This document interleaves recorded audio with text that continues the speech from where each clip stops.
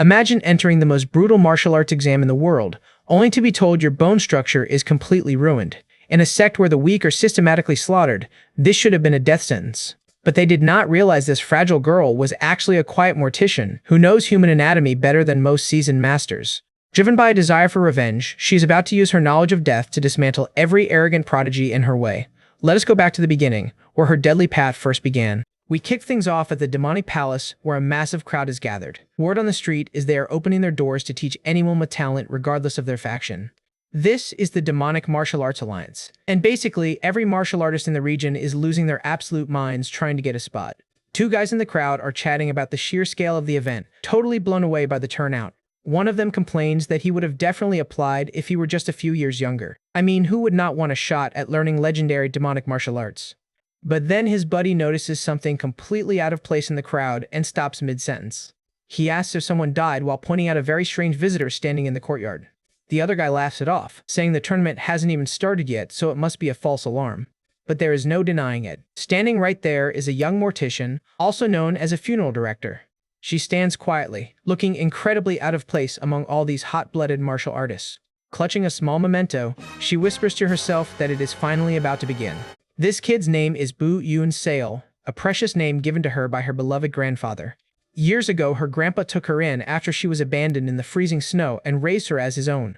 Under his guidance, Eun-Sol learned the family trade of being a mortician, quickly developing a terrifyingly sharp eye for human anatomy. Her grandpa playfully taps her head, completely speechless at how quickly she is picking up the trade. He proudly calls her a heaven-sent mortician while smiling warmly at his clever granddaughter. For Eun-Seo, as long as she was with her grandfather, she was happy to endure absolutely anything. They lived a quiet and peaceful life together inside their small mortuary, far away from the chaos of the martial world. But one quiet night, the peaceful atmosphere of the bamboo forest is suddenly broken by the sound of rustling leaves. The wind howls violently through the trees, carrying an unmistakable and ominous presence. Grandpa immediately senses the danger and looks toward the window, his expression instantly hardening. He closes his eyes, knowing deep down that his past has finally caught up with him. He mutters a grim warning to himself about how people who seek you out never bring good intentions. Gently waking up a sleeping Yoon-Seol, he tells her she needs to get up right away. Out of nowhere, he asks her to play a game of corpse with him, just like they used to do. He promises that if she can endure the game perfectly, he will finally get her the beautiful robes and sword she has been begging for. Excited by the promise of her dream gift, Yoon-Seol happily climbs into one of the cold moored drawers. Grandpa tells her that this time she has to endure and stay absolutely silent until sunrise. Yoon-Seol is left a bit confused in the pitch-black drawer, wondering why the game has to last all night long. Grandpa gently shuts the drawer with a heavy and sorrowful look on his face as he prepares for what is to come. With a firm grip, he draws his sword, ready to face the ghosts of his past. Standing alone in the courtyard, the old mortician awaits his uninvited guest.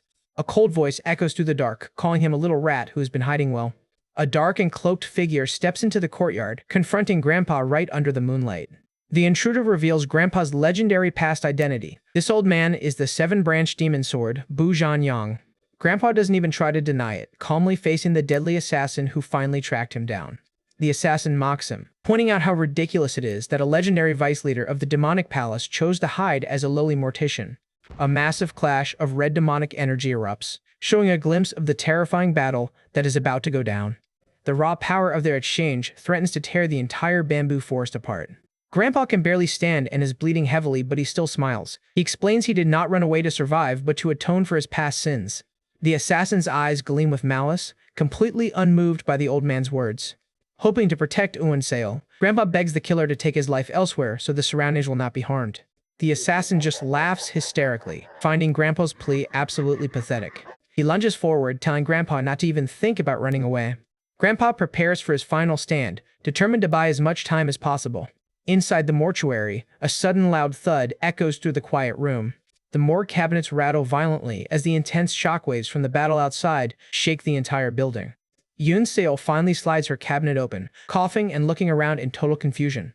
Shivering from the cold, she decides she cannot take it anymore, even if it means losing out on the new robes. Finding the room completely empty, she wonders where her grandpa went. She assumes the local police called him in for another late-night job. She grumbles about how people never respect morticians as she steps outside into the cool night air. But as soon as she steps out, she instantly freezes in her tracks. The entire bamboo forest has been completely decimated, sliced to ribbons by terrifying sword strikes. A wave of sheer panic washes over her as she realizes something is terribly wrong. Seeing a trail of blood, she immediately begins to run. She sprints through the ruined forest, her heart pounding as she desperately searches for her grandfather. Her footsteps echo through the quiet woods as she pushes herself way past her physical limits. Gasping for breath, she runs wild, praying to the heavens that she is not too late. She finally stops, her eyes widening in absolute horror as she spots a figure leaning against a tree. Her voice trembles as she desperately tries to call out to him. She screams for her grandfather, rushing to his side as tears stream down her face. Grandpa is barely clinging to life, bleeding heavily from his eyes as he weakly calls out her name. Yeon-sol collapses beside him, crying uncontrollably and asking how this could have possibly happened. With his final breaths, Grandpa begs her to leave this place and promises her one thing: she must never become a mortician. He violently coughs up blood, his body completely failing him. Yeon-sol desperately begs him to stop talking and just rest, but Grandpa insists she must listen to his final words. With absolute desperation in his eyes, he pleads with her to never seek revenge. He repeats it over and over again, wanting her to live a peaceful and normal life. Yeon-sol grits her teeth, her grief rapidly turning into pure, unadulterated rage. She screams in absolute agony, her heart completely shattered by the sight of her dying grandfather. Clutching his hand, she weeps, telling him she would rather follow him into the afterlife than live in a world without him. She reminds him of his own words that the afterlife is no different from this world, so she would rather be with him there. Grandpa smiles weakly, his heart breaking for the little girl he has to leave behind. He mutters that he always hoped he could leave this world peacefully. He repeats his final request for her to go far away and just live her life. With a gentle and loving smile, he tells her how incredibly happy he was to have raised her. His hand slips away and falls completely limp as his breathing finally stops. Yeon-sol stares in disbelief, softly calling out to him and hoping for an answer that will never come. The painful reality of his death sinks in, leaving her completely stunned. Grandpa passes away quietly right there under the shadow of the trees. A single tear slips down her face as she stares at his lifeless body. Her grief hardens into something cold, dark, and utterly terrifying. Back at the mortuary, Yeon-sol prepares her grandfather's body, placing him gently on the cold slab. As she cleans his face, she whispers that she knows he only asked her not to seek revenge to protect her. But her eyes glow with an intense and deadly red light as she declares that she simply cannot do that. A single bloody tear falls from her eye as an absolute thirst for vengeance consumes her entirely. Using her master mortician skills, she begins to examine his wounds, noting that both of his arms were cleanly severed at the exact same time. She analyzes the angle and realizes it was a rare sword technique that strikes upward from below. What is even more terrifying is how the attackers seamlessly changed their sword technique mid-strike. The blade was redirected with perfect precision to pierce both of his eyes instantly. Yeon-sol's gaze grows sharper as she continues her detailed forensic examination. There is absolutely no doubt about it. This bizarre and cruel technique belongs to demonic martial arts. Specifically, she identifies it as the legendary Heavenly Bamboo Yoga technique. Examining his back, she finds exactly 93 hidden weapon marks, which is far beyond any standard technique. This proves the killer used a legendary automated hidden weapon device to unleash hundreds of projectiles all at once. Checking his mouth, she notices a distinct and unnatural discoloration right under his tongue. She looks at his blackened fingernails, absolutely confirming her final suspicion. These are the unmistakable symptoms of the highly lethal rotting flesh blood corruption poison. By combining all these clues, she paints a perfect picture of the killer. It is a master of Heavenly Bamboo Yoga who possesses the rare, unparalleled Under Heaven weapon device. This specific profile points directly to a prominent and high-ranking figure from the demonic path. With the target locked in her mind, Yeon-sol vows that she will find them no matter what it takes. She finishes preparing Grandpa's body, leaving him looking peaceful and finally at rest. She closes her eyes, taking a deep breath to completely steel her resolve. When she opens them, her eyes are burning with a demonic crimson glow. Cut back to the present at the tournament registration desk, where a single droplet of blood lands on the paper. She signs her name on the entry sheet as Remnant Young Sect Bu Yeon-sol. The registration officials stare at the young kid standing before them, completely baffled by her presence. One of the officials looks down at her with a smug and irritated expression. He barks at her, telling her to stop wasting their time and go home if she isn't going to actually sign the ledger. He scoffs, clearly thinking she is just a lost and arrogant kid who does not belong here.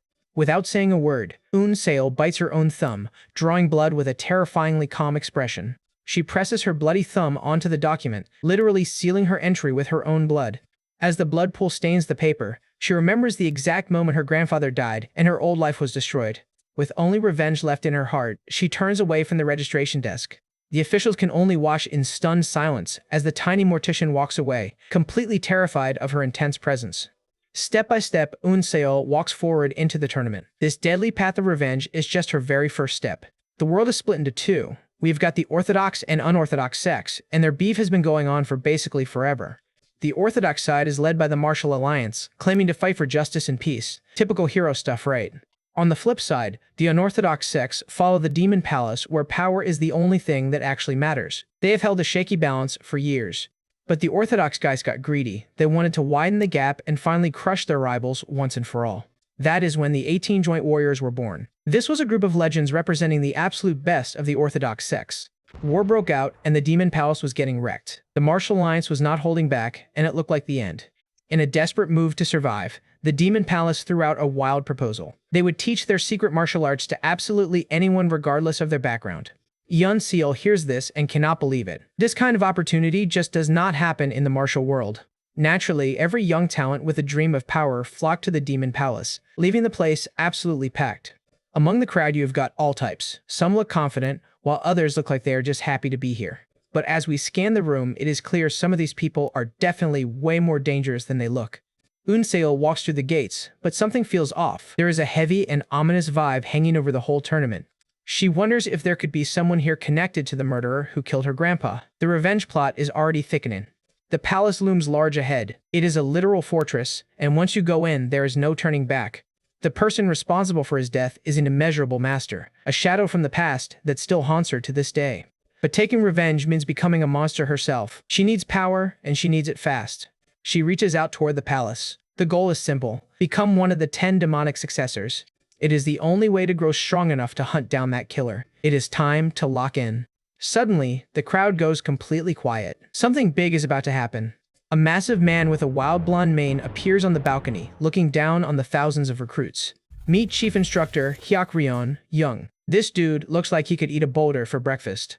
The rumor spread through the crowd instantly. He is the legendary Golden Arm Blood Eyes, so definitely not someone you want to mess with. He makes it clear that this place is for finding the greatest talent for the demonic path. Weaklings are absolutely not allowed. Only 10 people will make the cut as official candidates. Out of thousands of applicants, those are some really bad odds. Seo is ready. The first trial is about to begin, and she has got everything on the line. The instructions are simple. The masters will examine everyone's bone structure to see if they are even worth training. The crowd is losing it, complaining that they expected a tournament instead of a physical exam. But the Demon Palace does not do fair. If you do not have the bones for it, you are literally tossed out like trash. One by one, they pass or fail. The masked examiners are cold and efficient, moving through the lines without a single word. Seo steps up next, naturally nervous about whether her body will actually pass the test. The officials look her over. They've seen thousands of kids today, so she is just another face in the crowd to them. One of the examiners grabs her arm to feel the bone structure, and the tension in the air is through the roof. The official freezes completely. His eyes go wide as he realizes something is very wrong with what he is feeling. He mutters that her bone structure is completely ruined. Well, that is not exactly the news you want to hear at a martial arts tryout. The examiner is totally baffled, unable to believe this kid even had the guts to show up with a body like this. But then he looks into Seol's eyes. There is a darkness there, a hunger for power that should not belong to a kid. Even if her bones are trash, her killing intent is the real deal. That is a look that has seen some serious trauma. Regardless, the rules are the rules. The official sighs and turns away since he cannot give a pass to someone with broken potential. Seo looks down in defeat, thinking about how all she has learned so far is washing corpses. Ouch, way to kick a girl while she is down. We get a glimpse of her past, working with her grandpa on dead bodies. It was not a glorious life, but it was all she had. She clenches her teeth, telling herself it cannot end like this. She is refusing to let her dream die before it even starts. The announcement rings out that the first trial is officially over. It is time for the rejects to pack their bags. One guy isn't taking it well at all. He is shaking with rage, absolutely livid about the final results.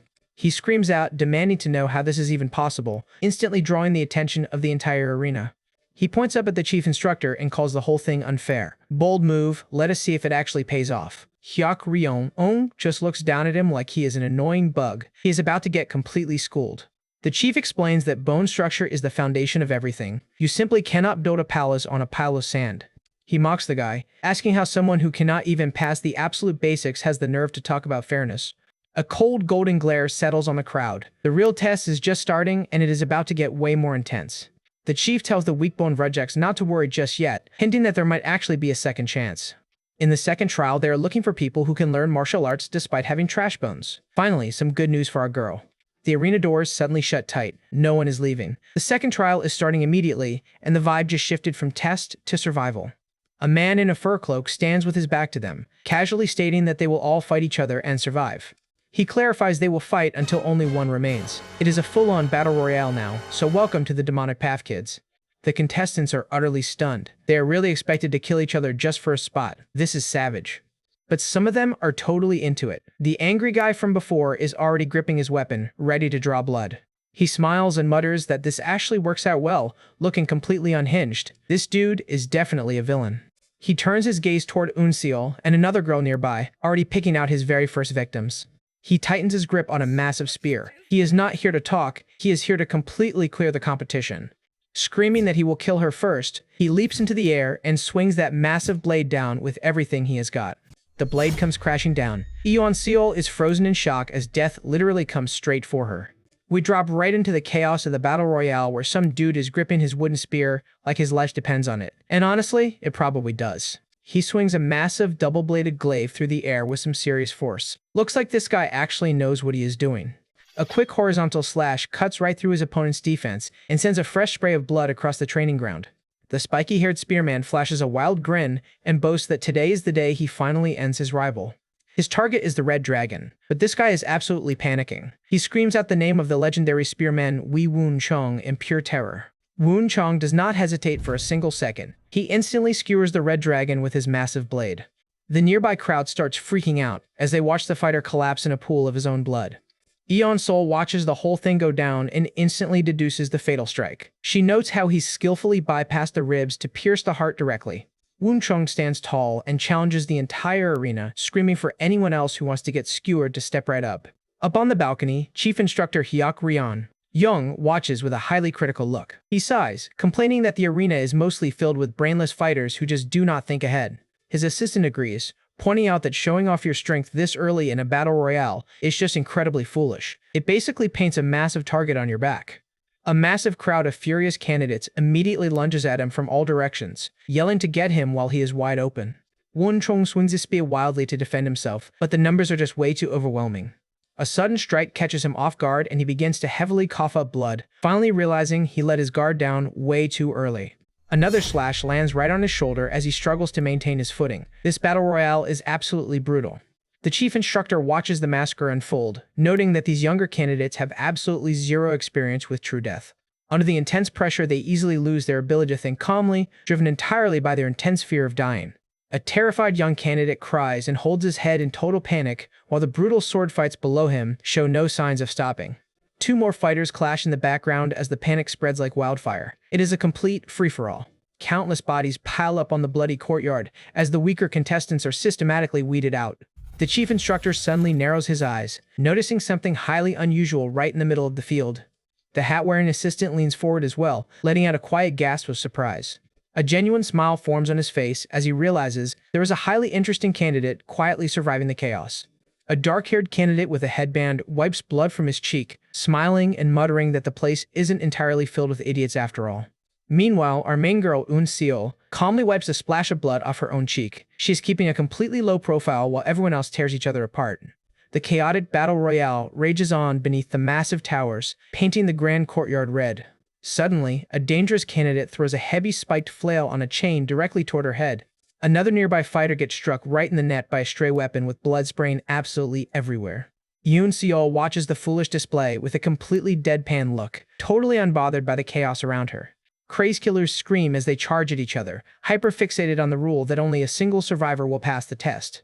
But she remembers the chief instructor's exact words. The goal of this trial isn't necessarily to kill, it is simply to survive. She kneels low to avoid detection, telling herself that if she remains calm and focused, she can definitely make it out alive. The painful memory of her grandfather's lifeless body flashes in her mind, fueling her with a quiet, burning rage. She tightly grips her arm, vowing that she will survive this hell no matter what it takes. A massive shockwave erupts as the heavy spiked mace is swung wildly again, shattering the stone tiles. The flail guy looks at Yuan's soul and laughs. He points his weapon at her, mocking her weak appearance and assuming she has just been hiding. But then his gaze shifts to the corpses near her. He notices the thin, precise sword march and realizes she must be a highly skilled swordsman. He screams that he will kill her anyway, launching his heavy chain weapon directly at her head. The massive iron ball hurtles through the air in a blur, aiming to crush her straight into the dirt. It smashes violently into the stone tiles, sending dust and debris flying everywhere. But Eun-Sul is already gone. She used her movement techniques to easily slip away, leaving her empty robe behind as a decoy. The flail guy laughs and points at her wooden box, mockingly asking if she is some kind of traveling robe merchant. Eun-Sul sits quietly on her box with her face hidden behind her long dark hair. She slowly looks up, her gaze incredibly cold and empty as she prepares her next move. She opens the compartment of her wooden box to retrieve her grandfather's training sword. Inside, she spots the simple birthday card her grandfather wrote for her. A single tear falls as she whispers his name. She stands tall in front of her box, calmly telling the flail guy to go ahead and try his absolute worst. Furious, the flail guy charges forward and swings his chain weapon with everything he has got. He mocks her wooden sword, laughing that she cannot hope to defend herself with such a cheap toy. But out of nowhere, the candidate with the headband dashes in. With a single blinding slash, he cleanly cuts the flail guy in half. The flail guy collapses in a thick pool of blood as his weapon clatters away. The headband guy sheathes his blade and tells her she does not need to thank him. He claims he only helped because her drawing attention made things easier for his own hunt. Eun-Sul simply stares at him in silence. He looks back and notes that she actually has quite a good gaze. He scoffs, pointing out that she does not seem to have learned any formal martial arts. He dashes off into the crowd to slice another opponent, boasting that he could easily kill someone like her at any moment. Eun-Sul watches him go, her expression entirely neutral. From the balcony, the chief instructor recognizes the boy's weapon, muttering that the kid is carrying the legendary Death Blade. The assistant reveals that the candidate's name is Neung Woon-gang, and rumors say he found the secret manual of Mukhan. We get a quick glimpse of the legendary master Muhon, who left his legacy hidden deep in a mountain valley. His movements were incredibly flawed but highly destructive. Woon-gang continues to slaughter the other contestants, proving himself to be Mukhan's sole disciple. The assistant notes that, despite his flawed bone structure, he is a highly promising candidate who will probably win the trial. The chief instructor agrees. He scoffs that while the kid is just an arrogant brat, there really doesn't seem to be anyone stronger than him here. The assistant nods, noting that if there are no major surprises, the final winner is already decided. Meanwhile, Eun-Sul is kneeling beside a fresh corpse, carefully examining the rough-cut surfaces of the wound. The dark sky hangs heavily over the palace as the screams in the arena finally begin to settle. Woon-gang wipes the fresh blood off his blade, looking incredibly pleased with his work. He looks across the massive courtyard and notices Eun-Sul is still standing right there among the pile of dead bodies. His gaze locks onto her with intense focus, totally surprised that a seemingly weak candidate made it to the very end. We get a high-angle view of the empty training ground. Out of 86 candidates, only these two remain standing. Woon-gang sports a wild grin and tells her that if he kills her, he will secure his spot as a successor, challenging her to come at him. Eun-Sul quietly stands her ground, holding her wooden sword as she analyzes his posture. She notes to herself that based on his movements, he is indeed the strongest person in the entire arena. But as her eyes narrow, a subtle spark of confidence returns. She whispers to herself that she has already figured out his ultimate weakness. Neung Woon-gang squares up with a nasty grin, ready to test out her skills, or rather her complete lack of them. He asks if they should take a look at her skills, acting like this is just a simple warm-up exercise. The fight starts with a heavy slash. Eun-Sul barely sidesteps the initial strike to stay alive. Woon-gang follows up with a rapid-fire flurry of blows. It is all blue energy and motion lines, while Eun-Sul just struggles to stay in one piece. Woon-gang is having the time of his life, laughing and mocking her for only being able to dodge clumsily. He continues to mock her for lasting this long, but little does he know that Eun-Sul is busy putting in the work. The chief instructor watches from above. His assistant thinks it is a one-sided beatdown, but the boss definitely sees something more. Eun-Sul is analyzing every single twitch. She spent the earlier part of the trial memorizing Woon-gang's attack patterns from the corpses he left behind. She finally has the perfect read on his attack patterns. The data collection phase is completely done. Her red eyes flare up with intense focus. Despite the blood on her face, her observation skills are on an absolute legendary level. Eun-Sul stands back up and wipes her chin, bluntly telling him that his sword technique is terrible. Talk about a savage mid-fight critique. She drops the ultimate bomb, pointing out that even after delivering so many attacks, he can only cut flesh. Woon-gang's jaw just hit the floor. Woon-gang is absolutely fuming now. He claims dodging is one thing, but actually landing a counterattack is a whole different ballgame. The officials think Eun-Sul's body is at its absolute limit, doubting she can pull off a proper offensive move in her battered condition. Woongang is completely done playing. He was going to let her live a bit longer, but that trash-talking just earned her a death sentence. He charges in with everything he has got, golden energy trailing behind him like a literal comet. It is a massive collision course. The speed is blinding, but Yoon's soul is not moving a single inch. She knows she only has one shot at this. This is high-stakes gambling at its absolute finest. We get a quick flashback where she remembers the corpses. Woongang's strikes were all targeting the exact same spots. Specifically, he always targets the heart and the head. The dude is incredibly predictable for someone so strong. Because he harbors so much raw killing intent, his blade naturally heads toward the most vital areas like he is on autopilot. The final clash begins as Woongang swings directly for her head, fully believing it is game over. Woongang's face screams victory, but Unsul's face says gotcha. She purposely let a non-vital hit land to open up her own window of attack. The blade grazes her neck, but completely misses the kill zone. Now the counter is wide open. Grandpa's voice echoes in her mind, calling her name. The real lesson is about to begin. Grandpa explains the concept of the heavenly protrusion point. He notes that even masters of external martial arts struggle to protect this one specific spot. If you hit it just right, even a child strike can knock out a fully grown adult. It is the ultimate combat equalizer. Yoon Sol's red eyes glow with pure murderous intent. This is the exact moment everything changes. A massive burst of light explodes right in the center of the arena. They pass each other in an absolute blur. Blood sprays through the air as her move connects perfectly. Woongang is struck right in the neck. He did not even see the hand coming. Yeon Seol is completely drained and gasping for air. That one single move took 100% of her battery. She stands alone among the bodies, wondering if it is finally over. The silence in the arena is totally deafening. The assistant official is in total shock. The upset of the century just happened right in front of them. The chief instructor looks deeply intrigued. He knew Mukon's swordsmanship was good, but this counter exceeded all his expectations. The official announcement booms out. Bu On Sol of the Remnant Yang sect has officially passed the second trial. She stands there as the winner, but her mind is already slipping away into exhaustion. Suddenly, everything turns white. She hears Grandpa calling her name from the void. She sees Grandpa's back walking away into the light, asking where she is. This feels like a really bad dream. A younger and happier Unseol runs toward him, laughing and calling out to him. She desperately calls out that she is right there, trying her best to reach him. Grandpa turns around, but his eyes are glowing red and he says he cannot see her. The mood just took a very dark turn. A giant demonic red eye completely fills the screen. This is not a memory anymore, it is a full-blown nightmare. Grandpa has black pits where his eyes should be with blood leaking down, screaming that he cannot see her. Yoon Seol snaps awake in a panic, her eyes wide and sweat pouring down her face. She is panting with her heart hammering in her chest. That dream was way too vivid. She sits up and looks around, realizing she is in some strange wooden room. There are other people around, all resting or just staring into space. She looks completely lost. Outside the window, the water is rough and green. It looks like they are on the move. The sound of waves crashing against wood fills the air. They are definitely on a boat right now. She realizes she was unconscious for quite a while. Losing all that blood probably did not help her case.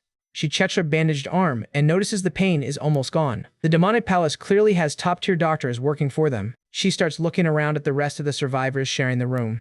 The people here look strong, and some are familiar faces from the very first trial. These are the real elite candidates. Two of them are laughing at her, clearly not impressed that a so-called trash candidate actually made it this far. Contempt is the only look she is getting, but she is totally used to it. She does not expect respect from people like them anyway. The order to disembark suddenly echoes through the ship. It is time to face whatever nightmare is coming next. An official waits at the top of the stairs, lit by an eerie red light. The next trial is about to officially begin. The survivors arrive at their destination, Hell Island. Just looking at these red cliffs and craggy peaks is enough to give anyone a nightmare. The ship finally docks. It is a massive wooden fortress built directly into the rock.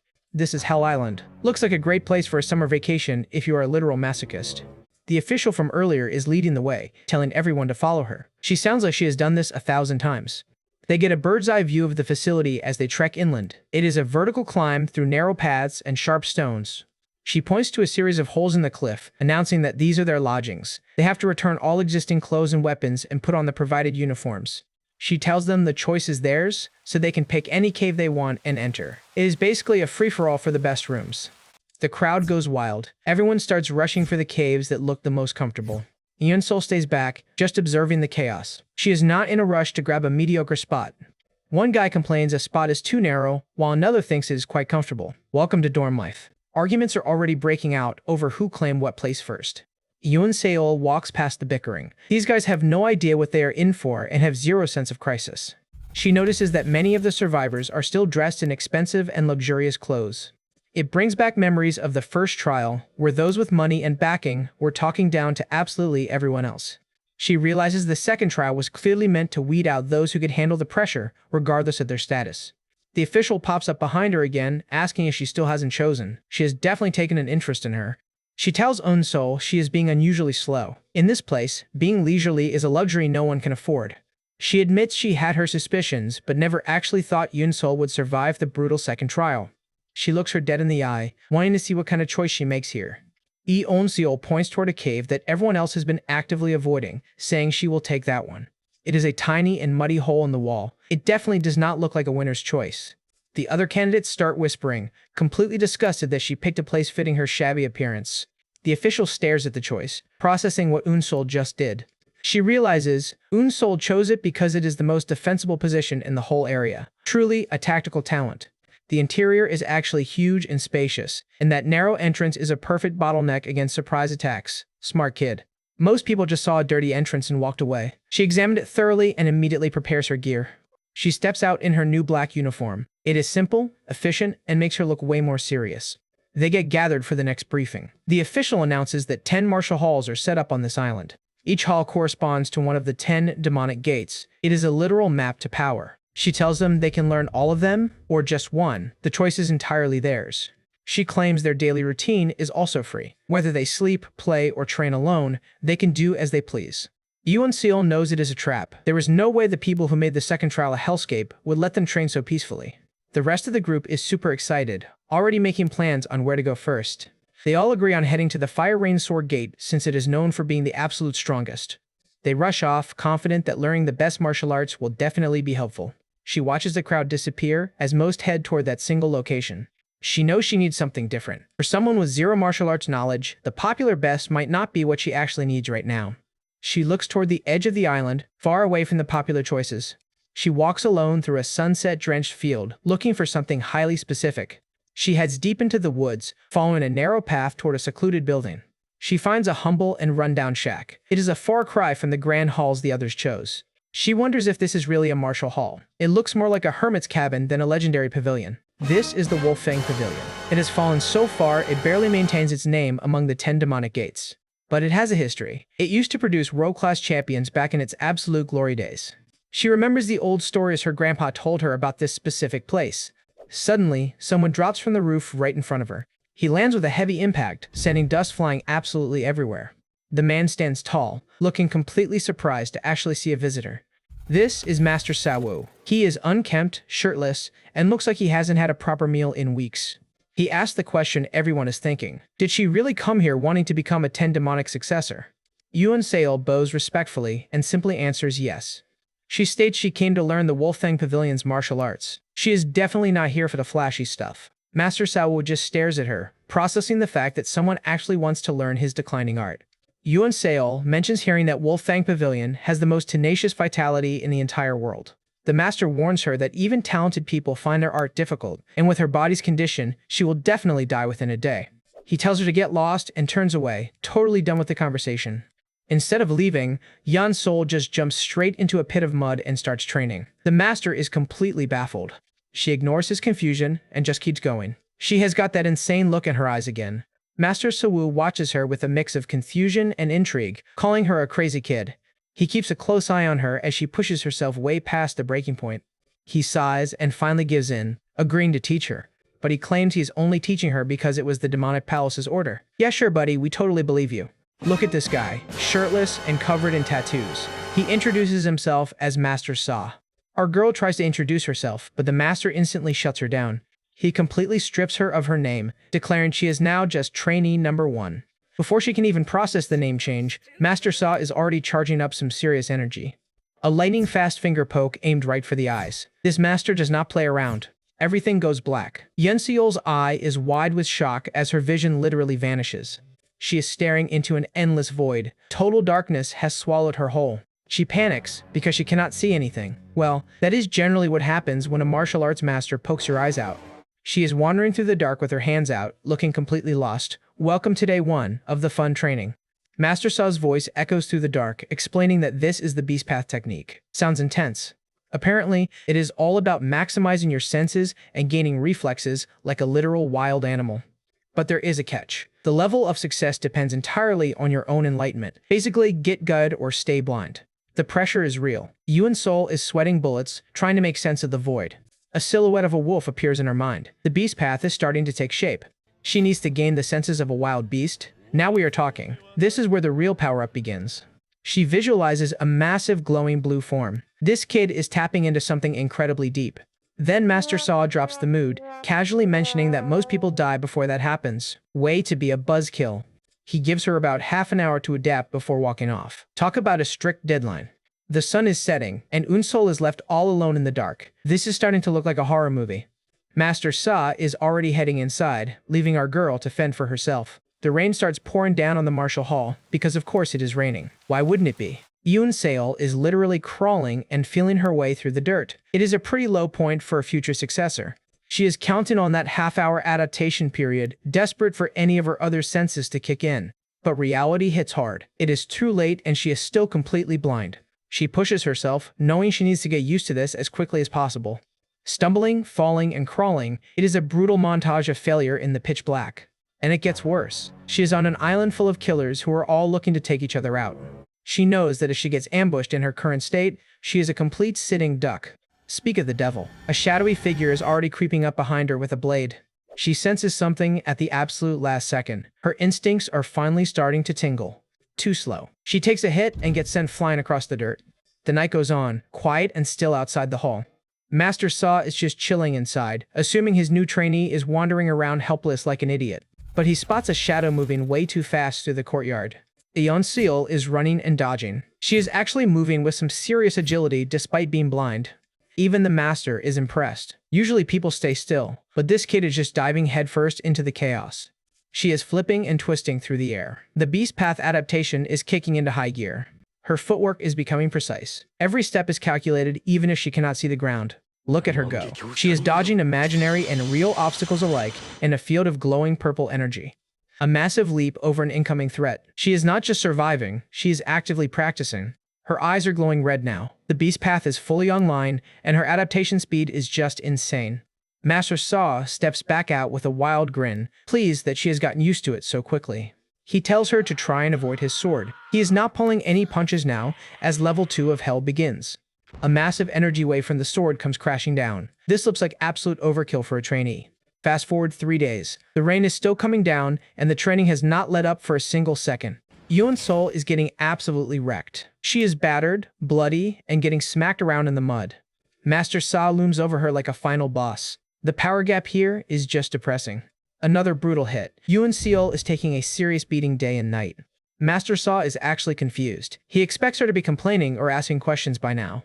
But trainee number 1 just silently takes every single hit, ripping her wooden sword through the pain. He practically begs for a conversation, asking why she isn't curious about how to properly dodge. Yun's soul quotes the master back at him, reminding him that the essence of Wolfang Pavilion lies in enlightenment. She states she thought all of his actions must have a reason. Look at that face, she is fully committed. Master Saw is actually taken aback by the sheer dedication.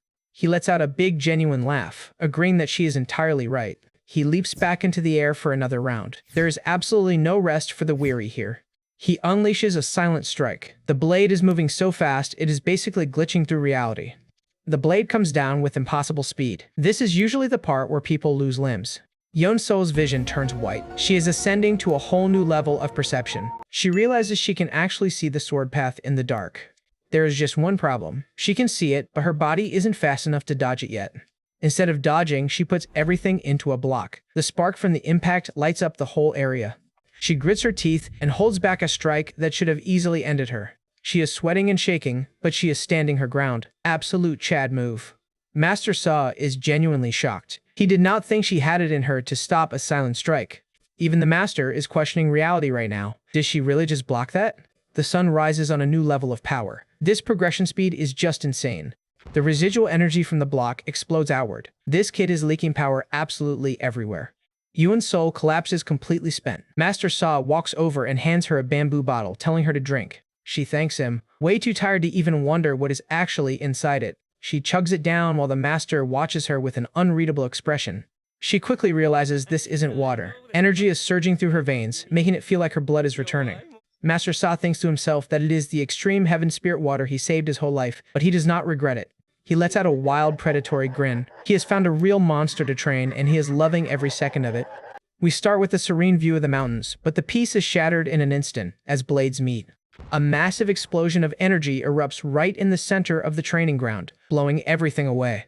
Yeon-seol is putting her new skills to the test, dodging and weaving like an absolute pro. Master Siwoo watches her with a grin, clearly pleased by how much she has improved. He shouts at her to try blocking his next attack, letting loose another massive wave of energy. Yoon-seol braces herself and meets the strike head-on, using the residual energy as a protective barrier. The impact pushes her back, but she manages to redirect the force and slide across the ground safely. But Sawoo isn't done yet, immediately preparing to unleash another devastating blow.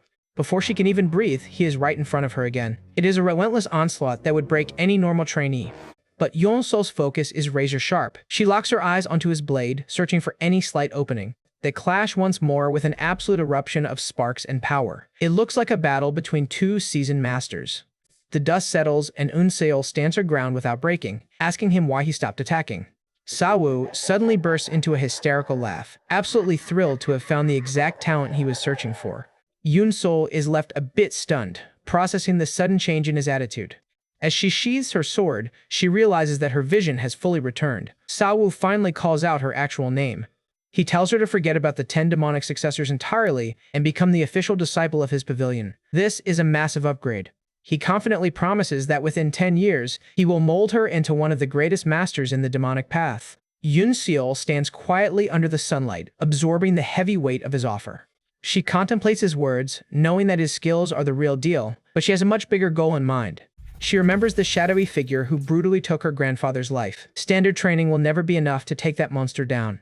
Because of that, she realizes she cannot just settle for learning only the Wolfang Pavilion's techniques.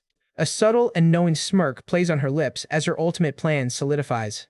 She looks Sawoo dead in the eye and firmly declares that she will become a 10 demonic successor. She is not deviating from her path. Sawoo is utterly speechless, staring at her in absolute disbelief. He quickly recovers his composure and warns her to give up if her goal is to master all 10 demonic arts. He explains that even the legendary Heavenly Demon Emperor couldn't pull off a feat like that. Yeon-seol bows respectfully to him, silently holding on to her own unshakable resolve. Sawoo stares at her, asking one last time if she really won't change her mind. Realizing he cannot sway her, he lets out a heavy and defeated sigh. He finally relents and tells her she is free to go and learn other martial arts. It is a bitter pill to swallow. He explains that Wolfang Pavilion's arts aren't passed down through traditional formulas or structured teachings anyway. But there is one crucial thing he needs to remind her of before she leaves. She looks down at her sword, which is now vibrating with a strange and powerful energy. He points out that she has already fully mastered the core of their pavilion's beast path. That exact moment in the pouring rain when she blocked his silent strike cemented her mastery. That level of adaptation is practically unheard of. She bows deeply and thanks him, but he just waves it off, claiming he was only following orders. She brings up the incredibly rare spiritual medicine he gave her, promising to never forget his kindness. He simply tells her to forget about it, refusing to take any credit for helping her out. Yoon-seol is left blinking in confusion, not understanding why he is being so dismissive. He solemnly tells her that in the harsh martial world, it is always best to forget both kindness and grudges if you can. Yoon-seol remains completely quiet, taking his profound words to heart. She prepares to say her final goodbyes as the scenic mountain breeze sweeps through the area. She bows one last time, politely telling him that she will be on her way now. Sawoo stands silently, watching his brilliant student walk away into the distance. He can't help but smile, wondering where on earth such an incredibly talented hidden dragon even came from. Yoon-seol walks alone through the tranquil bamboo forest, reflecting on everything she has learned. Her footsteps are light and steady as she makes her way toward her next destination.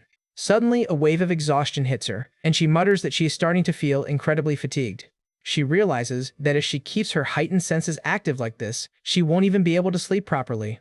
Taking a deep breath, she focuses on actively suppressing her heightened perception down to the bare minimum. With a soft hum, her eyes lose that intense red glow and return to normal. She stands quietly in the forest, checking if she feels any better. It seems to have worked perfectly. She knows her time on Hell Island is extremely limited, so she has to act fast. Clutching her wooden sword, she resolves to head to her next target immediately. This brings us to the legend of the Fire Rain Sword Emperor, an absolute master who rivaled the Heavenly Demon Emperor centuries ago.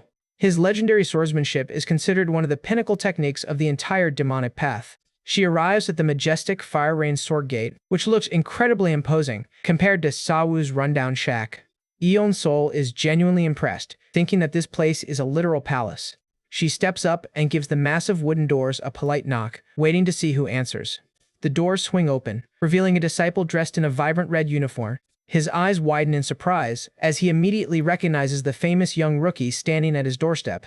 Yun-Sol bows politely and states that she has come to learn their martial arts. He quickly recovers his composure and tells her to follow him inside. As they walk through the grand halls, he explains that their swordsmanship is incredibly extensive and takes a long time to properly master. He points out a handy diagram, explaining that the earlier trainees have already cleared the beginner level and moved on. He curiously asks her why she only decided to show up now, after 2 whole weeks have passed. She casually explains she spent the last 2 weeks training at the Wolffang Pavilion, leaving the instructor absolutely flabbergasted. He reasons to himself that even though she is incredibly talented, there is absolutely no way anyone could master the Beast Path in 2 weeks. He figures his old friend Sawu probably just got lazy and kicked her out early. He formally introduces himself as Jingak, the instructor in charge of the beginner hall. He asks if she is sure about this, warning her that it might be better to choose an easier hall. She politely thanks him but remains completely unfazed. With that settled, they stand in the middle of the massive beginner hall as he prepares to show her the basics. He tells her to pay close attention as he prepares to demonstrate the first form. With a sudden surge of power, he draws his sword and unleashes a stunning display of fiery energy. He moves with blinding speed, leaving trails of fire in his wake. He hands her a scroll containing the basic techniques and tells her to study it first. Eun-Seo stares at the complex diagram on the scroll in complete silence. After a brief pause, she quietly calls out to the instructor, looking a bit hesitant. She holds up the scroll and bluntly asks what she is even supposed to do with it. Jingak is left completely baffled by her question, blinking in confusion. She finally drops the ultimate bombshell, casually admitting she has literally never learned proper swordsmanship in her entire life. Instructor Jingak stares at her in absolute disbelief, asking if she has really never learned a single sword technique before. Eun-Sol calmly confirms it. He checks her records, remembering that her official background says she worked as a mortician. Even with her background, he cannot believe she is unable to read a basic manual. He recalls the incredible superhuman reflexes she displayed to survive the brutal second trial, realizing she did all of that with zero formal training. He also considers her sheer strategic brilliance in selecting the safest cave on the island. She was already this formidable as a completely blank slate. A chill runs down his spine as he realizes her true potential. He wonders what kind of monster she will become with proper teaching. A look of pure excitement crosses his face as he gets ready to take on the challenge of molding this raw talent. He hands her a written scroll, telling her that even if she cannot comprehend martial diagrams yet, she can still read basic text aloud. She looks at the large, elegant calligraphy, which instructs the reader to completely relax their body and flow softly as one. Jingak starts breaking down the basics, explaining that releasing tension in the abdomen and waist is absolutely crucial for fluid movement. Eun-Sol immediately slumps her shoulders and lets her arms dangle, asking if she is doing it right. He steps up and adjusts her stance, explaining that she must actively calm her mind to let the energy flow. Eun-Sol takes a deep breath and slides into a solid martial stance. The change in her presence is instantaneous. Jingak is stunned to see her posture align flawlessly in a matter of seconds. He praises her for getting the correct posture and decides to jump straight into the 13 fire rain forms. He steps forward to demonstrate the first physical form with incredible precision. Eun-Sol immediately begins to copy his movements, her body flowing gracefully. Jingak watches her intently, checking for any flaws in her execution. Her form is practically identical to his, copying the complex movements with bizarre accuracy. She lunges forward with a swift and clean thrust that splits the air. She spins and executes a horizontal sweep, a faint trail of crimson energy beginning to manifest around her wooden sword. The intensity of her focus is palpable as she moves smoothly from one technique to the next without a single pause. Jingak thinks to himself that this kid is an absolute monster with a once-in-a-generation talent. He tells her to take it to the next level by imagining a real enemy in front of her. He explains that this visualization exercise is the official test she needs to pass to advance to the intermediate hall. She realizes this is her chance to fast-track her training and prove her worth right here and now. She firmly plants her foot on the wooden floor, bracing herself for the visualization. She closes her eyes, focusing all of her energy on conjuring a simulated foe. In her mind, the dark and menacing silhouette of her grandfather's killer materializes with pure malice. Her eyes snap open, burning with a cold and terrifying rage as she draws her sword to face the illusion. She launches herself forward, unleashing a massive burst of crimson energy that tears through the room. Instructor Jingak is utterly stunned by the sudden massive output of power from a beginner. She engages in a lightning-fast exchange with the shadowy figure in her mind. She seamlessly transitions into the next form, attempting to overwhelm her phantom opponent. Jingak can barely believe his eyes, wondering if this is really the basic style he just taught her. He notes that this specific technique is supposed to be soft and nimble, flowing gracefully like clouds. But her execution is strangely sharp and aggressive, entirely different from the peaceful flow of the original form. Her glowing crimson eye is filled with absolute focus and raw malice as she presses her attack. He wonders if she is consciously altering the legendary sword techniques, a feat only a great grandmaster should be capable of. What is even more terrifying is the pure, unfiltered killing intent loaded into every single strike. He is deeply unsettled by how she has completely warped their righteous sword style into a tool of pure destruction. Meanwhile, Yoon-seol herself is starting to struggle as her body begins to move on autopilot. She wonders if her mastery of the beast path is causing her wild instincts to actively take over. The clash between the two high-level martial arts is causing her sensory perception to spike to dangerous levels. She realizes that if she fully synchronizes the two styles, she will end up creating a completely different custom martial art. Fearing that she might lose control, she tries to quickly force her body back to the standard forms. But the dark presence of her phantom opponent is too strong, dragging her back into her rage. The shadowy figure leaps from the ceiling in her mind, descending on her with a lethal downward strike. The oppressive aura of her grandfather's killer completely fills her vision, paralyzing her for a split second. Her heart races as she stares at the face of the murderer, the sheer hatred completely overwhelming her. Every painful memory of that horrific night comes rushing back, fueling her with a dark secondary wave of energy. She grits her teeth, refusing to let this phantom defeat her again. She unleashes the seventh technique, channeling every ounce of her grief and rage into the strike. The move completely decimates the space around her as she violently swings her blade. She charges forward, her wooden sword tearing through the air with terrifying speed. Her gaze is locked on her target, refusing to miss even a single opening. She delivers a devastating horizontal slash that completely shatters her imaginary foe's defense. She follows up with a heavy downward strike, putting the full weight of her body into the attack. The sheer impact of her landing sends shockwaves across the wooden floor. She gasps for breath, her body heavily strained from the intense physical and mental exertion. Her phantom opponent tries to find an opening to escape her relentless onslaught, but Yoon-seol is totally done playing. She resolves to unleash every single remaining technique all at once. She leaps high into the air, raining down a barrage of swift and lethal slashes. Her blade cuts through the air like lightning, leaving absolutely no room for her opponent to dodge. The visualization reaches its climax as the room is filled with giant, sweeping crimson energy arcs. She lands gracefully, her eyes narrowing as she looks back to confirm the kill. The imaginary enemy is sliced to pieces, completely eradicated by her final strike. The dark silhouette fades away into nothingness, leaving only silence behind in the training hall. She slowly sheathes her training sword, her heart rate finally beginning to settle.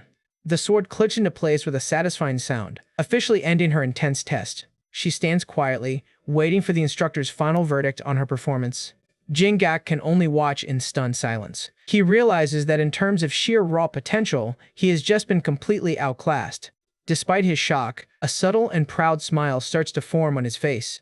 He steps forward and formally announces that she has passed the test, leaving Yoon-seol looking up in surprise.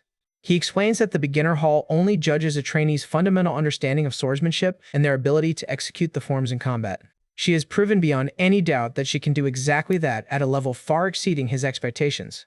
He tells her that her performance has more than sufficiently proven her combat readiness. He commends her for her excellent execution, handing her a proper sword. He tells her she is officially cleared to pack her bags and move straight to the intermediate hall. Yoon-seol feels a huge wave of gratitude for his patience, knowing how annoying it must have been to teach an absolute beginner. She bows deeply to him, thanking him sincerely for all of his guidance. Jingak smiles warmly and bids her farewell, telling her to continue training hard. But just as she is about to turn away, he stops her to offer one last piece of advice.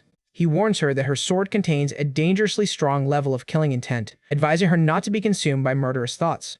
Yoon-seol listens silently, the warning hitting way too close to home given her ultimate goal of revenge. As she walks out the door, Jingak finally accepts the unbelievable truth that she really did master the beast path in only 2 weeks. He watches her depart, left wondering how such a genius was even possible. He raises a hand in a final respectful salute to the departing prodigy. Her lightning-fast advancement is far beyond anything the training officials had anticipated. Yeon-seo steps up to the massive heavy wooden doors of the intermediate hall and pushes them open. She stands in the threshold, looking into the grand training chamber where her next trial awaits. Her expression is firm, ready to face whatever dangerous masters or rivals are waiting inside. Inside, she sees several elite candidates already practicing. The atmosphere here is vastly more tense than the beginner hall. A scarred and intimidating instructor glares at her, barking at her to get lost because all the training spots are already filled. Talk about a warm welcome. We transition over to the intermediate hall, where the atmosphere is noticeably heavier and more intense. Eun-seo stands quietly at the entrance, looking entirely out of place among these muscular martial artists.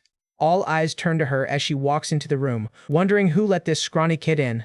Instructor Cheon Woon-gwang looks down at her with a smug and irritated expression, pointing out that if it took her over 20 days just to learn the basics, she clearly does not belong here. She politely explains that she was late because she spent her first 2 weeks training at the Wolfang Pavilion. Cheon's eyes narrow as he realizes the delay wasn't actually her fault. He grumbles to himself, clearly annoyed that his assumption was proven wrong. This dude definitely hates being corrected by a rookie. He reluctantly tells her to go sit down, since she technically passed the entry requirements anyway. He addresses the class, explaining that the Fire Rain Thunder Sword is a high-speed style consisting of rapid, swift strikes. He emphasizes that much like their basic style, this advanced swordsmanship is incredibly difficult to execute in actual combat.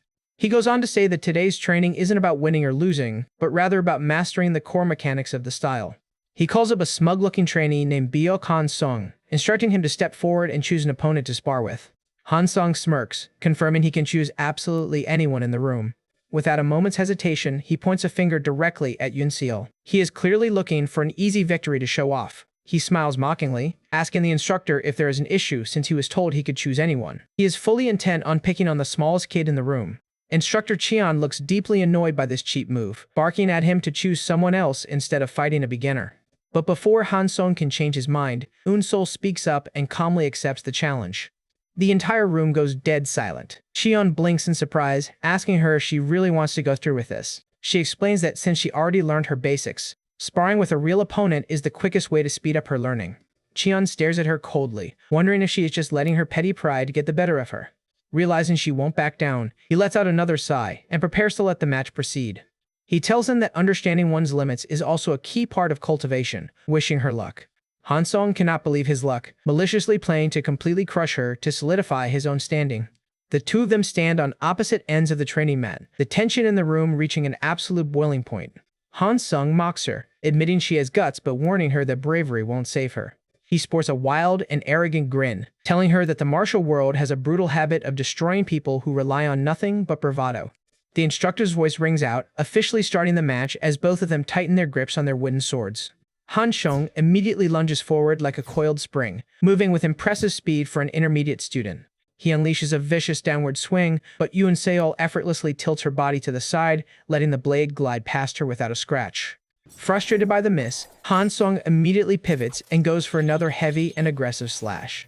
But her movements are almost supernatural as she casually steps back, making his wild attacks look completely foolish. As she evades, she notices the clumsy vibration transmitted through her own fingertips while getting used to the weight of a standard sword. Han-sung spots her awkward grip and laughs, thinking her clumsy handling confirms she is nothing but an inexperienced rookie. He mocks her openly, calling her a clumsy fool as he prepares to end the fight with his next move.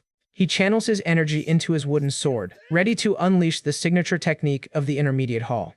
He laughs hysterically as crackling arcs of golden energy erupt around him, creating a dazzling display of speed and power. But despite the overwhelming speed of the attack, Eun-sol continues to slip away effortlessly. He pants heavily, trying to maintain his arrogant facade while Eun-sol simply looks at him with a neutral and slightly confused expression. He grits his teeth in absolute rage, realizing how embarrassing it looks to be struggling this much against a beginner. Instructor Cheon watches from the sidelines, looking highly unimpressed by Han-sung's sloppy and emotion-driven execution. But as he turns his gaze toward Yeon-seo, his critical expression shifts to one of deep intrigue. He analyzes her movements, realizing she isn't just relying on raw speed to dodge, she is actively predicting every single strike before it even happens. He knows that while the Wolfang Pavilion treats the Beast Path as a basic technique, in reality it is an incredibly high-level martial art. He narrows his eyes, focusing entirely on Eun-sol to see how she will handle the next phase of the fight. Han-sung slides his foot back, preparing to change his approach and force her into a corner. Qian calls out to Uan Seol, reminding her that simply dodging won't earn her any points in a swordsmanship evaluation.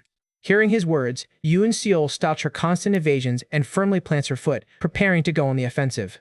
She raises her wooden sword, her posture shifting from defensive to a solid balanced offensive stance. A calm and cold focus washes over her face as she prepares to execute her first proper counterattack. She swings her sword with incredible force, unleashing a brilliant arc of crimson energy that cuts through the training field.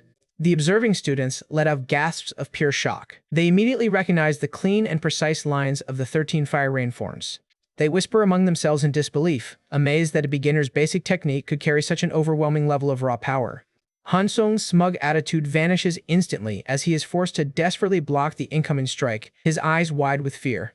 Yun Sol's gaze is cold and unwavering, as she continues to pour her energy into the assault, completely dominating the pace of the spar. Han Song tries to play it cool, muttering that he could block such a basic attack with his eyes closed, though his trembling hands say otherwise.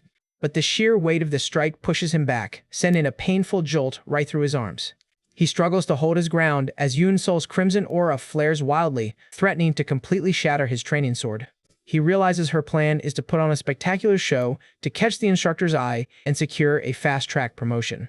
Desperation sets in as he realizes that if he loses here, his reputation among the elite candidates will be completely ruined. He screams out in rage, refusing to let some rookie steal his spotlight and ruin his future. He unleashes a forbidden intermediate technique. A blinding surge of golden energy explodes from his weapon. He channels everything into a devastating move aimed directly at Yun Sol's head. Instructor Qian watches with a highly critical gaze, focusing entirely on how Yun Sol will react to this lethal threat. To his amazement, Yun Sol's footing remains perfectly balanced and steady, entirely unfazed by the terrifying wall of energy. The absolute perfection of her physical balance convinces him once and for all that she must have truly mastered the beast path. Han Song screams in frustration as his ultimate attack completely misses its mark, with Yun Sol gracefully sliding right under his guard. Yun Sol's eyes flare with a demonic red light, signaling that she is ready to put an end to this farce. He freezes in sheer terror as he feels the crushing weight of her overwhelming and murderous aura lock onto him. She unleashes a blinding flurry of precise and lethal strikes that completely pierce through his golden defense. The move she executes is the legendary Bloody Wind Protects Moon technique, a form that carries the dark, vengeful spirit of her grandfather's teachings. Their wooden weapons collide one final time with a deafening impact, the sheer force of her strike completely shattering his guard. A spectacular explosion of crimson energy fills the entire training hall, blowing away the surrounding dust and loose debris. The observing students can only watch in stunned silence, their jaws dropping at the absolute display of dominance they just witnessed. Instructor Qian stands quietly, his expression serious as he processes the incredible display of raw talent. It was the ultimate 13th technique of the fire rain forms, a masterpiece of execution that left no room for escape. Han Sung coughs up a spray of blood, his body completely giving out as he collapses toward the wooden floor. He hits the ground with a heavy thud, his wooden training sword clattering away beside him. Yuan Seol stands completely still over his defeated form, her breathing calm and her expression entirely neutral. The rest of the intermediate trainees look at her with newfound fear and respect, realizing that a terrifying new monster has just entered their ranks. Han Song lies completely motionless on the floor, leaving everyone wondering if she actually took his life in a simple training spar. After that explosive spar, Instructor Qian steps forward to examine the fallen Han Song. The rest of the class watches in absolute shock, holding their breath as they wait for the instructor's assessment. Qian's eyes widen as he realizes the grim truth. Han Song is dead. He was hit with pinpoint accuracy directly in his chest center acupoint. The perfect placement of the strike ensured that Han Song had zero chance of survival. It was a flawless, lethal execution disguised as a training spar. Qian turns his head to Yuan Sol, asking if she was originally a formal disciple of the Wolf Fang Pavilion. She calmly shakes her head and replies no. He asks her in shock if she really mastered the legendary beast path in just 2 weeks. She casually answers that she only learned the absolute basics. Qian scoffs in disbelief, muttering that the Wolf Fang Pavilion must be teaching lies if she considers that level of mastery to be the basics. When she tries to explain further, he cuts her off and tells her he does not want to hear any excuses. He barks at her to clean up the mess right now. The other students start whispering frantically, completely outraged that she killed a classmate during an ordinary training spar. Qian hears their complaints and shoots them a chilling red-tinted glare. He warns them not to mistake this place for a normal, peaceful martial hall. He reminds them that they are on Hell Island, a place where strength is the only law. Since Han Song chose to use a lethal technique first, he should have been prepared to die. With the lesson delivered, he turns back to the rest of the class with an icy and unforgiving expression. The remaining candidates tremble under his heavy gaze, finally understanding the brutal reality of their environment. He walks past the seated students, pointing out those who failed to maintain their composure during the sudden escalation. The selected candidates look down in absolute shame, realizing they have just lost their chance.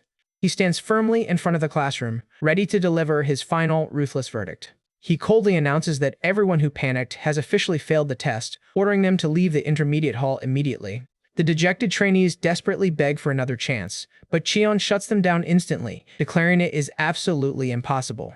He explains that mastering the Fire Rain Sword requires a level of absolute martial talent and bone-cutting determination that they clearly lack. He bluntly tells them that their inability to push past their physical and mental limits is the exact reason they failed. He turns his back on them, offering a final harsh command to get lost. The rejected candidates slowly pick themselves up, walking out of the grand training hall with heavy and defeated footsteps. As the rune empties out, Xian looks back and notices that Yoon's soul is still standing exactly where she was. She stands completely alone in the center of the massive empty hall, waiting patiently. Cheon walks over and asks her why she hasn't left yet, wondering if she thinks she should pack her bags as well. Yoon So looks up and calmly states that since she is planning on going up to the advanced hall, she will stay right here instead.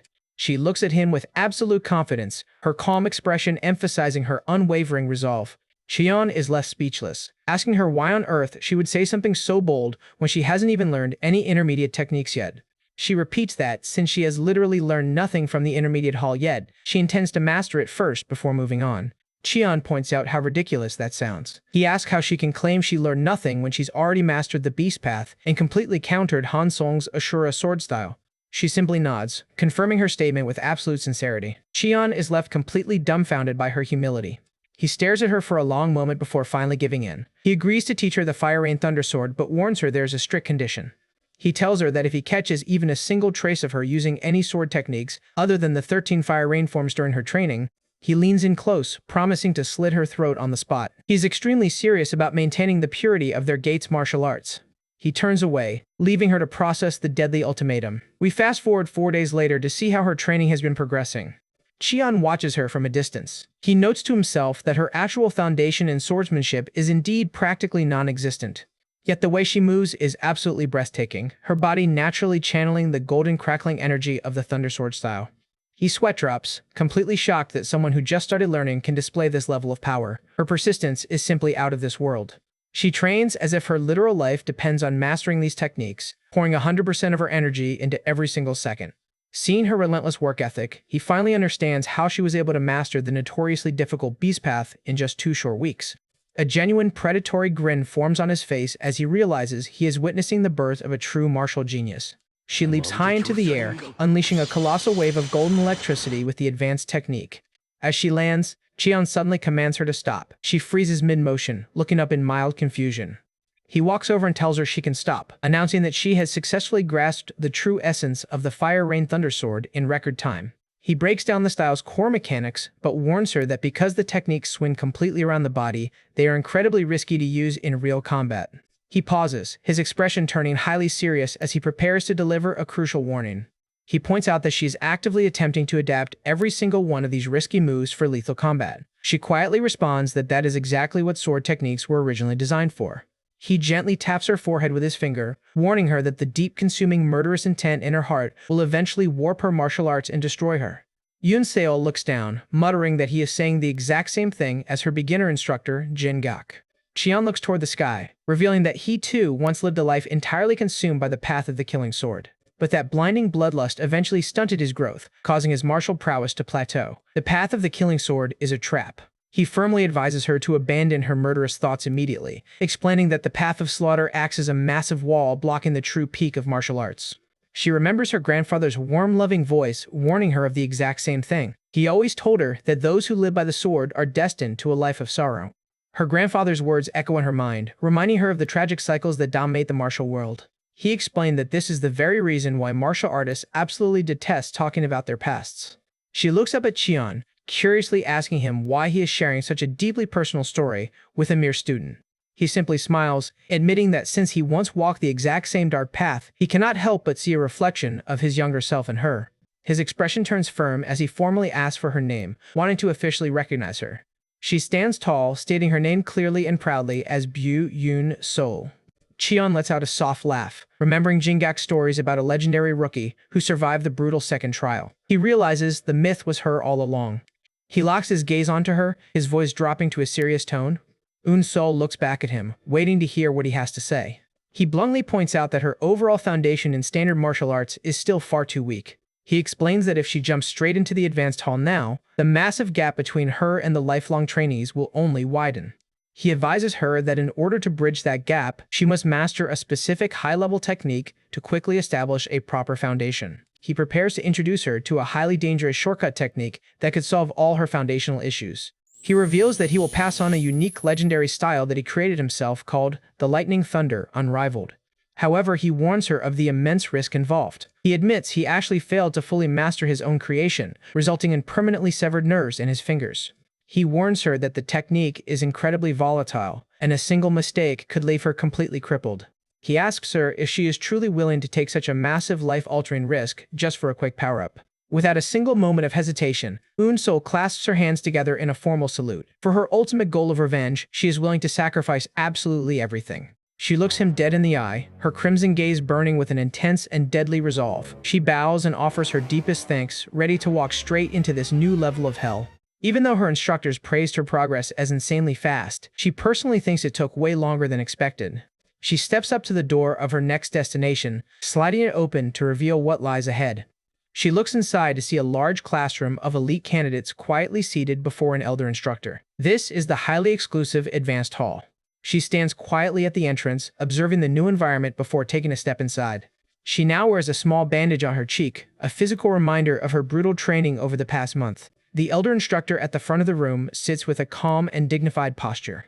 She notes that the Advanced Hall has a completely different vibe compared to the previous rooms. The air is heavy and serious.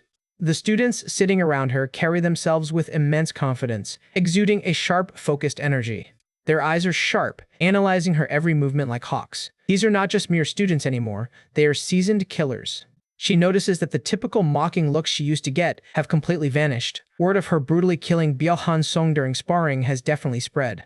She finds it deeply ironic that her peaceful past of cleaning corpses was looked down upon, yet taking a human life instantly earns her awe and admiration. The elder instructor greets her warmly, confirming he has heard a great deal about her achievements and inviting her to take a seat. He announces to the room that since they have a newcomer, he will briefly recap the foundational sword formulas and core teachings. She listens to his explanation, realizing that the complex theory would have been completely incomprehensible if she hadn't pushed herself to learn advanced swordsmanship first. After a while, the instructor stops class and directly calls her out, telling her to follow him outside for a private discussion. She quietly stands up, wondering what the instructor has in store for her. They walk together through a quiet, scenic pathway surrounded by lush bamboo, away from the prying eyes of the class. He picks up a simple bamboo branch, explaining the elite concept where one can execute perfect swordsmanship without even needing a physical blade. He gently strokes the leaves, emphasizing that a true master can turn any ordinary object into a lethal weapon. In a flash of blinding speed, he swings the branch, unleashing a sharp wave of wind that slices the surrounding air. He turns to her, asking how she would defend herself if she were suddenly ambushed like this without a sword in her hands. Eun Sol is left wide-eyed and silent, trying to formulate a proper response to such a high-level theoretical question. He explains that while she was busy catching up in the intermediate hall, the other students had already mastered their gate's first advanced technique. His eye narrows coldly as he delivers a harsh threat, warning her that if she cannot answer his question, he plans to expel her from the advanced hall immediately. He holds out the leafy bamboo branch, challenging her to demonstrate her answer physically. Eun Sol's gaze turns incredibly sharp as her survival instincts kick back in. She grabs the branch and delivers her answer with absolute confidence. If she does not have a weapon, she will simply use her opponent's sword against them. Her fingers grip the leaves tightly, channeling a sudden surge of her beast path energy. Before the instructor can even blink, she vanishes from his line of sight and reappears right behind him in a blur. The instructor's eyes widen in surprise as he senses her presence behind him, grunting that her move was a hasty and reckless judgment. He effortlessly dodges her initial strike, his movements smooth and practiced. She grits her teeth in frustration as he somehow anticipates her move and slides right behind her. They engage in a rapid, high-speed exchange, with Eun Sol struggling to predict his evasive maneuvers. The sheer gap in experience is overwhelming, and she realizes she is completely outmatched in pure speed. The Elder Master remains completely relaxed, dodging her frantic strikes with minimal effort. Her frustration peaks as she realizes she cannot even track the physical trajectory of his movements anymore. She plants her foot firmly, knowing that if she fails to impress him here, her journey in the advanced hall ends today. She makes a high-stakes choice, maximizing her beast path senses to their absolute limits to predict his next step. Through her enhanced perception, the entire courtyard transforms into a web of flowing energy lines. She thrusts her hand forward, aiming directly for a specific opening in his stance. Her fingers graze his clothing, just barely missing a solid connection as he swiftly counters. A sudden burst of green energy erupts as the instructor deflects her thrust with a light flick of his branch. The force of the deflection sends her flying across the dirt path, landing heavily on her back. She groans in pain, slowly pushing herself up as dust and dry leaves settle around her. The elder master lets out a soft chuckle, looking down at her with an approving smile. He laughs out loud, declaring that she has officially passed his test. Yeon-sil is left completely baffled, pointing out that she didn't even manage to land a single touch on him. He tells her that starting tomorrow, she will begin learning their gate's legendary, mysterious beyond mysterious technique, ordering her to arrive before dawn. She quickly bows and confirms his instructions, eager to begin learning this high-level art. He turns and slowly walks back toward the main building, leaving her alone in the quiet courtyard. As he walks, he looks down at the bamboo branch he was holding during their brief clash. His eyes narrow as he notices that several leaves on the branch have been cleanly sliced off. He realizes that even though she did not touch his body, her wind pressure was sharp enough to slice the leaves. Her raw control is truly frightening. He chuckles to himself, muttering that a wolf pup is still very much a wolf. She carries the wild and dangerous lineage of her masters. Back in the courtyard, Eun-sil looks at her hand, her eyes glowing with a faint trace of her beast path power as she reflects on the clash. The sun begins to set over Hell Island, painting the sky in beautiful hues of orange and gold. With the stressful day finally behind her, class is officially over for the afternoon. She decides it is better to spend her evening exploring more of Hell Island rather than just resting. Knowing how unpredictable and dangerous this island is, she wants to familiarize herself with the terrain in case another sudden battle royale breaks out. As she walks deeper into the woods, her sharp senses suddenly pick up multiple signs of movement nearby. She closes her eyes, focusing entirely on the rustling leaves to pinpoint their exact numbers. Her mental radar tracks their heavy, stealthy footsteps, approaching her position from multiple directions. A group of 5 heavily armed intermediate students completely surrounds her in a tight circle. She counts up to 4 distinct, muscular figures emerging from the shadows of the forest. The arrogant leader sneers at her, claiming they are here to teach her a lesson and fix her bad attitude.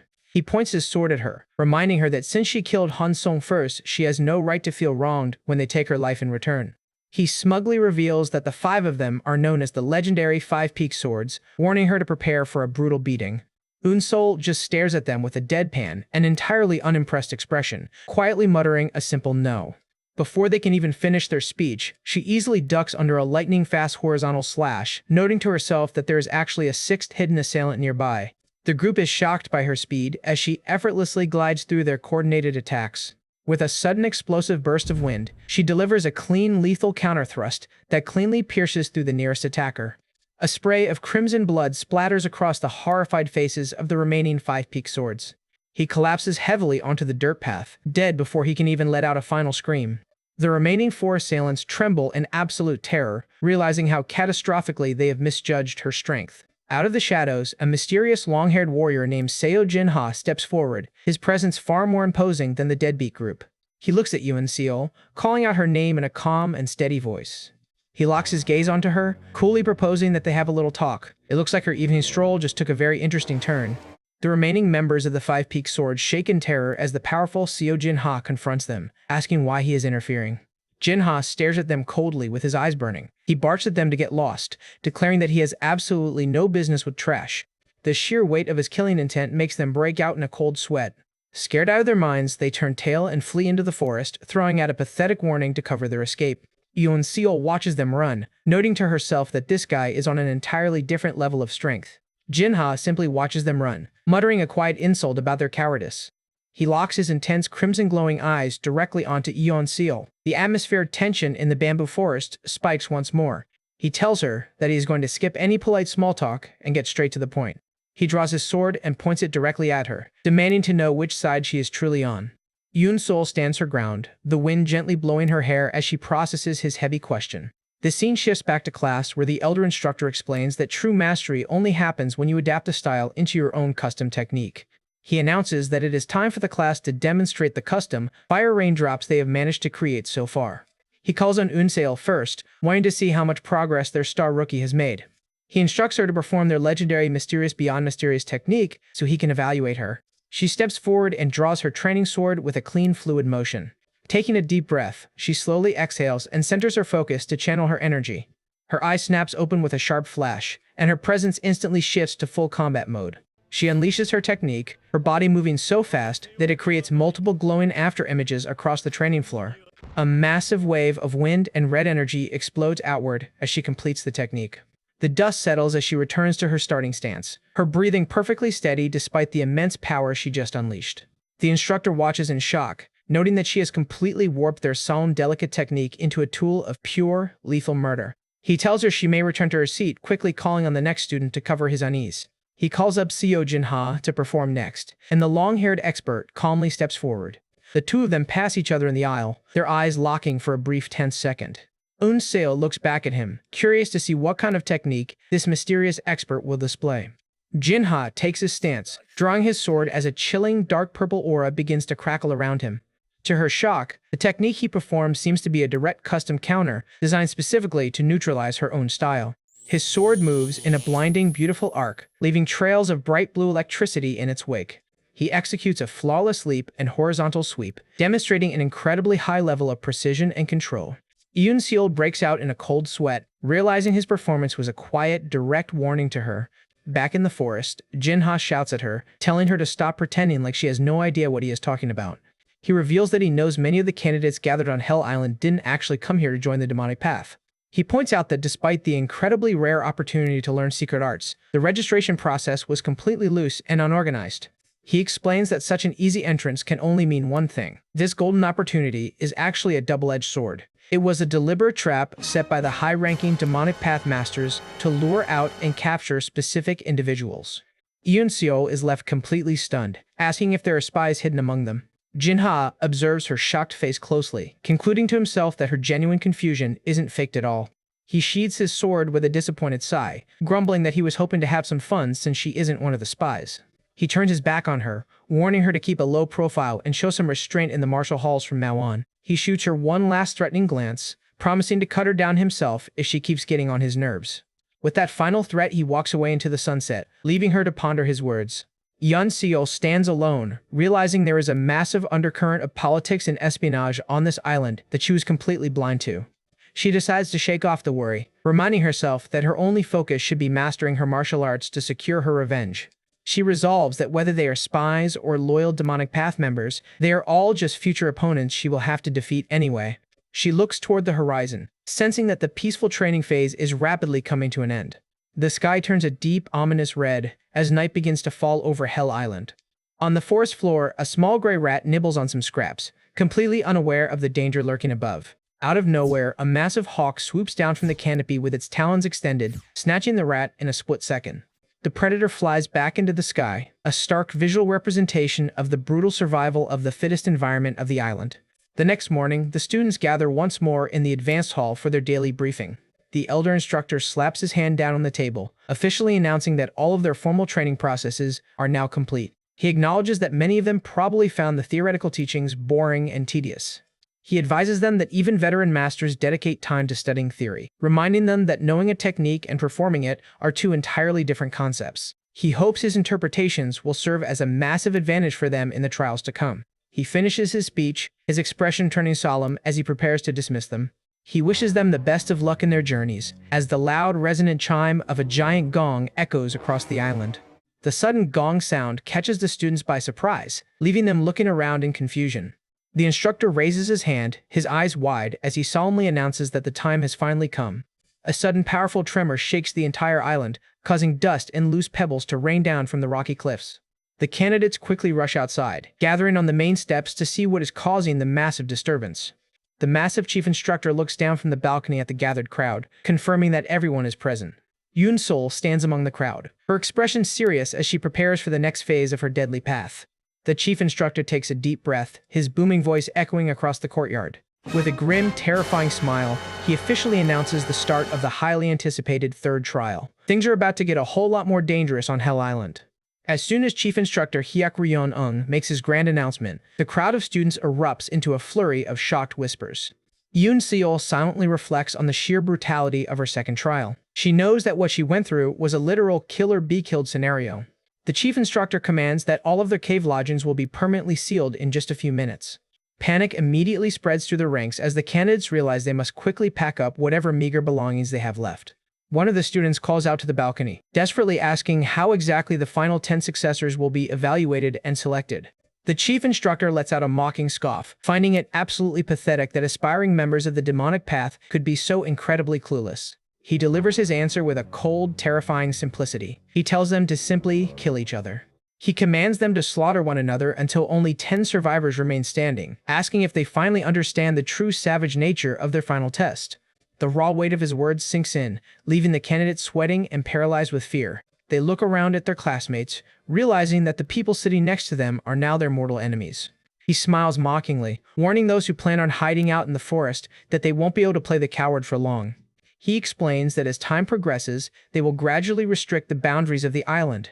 Those who choose to remain in the forbidden zones will be brutally hunted down and slaughtered by the island's mysterious enforcers known as the Death Demons. Even from her position in the crowd, Eun-sol can feel the immense, suffocating killing intent radiating from the arena guards. She realizes that these death demons are top-tier seasoned experts who could easily crush any of the trainees.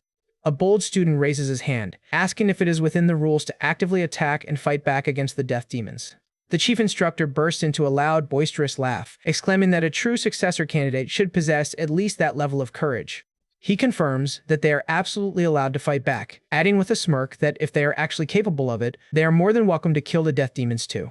He drops a massive bomb. Anyone who successfully manages to slay a single death demon will automatically bypass the rest of the trial and secure an immediate spot. The crowd gasps as they realize defeating a death demon is an almost impossible task. They realize that trying to fight a death demon is practically a death sentence compared to fighting each other. The chief bellows his final instructions, telling them that there are absolutely no rules. They can form alliances or use dirty tactics as they see fit. With his final words, he prepares to unleash the starting signal for the final bloody battle royale. The massive gates slam shut and the island is filled with the echoes of desperate screams as the trial officially begins. Eun-sol immediately launches herself into the forest, knowing that she needs to put as much distance between herself and the main group as possible. She realizes that her high-profile victories have painted a massive target on her back. She knows that if she hangs around the main paths, she will easily get surrounded and gang-attacked by groups looking to eliminate a major threat. She pushes her speed to the limit, her footsteps light and silent as she navigates the dense foliage. She decides that her best bet is to head back to the rundown Wolf-Fang Pavilion, the one place most candidates had been completely avoiding. As she slides to a stop near the cabin, her sharp senses pick up a strange discrepancy in the terrain. She kneels down, noting that the texture of the soil feels vastly different compared to when she trained here in the mud. She presses her hand against the dirt, her master mortician's touch immediately deducing what lies beneath the surface. Her eyes widen as she realizes that the ground has been hollowed out, creating a massive, perfectly concealed pit. Before she can investigate further, her Beast Path radar alerts her to several high-speed targets approaching her position. A terrified young candidate bursts through the bushes, screaming at the top of his lungs for someone to save his life. Eun-sol instinctively grips her sword, her body tensing as she prepares for a potential ambush. The boy collapses before her, desperately promising to repay her if she helps him. She looks at him closely, using her anatomical expertise to confirm that his physical injuries are indeed entirely genuine. He is bleeding heavily from several deep cuts, showing clear signs of a frantic, desperate escape. Her radar picks up 3 heavily armed pursuers closing in fast. She decides that getting involved in a random squabble is a waste of her limited energy and resolves to simply ignore him and hide. However, she realizes that if she leaves him out in the open, his loud screaming will easily expose her own secret hiding spot. Moving with lightning speed, she grabs the boy's collar and drags him toward the concealed pit she found earlier. She slides the hidden wooden cover aside, pushing the terrified boy inside before jumping in after him. She quickly slides the cover back into place, completely concealing their presence under a layer of dirt and leaves. A few seconds later, the 3 pursuers burst into the clearing. They look around in utter confusion, wondering where their target disappeared to. Hidden safely beneath their feet, Eun-sol and the boy hold their breath as the hunters search the immediate area. The leader barks at his team to keep moving, swearing that he will personally slice the boy's throat once they catch up. They sprint off into the woods. Once the coast is completely clear, Eun-sol delivers a sharp thrust to slide the heavy cover open. She carefully scans the perimeter to ensure that no other hunters are lingering in the vicinity. Satisfied that it is safe, she climbs out of the hole and dusts the dirt off her black uniform. The young boy climbs out after her, letting out a massive sigh of relief as he collapses onto the grass. The kid looks up at her with tears in his eyes, thanking her profusely for saving his life. As Eun Seo brushes the dirt off her sword, she realizes that the space is far too perfect to be a natural cave, wondering if her old master Se-woo dug it out for her in advance. She crouches down, focusing all her attention on the vibrations in the ground. Through the soil, she begins to pick up a rhythmic tapping sensation. It is the unmistakable vibration of multiple footsteps kicking off the ground in the distance. She tunes in deeper, the vibrations translating in her mind as the sharp metallic sounds of sword techniques clashing. Her Beast Path sensory grid is fully online, painting a vivid real-time map of the surrounding battles directly in her mind. She is amazed by how clearly she can map the entire battlefield just through these subtle vibrations. She realizes this must have been Sabu's actual goal. She is snapped out of her thoughts as the young boy she rescued quietly calls out to her. He looks up at her with a bright, hopeful expression, introducing himself as Jaeum Cheol Young from the Blood Gate. He politely asks if he could hear her name as well, hoping to properly thank his savior. Yoon Seol stands quietly, her expression neutral as she evaluates whether she should even trust this kid. Cheol Young looks a bit embarrassed by her silence, nervously taking a step back.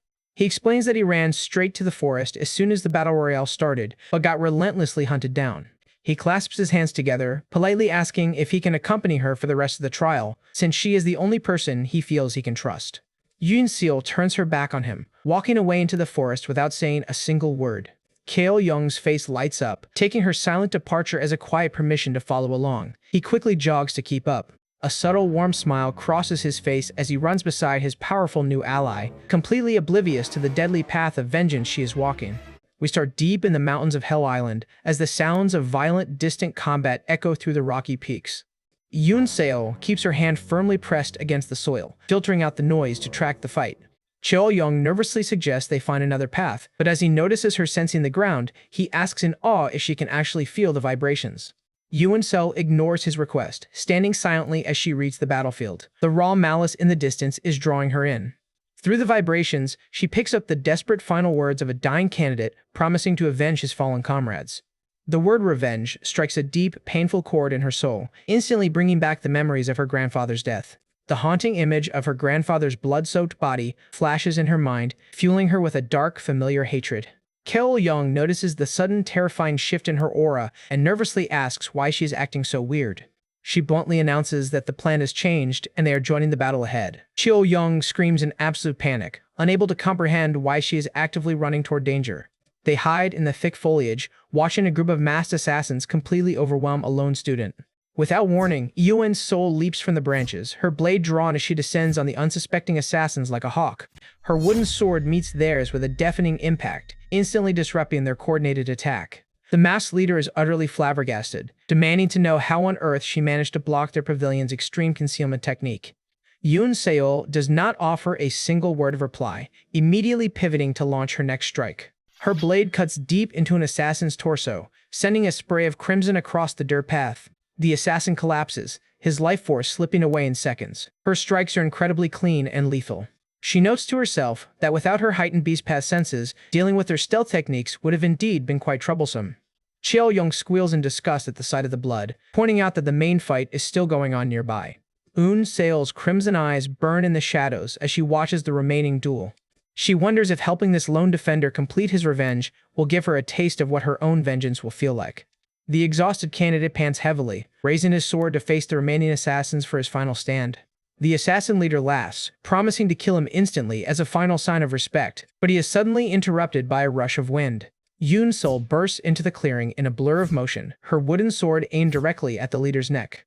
The assassins scramble back in absolute shock, frantically asking where this powerful new straggler even came from. She lets out a cold humph, her blade moving with blinding fluid speed as she engages the leader. She focuses entirely on clearing out the remaining targets, her swift, precise forms leaving no room for a counterattack. She delivers a brutal horizontal cut that splits an assassin's armor, sending him sprawling across the dirt path. The exhausted student takes advantage of the distraction, rallying his remaining strength to fight alongside her. Yoon Seol spins and executes a horizontal sweep, her blade leaving a trail of sharp emerald wind that forces the assassins back. The sheer pressure of the wind cuts another masked fighter, throwing him completely off balance. The assassin leader screams in frustration as his defense is completely dismantled by her lightning-fast strikes. She stands directly before him, her presence towering as she prepares to deliver the final lethal blow. Her face is splattered with fresh blood, her expression entirely cold and devoid of any human warmth. With a clean thrust, she pierces his chest, ending the assassin leader's life in an instant. A thick spray of blood gushes from the wound as she sheathes her weapon, leaving the field completely silent. The physical toll of the battle finally hits her, and she lets out a soft, tired grunt as she catches her breath. She turns to the survivor, noticing that his face has gone completely dark and hollow. He suddenly bursts into a crazed, maniacal laughter, looking completely unhinged as blood drips down his face. With a final weak whisper, he mutters that he has successfully completed his revenge before collapsing dead onto the ground. The clearing is left littered with the bodies of the assassins and the candidates. It is a grim graveyard in the middle of the quiet forest. Seol stands quietly among the dead, wondering if this is really what the completion of revenge feels like. It feels entirely hollow. Young slowly steps into the clearing, looking incredibly nervous as he scans the bodies. He walks up to her, praising her incredible skills, but there is a strange nervous tremor in his voice. He flashes a creepy, insincere smile as he quietly slips a hidden dagger from his sleeve, whispering that they must never let their guard down. With a sudden, vicious thrust, he stabs the blade forward, hoping to end her life with a single surprise attack. But Seol is already moving, her wooden sword deflecting his hidden dagger with impossible reflexes. Young freezes in absolute horror, unable to comprehend how she managed to react to a completely silent ambush. In a flash, she appears right behind him, her sword pressed firmly against his neck as she coldly tells him his sloppy behavior gave him away. She grumbles that because of his sudden pathetic ambush, she was prevented from asking the dying candidate her final crucial questions. Young breaks out in a cold sweat, demanding to know what she is talking about and when exactly she managed to catch onto his deceit. She looks at him with a completely deadpan expression, calmly stating that she knew he was a fake right from the very beginning. She explains that when they hid in the pit earlier, her sharp senses easily picked up the metallic presence of several hidden daggers. She points out that his stiff, unnatural posture made it incredibly easy for her to deduce that he was carrying heavy, concealed weapons. Realizing his cover is blown, Young's frightened facade vanishes. He smugly admits he was just curious to observe her combat behavior patterns up close. She coolly replies that she let him follow her because studying the methods of a deceiver seemed like a highly useful lesson. The replacement grits his teeth in absolute frustration, realizing he was the one being played and studied all along. Furious, he screams out that his acting was flawless and unleashes a massive rapid-fire barrage of throwing daggers directly at her face. The daggers fly with blinding speed, but Unsol's focus remains entirely unshaken.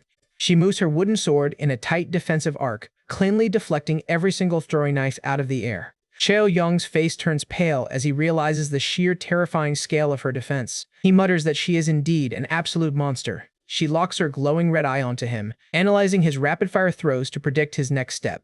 Before he can recover, she is right in front of him, her blade clashing violently against his remaining hand daggers. She executes a lightning-fast counterslice that cleanly grazes his neck, sending a spray of blood across the path. She follows up with a heavy downward sweep, giving him absolutely zero room to regain his footing.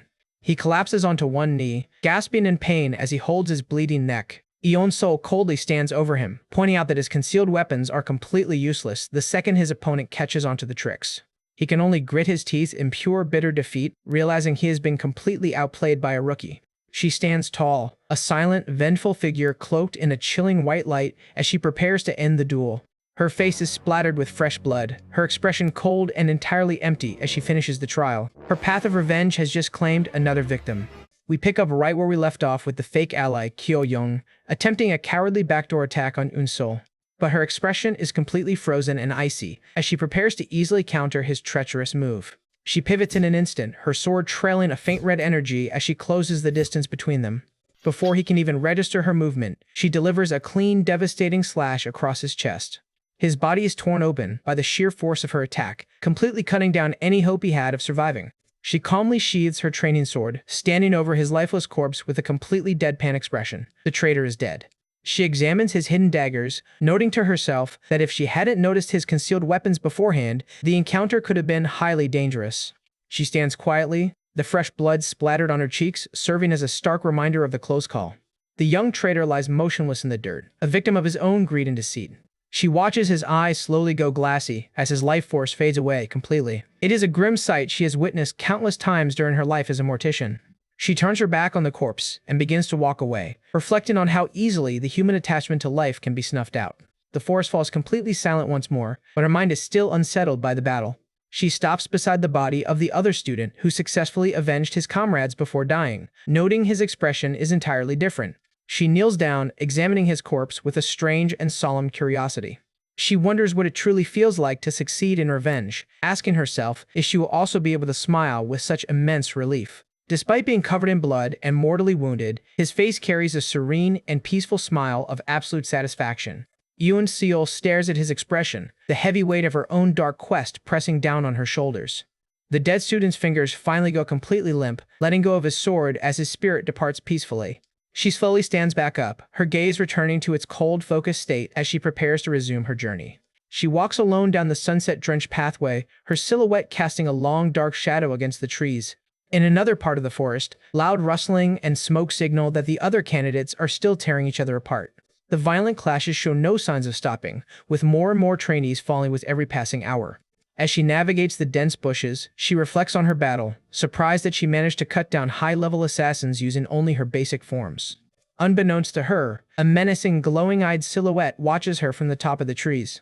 He notes that unless she manages to break through to much higher realms of power very soon, her chances of surviving this trial are practically non-existent. Suddenly, the quiet is shattered as another candidate sprints through the clearing, screaming in absolute panic. A group of hostile intermediate students is hot on her heels, shouting at each other to not let the lone target escape. Before Eun-Sol can even slide back into the shadows, the group spots her and quickly forms a tight, aggressive circle around her. They launch a coordinated high-speed attack, but Eun-Sol immediately enters her defensive stance, her blade moving like lightning to block every strike. A powerful slash from the leader's weapon grazes past her, slicing some bamboo stalks behind her. She is forced to slide back to avoid the relentless pressure. She grits her teeth, realizing that if she keeps fighting multiple opponents in wide-open spaces, she will eventually run out of energy and die. She opens her mental map of the island, desperately trying to think of a strategic method to turn the tide. Meanwhile, high above, on the island's tallest rocky peak, a tense meeting is taking place. Chief Instructor Hyuk Ryeong-eum asks for an update on the trial. His assistant confirms that only 41 out of 86 elite students are still surviving. He strokes his beard, muttering that only 41 survivors remain even after 3 full days of brutal combat. In another part of the woods, Yoon-Sol continues her desperate evasive maneuvers, her blade ringing against her pursuer's weapons. The chief instructor smiles sinisterly, noting that this small number means only the truest talents are left. He suggests turning up the pressure. He demands the strategic layout map of Hell Island, intending to actively restrict their safe zones. Back on the ground, Yoon-Sol's wooden sword is locked in a desperate struggle against the lead hunter's heavy weapon. One of the flankers lets out an arrogant laugh, thinking he has successfully pinned her down from behind. Yoon-Sol's eyes widen as she senses the sudden lethal thrust coming from her blind spot. She barely manages to pivot, a sharp wind from the spear grazing her uniform as she slips away. She immediately takes off into the woods again, the frustrated hunters yelling that she is running away once more. She reasons to herself that fighting their long-reaching spear weapons in a wide-open forest is a massive disadvantage. She needs a narrow bottleneck. She leaps over a rocky ledge, using her agility to create a brief buffer between her and the hunters. High on the peak, the chief instructor points a finger at a specific sector of the map, ordering his assistant to restrict this area first. Yoon-Seol sprints through the trees, her mind focused on finding a highly defensible position to make her stand. He places a miniature building token on the layout, ordering them to immediately release their terrifying death demons to hunt down anyone remaining near the Fire Rain Sword Gate. The order is finalized, sealing the fate of any candidate lingering in that sector. Meanwhile, Eun-Seol is already running straight up the steps toward the majestic Fire Rain Sword Gate. Her footsteps echo loudly as she ascends the grand stone staircase, hoping the narrow temple corridors will serve as her perfect bottleneck. As soon as she crosses the threshold, she notices a fresh pool of blood staining the beautiful marble floor. The killing has already reached the inner temple. The 3 hunters are hot on her heels, running past several freshly slain corpses inside the corridor. The grand plaque of the Fire Rain Sword Gate hangs silently under the ominous red sunset sky. The remaining candidates inside the temple halls tense as they hear footsteps approaching their position. A heavy door creaks open, and the lead pursuer mutters to his squad, wondering if she is hiding inside the narrow corridor. They let out a smug laugh, thinking she has trapped herself inside a dead end like a cornered rat. The leader grins arrogantly, telling her that no matter how much she runs, she can never hope to escape from the formidable White Horse Company. Eun-Sol peers from behind a solid wooden pillar, quietly sweating as she waits for them to enter her bottleneck. In a flash of blinding speed, she leaps from behind the pillar, catching them completely off guard. One of the squad members screams in panic, warning his teammates that she is already behind them. The leader lets out a furious roar, calling her a fool for thinking she could defeat them with such a shallow surprise trick. Un Seol lands gracefully, immediately taking a solid stance in the narrow wooden hallway. She charges forward, her blade tracing a clean, lethal path through the narrow corridor. Their weapons collide violently, the metallic ring of clashing steel echoing loudly off the wooden walls. She parries their attacks with flawless precision, utilizing her beast path reflexes to read their every move. She delivers a rapid horizontal slice that completely bypasses their guard. The leader's eyes widen in absolute horror as he realizes she is flawlessly reading and predicting the path of his signature white horse whip style. Yoon Seol's gaze remains entirely cold and focused as she continues to press her tactical advantage. She unleashes a massive, sweeping horizontal strike, a bright crimson energy arc tearing through the narrow corridor. The strike connects perfectly, cleanly cutting down one of his squad members right next to him. The leader screams out in rage as his teammate falls, forced to stumble back to avoid her relentless momentum.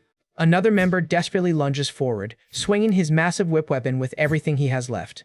But his eyes widen in panic as his long whip gets caught on the narrow wooden rafters. He realizes too late that this space is far too narrow for his style.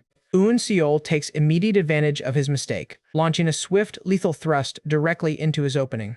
Her blade tears through his defense, delivering a devastating clean cut that ends his life in a split second. The last remaining squad member is left completely paralyzed with fear, staring at his fallen comrade in utter disbelief. She stands tall in the narrow hallway, her crimson glowing eyes and blood-soaked uniform making her look like a literal demon of vengeance. She notes that they are forced to shorten their whips to fight in this narrow space, which massively weakens their power and makes their techniques incredibly easy to predict. She realizes her bottleneck strategy has worked flawlessly. By facing them one by one in this narrow space, she has secured a guaranteed victory. Terrified and desperate, the remaining hunters scream out in panic and launch a final reckless charge to overwhelm her. Their weapons meet in a brilliant explosion of sparks, the narrow wooden hall echoing with the final violent struggle of the duel. She easily parries and counters, her blade cleanly cutting through another opponent's guard.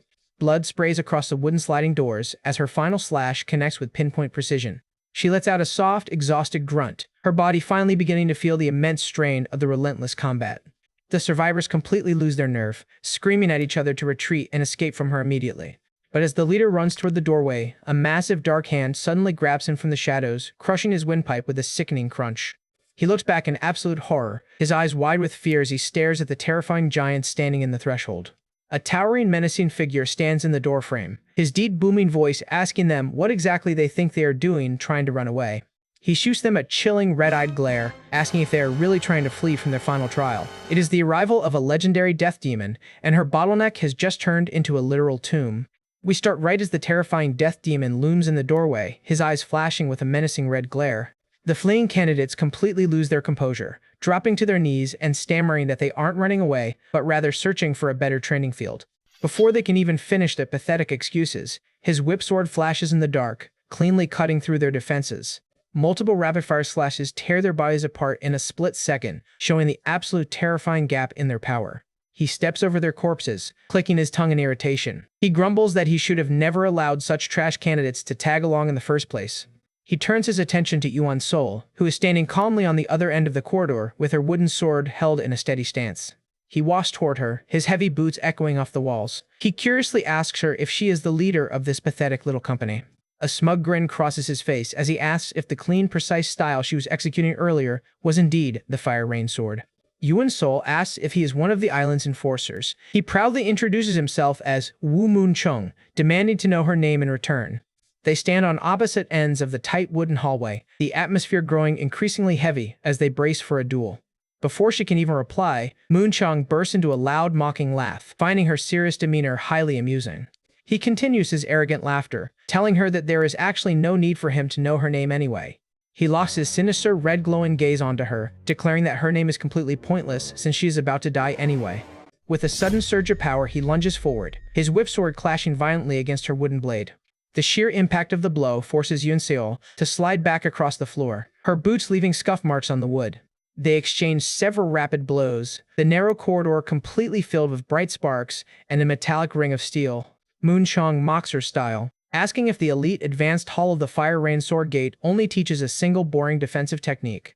She parries his next strike with the mysterious beyond mysterious form, maintaining a solid, flawless defense.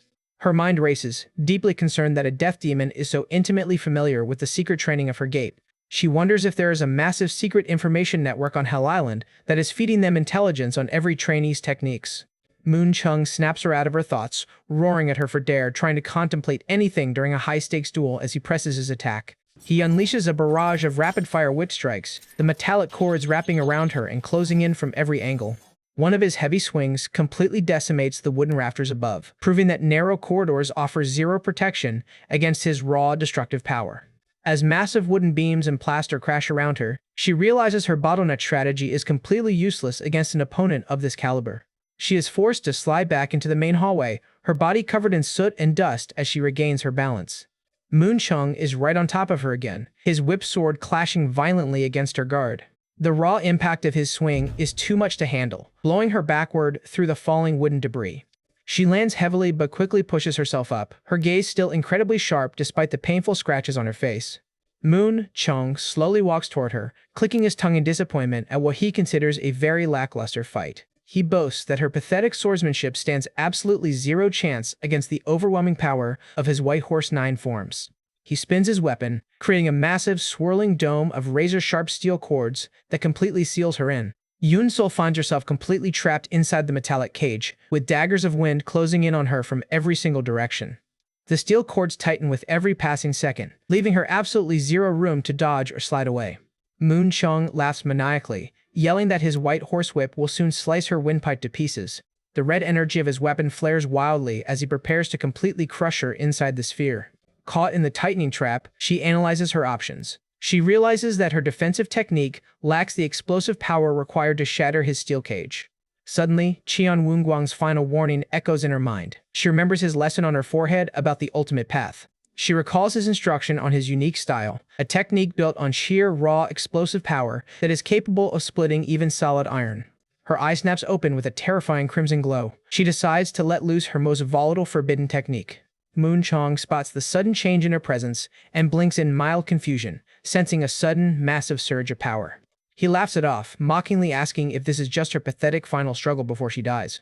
He boasts that no basic defense technique can save her from his ultimate form, but his words are cut short by a sudden crackle. His smug attitude instantly evaporates as a massive blinding flash of yellow lightning illuminates the entire corridor. She unleashes the forbidden lightning thunder unrivaled technique. A colossal pillar of raw electricity erupts from her blade, completely shattering his steel cage to pieces. The entire training hall is completely engulfed in blinding crackling bolts of yellow electricity. The sheer wind pressure is tearing the building apart. Moving with the speed of actual lightning, she slits past his guard, her blade tracing a clean, bright path through the smoke. Moon Chung stands completely frozen in the middle of the corridor, his eyes wide in absolute disbelief as his world starts to spin. His neck is cleanly sliced, a massive spray of blood gushing from the wound as he weakly mutters his final confused words. Yoon-seol stands quietly behind him, her face covered in blood splatters as she breathes heavily. His body goes completely limp, and he starts to fall backward toward the floor.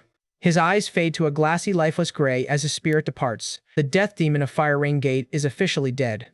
More blood gushes from his neck, pooling around his fallen weapon. He hits the floor with a heavy final thud, leaving the corridor in a state of absolute silence. His fingers slip away from his hilt, the weapon clattering onto the marble. She looks down at her trembling hand, noting that the lightning thunder unrivaled is indeed a terrifyingly powerful killing sword, but she can feel her finger nerves starting to fail. She clutches her head in pain, realizing that despite its volatility, it is an exceptionally brilliant advanced technique.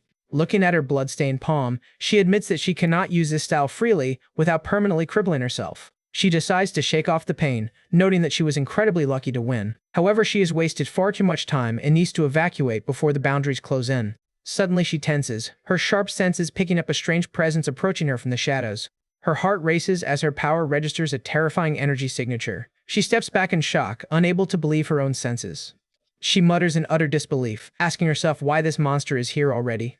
Out of the smoky corridor, another terrifying robed figure with glowing red eyes emerges. It is yet another legendary death demon, and she has absolutely zero energy left to fight. Yoon-seol stands frozen as she comes face to face with the second death demon. She desperately wonders why an enforcer has appeared in this section of the temple. She realizes with a jolt of panic that this sector must have officially become a restricted zone while she was busy battling the White Horse Company. Since she didn't enter the zone to run away from a fight, she hopes she can avoid any trouble. She tells herself that if she quietly retreats out of the area, the death demon might let her pass without initiating a battle. She walks straight past the robed figure, her heart pounding as she maintains her calm facade. As she passes his shoulder, she notes with relief that he has shown absolutely zero reaction to her presence. She tells herself that this is her only chance to escape, and she needs to increase her speed and get out of here immediately. She takes off down the corridor, her form turning into a quick blur. But the peace is short-lived. In a flash of blinding white light, the Death Demon draws his weapon and launches a devastating high-speed strike directly at her. A colossal, ghostly snake spirit manifests from his sword energy, its jaws open wide as it snaps down at her. Her beast path reflexes kick in at the last microsecond. She twists her body midair, barely managing to dodge the massive fangs. She hits the ground hard, rolling back to regain her footing as the stone floor around her shatters from the impact. She slides her boots across the floor, entering a low defensive stance as dust settles around them. The spectral serpent continues to hover menacingly in the air, a physical manifestation of the Enforcer's terrifying internal energy. She is deeply unsettled, noting that she didn't feel a single trace or sign of his weapon being swung before the attack connected. A chill runs down her spine. She admits to herself that without her heightened beast path senses, she would have been cut to pieces on the spot. The Death Demon stands perfectly still, waiting for her to make her next move. It is a game of chicken where the first to flinch loses. She holds her wooden sword firmly with both hands, focusing entirely on finding a way to escape this deadly deadlock. She warns herself not to be fooled by his calm stance. She knows that if she shows even a micro-movement, he will immediately anticipate it and strike her down. Her grandfather's old lessons on hunting echo in her mind. He always told her that while predators are faster than their prey, herbivores aren't easily caught. He explained that this is because prey animals naturally move in erratic, unpredictable zigzag patterns to disrupt the hunter's trajectory. By constantly shifting their angle, they prevent the predator from locking onto a straight line of chase. Her grandfather confirmed that standard predators struggle immensely to hunt such erratic prey. However, the most superior apex predators always succeed because they don't chase. They attack in perfect synchronization with the prey's predicted movements. She remembers asking her grandfather how to counter such superior predators. He challenged her to think about what she should do when faced with someone who syncs with her every movement. The young Un Seo pondered the question, her clever mind searching for a flawless answer. Back in the present, she reaches her conclusion. She must make her physical movements completely and utterly unpredictable. She launches herself forward, her body weaving left and right in a series of sharp, jagged zigzag lines. The Death Demon lets out a soft, intrigued grunt, his sword raised as he prepares to counter. She knows that the basic, predictable zigzag is only the first step. It is not enough to fool a true master. As expected, his blade flashes, a sharp gust of wind slicing directly toward her predicted path. He swings with pinpoint accuracy, his blade aimed right for where her zigzag movement should have landed. But using her beast path senses, she halts her momentum mid-step, dodging his predicted strike with incredible precision. By combining her erratic footing with her sharp reflexes, she creates a brief, crucial gap in his defensive line. But her eyes widen in sudden horror as he somehow redirects his massive blade mid-swing, the dark steel closing in on her neck in an instant. She grits her teeth, realizing that his speed and adaptability are far beyond anything her beast path can handle. The heavy blade comes crashing down, threatening to completely sever her head. She screams out in her mind that she is too late as the cold steel bites into her shoulder, drawing a fresh spray of blood. But to her absolute shock, the blade suddenly halts a mere millimeter from her neck. The Death Demon slowly pulls back his weapon, leaving her blinking in confusion. She looks around in bewilderment, wondering why he chose to spare her. She realizes with a jolt of relief that she must have accidentally crossed back over the boundary line into a safe zone. The Death Demon stands silently at the boundary line, strictly forbidden from attacking anyone outside of the restricted zone. She falls back, panting heavily as she clutches her bleeding shoulder. She admits to herself that throughout the entire fight, all she could do was desperately dodge for her life. She looks back at his dark, silent figure with deep respect and fear, realizing that this is what a true peak master of the martial world looks like. The sun slowly sinks below the horizon, the dark sky reflecting her somber, weary mood. She realizes that her current skills are completely inadequate to face a real master of the demonic path. The gap she needs to bridge is still colossally wide. As she walks through the woods to find a quiet place to tend her wounds, a long-haired candidate suddenly steps out from the trees and calls her name. He points his sword at her, mentioning that he has already heard stories about her mastering the beast path. She narrows her eyes, asking him if the candidates have been sharing strategic information with each other to hunt her down. He starts to introduce himself, but quickly cuts himself off with a quiet, dismissive shake of his head.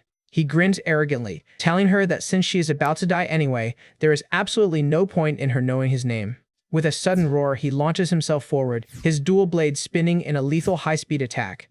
Yoon Sol parries the strike with her wooden sword, her movements still clean despite her exhaustion. She quickly leaps back to create some distance, trying to evaluate his complex style. The candidate grins, genuinely impressed that her beast-like senses allowed her to perfectly read the trajectory of his twin blades. He admits that she definitely possesses the raw talent to become one of the 10 demonic successors. He channels his energy, promising to nip her potential in the bud before she can grow any stronger. He unleashes a barrage of rapid-fire thrusts, his blade style completely changing. Yuan Seol is forced to block frantically, noting the sudden shift in his technique. He mutters that he knows many of the candidates gathered on Hell Island are actually spies from the Orthodox sects. Her eyes widen in shock as she realizes his true identity. She wonders if he is one of the hidden spies she was warned about. He delivers a colossal heavy downward chop, a massive wave of wind pressure threatening to crush her. She grunts as she blocks the heavy blow, telling herself that she needs to shake off any distracting thoughts and focus entirely on survival. She tightens her grip on her hilt, preparing to launch her counterattack. But as their weapons remain locked, a strange heavy sensation begins to transmit through her blade. A powerful swirling vortex of wind begins to form around their feet, dragging her toward him. He looks at her with a smug, knowing smile, confident that his secret technique has successfully trapped her. She realizes with a jolt of alarm that his blade is generating a powerful, inescapable suction force that is pulling her body forward. Her heart sinks as she realizes she is completely trapped in his physical whirlpool. In an instant, her mind flashes back to her childhood. She remembers her grandfather examining a corpse and identifying the wounds as the work of the Hebei Peng family's infamous five-tiger severing blade. He explained that every time their weapons clash, the Peng family's technique pours a massive bone-crushing impact force directly into the opponent's body. He wondered what kind of sin the victim had committed to face such a legendary master. Back in the present, her eyes flare with pure rage as she identifies her opponent's elite background. She yells out the name of the Hebei Peng family. The candidate is utterly shocked, his eyes widening in surprise that a simple demonic rookie knows the name of his prestigious family. He demands to know who she really is and how she could possibly know about his clan's secret techniques. Yuan Seol calmly states that another key characteristic of their style is indeed the powerful suction technique. She remembers her grandfather explaining that the suction technique is a fundamental method using internal energy, acting like a literal whirlpool that sucks in everything in its vicinity. He explained that by incorporating this suction into every single technique, the Peng family masters can easily interfere with and disrupt their opponent's weapon trajectory. This constant interference causes the opponent's sword paths to twist and their techniques to break, allowing the Peng master to easily devour and defeat their confused enemy. The young Unsol asked her grandfather how one should counter such a troublesome technique. He let out a soft laugh, explaining that while the suction is dangerous, it also forces your opponent to get much closer to you. Back in the present, she realizes she can turn his own suction technique against him. She locks her grip on her hilt and slides her boots forward, preparing to execute a high-stakes counter. She actively surrenders to the suction force, diving forward to lead his blade directly toward her side, where she can deflect it. Her body moves in a lightning-fast blur, completely catching him off guard as she exploits the gap. The candidate is forced to leap back, desperately screaming his true name, Peng Ak of the Hebei Peng family.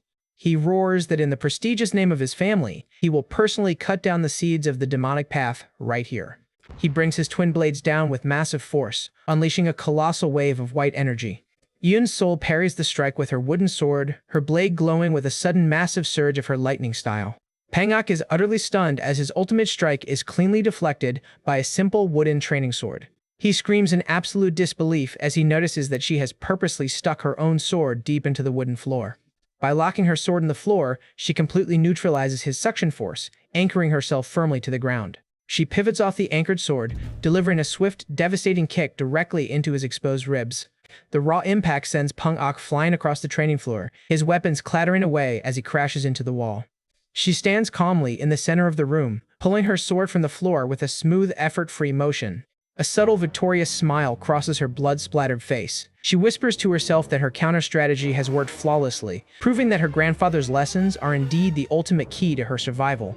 Peng Ak grunts in frustration, calling her a lowly member of the demonic sect who relies on nothing but cheap petty tricks to survive. He hates that his twin blade advantage was completely bypassed. She looks at her sword, noting that while her physical kick landed perfectly, the overall damage doesn't seem that great. She surmises that he possesses a remarkably sturdy body trained through years of rigorous Hebei Peng family conditioning. Despite his high defense, a subtle spark of confidence returns to her eyes. She tells herself that she has successfully unlocked the counter method to his troublesome style. Her old sword instructor's core lesson on speed flashes in her mind. He always taught her that in the exact split-second moment of clashing, if you can move even half a beat faster than your enemy, you can control the fight. She decides to actively exploit his suction technique in reverse, using the pulling force to launch her own lightning attacks even faster than his dominant forms. Pangok roars as he charges forward, his blades whistling through the air. Soul remains completely relaxed, telling herself to actively yield to the pulling force rather than fight against it. Her fingers wrap tightly around her hilt, letting the natural gravity of his technique accelerate her drawing speed. Like a stone launched from a sling, she rockets forward with incredible velocity, utilizing his own suction energy to propel herself. She spins mid-air, her body entering a flawless spinning motion that perfectly matches his stance. She stacks her own rapid strike directly on top of his momentum, magnifying her cutting power tenfold. She knows that if she alters the trajectory of her blade at the absolute last microsecond, she can completely bypass his guard and land a clean, fatal strike. Pangok lets out a terrified gasp as her blade suddenly breaks through his ultimate defense. He is completely frozen with fear, his throat constricting as he realizes the sheer speed of her counter. He stumbles back in a state of absolute shock, frantically wondering how she managed to replicate his clan's signature suction technique. He quickly tries to dismiss the idea, telling himself it is impossible. He knows that utilizing such a massive force with that level of skill is difficult even for the veteran masters of his family. He screams that there is absolutely no way a young scrawny kid could pull off such an elite feat. He launches into another desperate high-speed charge. Eon's soul remains completely calm, her body crackling with a sudden powerful surge of her signature golden lightning energy. She mutters that his attacks are completely useless now. She explains that the stronger his suction technique becomes, the faster her own sword accelerates. They collide in a spectacular explosion of golden sparks and wind pressure, the clash completely shattering the surrounding ground. She slides right past his twin blades in a flash, her movement so fast it looks like a teleportation technique. Pangok roars in absolute frustration, yelling that such a cheap reactionary strategy won't save her for long. She remains completely quiet, her gaze locked onto his movements. Suddenly, she notes that the heavy pulling pressure from his sword has completely vanished. Pangok scoffs, declaring that he doesn't even need his suction technique to defeat a weakling like her. He is switching to raw, unbridled physical dominance. He brings his massive blade down with a heavy two-handed swing, aiming to crush her into the dirt. He screams out in rage as he pours his entire internal energy reservoir into the attack. But a calm, knowing smirk plays on Yoon-Sol's face. She whispers that she was actively waiting for him to make this exact, predictable move. She channels her energy, preparing to execute the first form of her Gate's sword style. Her eyes flare with a demonic crimson glow as she initiates her final decisive counter. She unleashes a colossal wave of crimson sword energy that completely tears through his physical defense. They cross paths in a blinding blur of speed, the sheer force of their collision blowing away the surrounding foliage. She lands gracefully, sheathing her wooden sword with an elegant and silent motion. Pangok stands frozen for a long second, his expression a mix of shock and utter disbelief. With a sickening sound, a massive spray of blood erupts from his chest as the full force of her technique connects. His twin blades clatter onto the grass as he collapses heavily to the ground, completely defeated. He lies in the dirt, gasping for breath as he weakly mutters his final words. Yeon-Seol looks down at her sword, admitting that her modification of the defensive form was incredibly volatile and dangerous to execute. She explains that converting a purely defensive technique into a high-powered attack required her to take a massive risk, exposing her own body to secure the kill. Pangok is utterly amazed by her tactical genius, admitting he never could have imagined such an interpretation. He asks in confusion if she is really just going to leave him here to die. She tells him coldly that since he has absolutely nothing to do with her grandfather's death, his life is of no interest to her. She turns away, leaving him to bleed out. Pangok lets out a weak, bitter laugh, a self-deprecating smile forming on his face as she departs. She tells him to have a good rest of his life, adding that they should never cross paths again. She walks slowly back toward her safe zone, her shadow blending into the sunset trees. He lies quietly in the grass, his strength quickly fading as the cold mountain breeze sweeps across the clearing. Suddenly, the shadow of a tall, dark-robed figure looms over him. A death demon has found him. Pangok looks up, weakly asking the enforcer if he has come to execute him as a spy of the Orthodox sects. The enforcer remains completely silent, raising his colossal sword as he prepares to carry out the sentence. The chief instructor's voice echoes through the transmission network, mockingly stating that for an Orthodox spy, he was quite useful, adding with a smirk that it is a great pity. Pangok lets out a weak laugh, finally realizing they knew about his spy identity from the very beginning. He admits he grossly underestimated the intelligence network of the demonic palace. The death demon's blade comes crashing down, bringing a swift and merciful end to the Hebei spy's mission. A giant burst of dark energy marks the execution, sealing another bloody chapter of Hell Island's trials. Night fully descends upon the rugged peaks of the island, the tranquil scenery hiding the absolute slaughter taking place below. The cold wind howls through the branches, carrying the scent of blood and decay into the dark forest. Meanwhile, in another part of the forest, a set of hurried footsteps breaks the quiet of the night. A heavily wounded candidate limps through the trees, desperately searching for a safe place to rest his battered body. He clutches his side, fresh blood dripping from his fingers onto the dry leaves below. He lets out a painful grunt as his legs finally give out, sending him sliding down against the trunk of a large tree. It is the talented, long-haired candidate Jin Ha, looking completely drained and pushed past his absolute physical limits. Suddenly, the shadow of a hostile group appears in the clearing. The leader laughs mockingly, telling him that his luck has officially run out. He points out that since he got hit by the Hellblood Castle's infamous poison hook needle, attempting to run away was completely pointless. He proudly waves the small antidote bottle, mocking him for being a dead man walking. Jinha can only grit his teeth in pure frustration. He curses under his breath, outraged that a group of candidates is systematically combining poison arts with hidden weapons to eliminate the strongest contenders. He realizes that trying to face this island completely alone has severe physical limits. The leader mocks him, asking if he really intends to fight them off using his non-dominant left hand. A smug female pursuer steps forward, confidently pointing out that even a genius cannot suddenly switch to left-handed swordsmanship with any degree of skill. She grins mockingly, telling him to simply give up and accept his fate. They launch a coordinated barrage of poison needles, the tiny daggers whistling through the dark. He desperately tries to deflect them using his left hand, but his movements are too slow and uncoordinated. Multiple needles graze past his armor, some of them slicing right through his sleeves. He lets out a painful scream as another poison needle pierces his shoulder. He curses, feeling the fast-acting toxin begin to paralyze his limbs. His vision starts to go blurry as his body begins to fail him completely. The group of killers slowly closes in, raising their weapons to deliver the final blow to the cornered genius.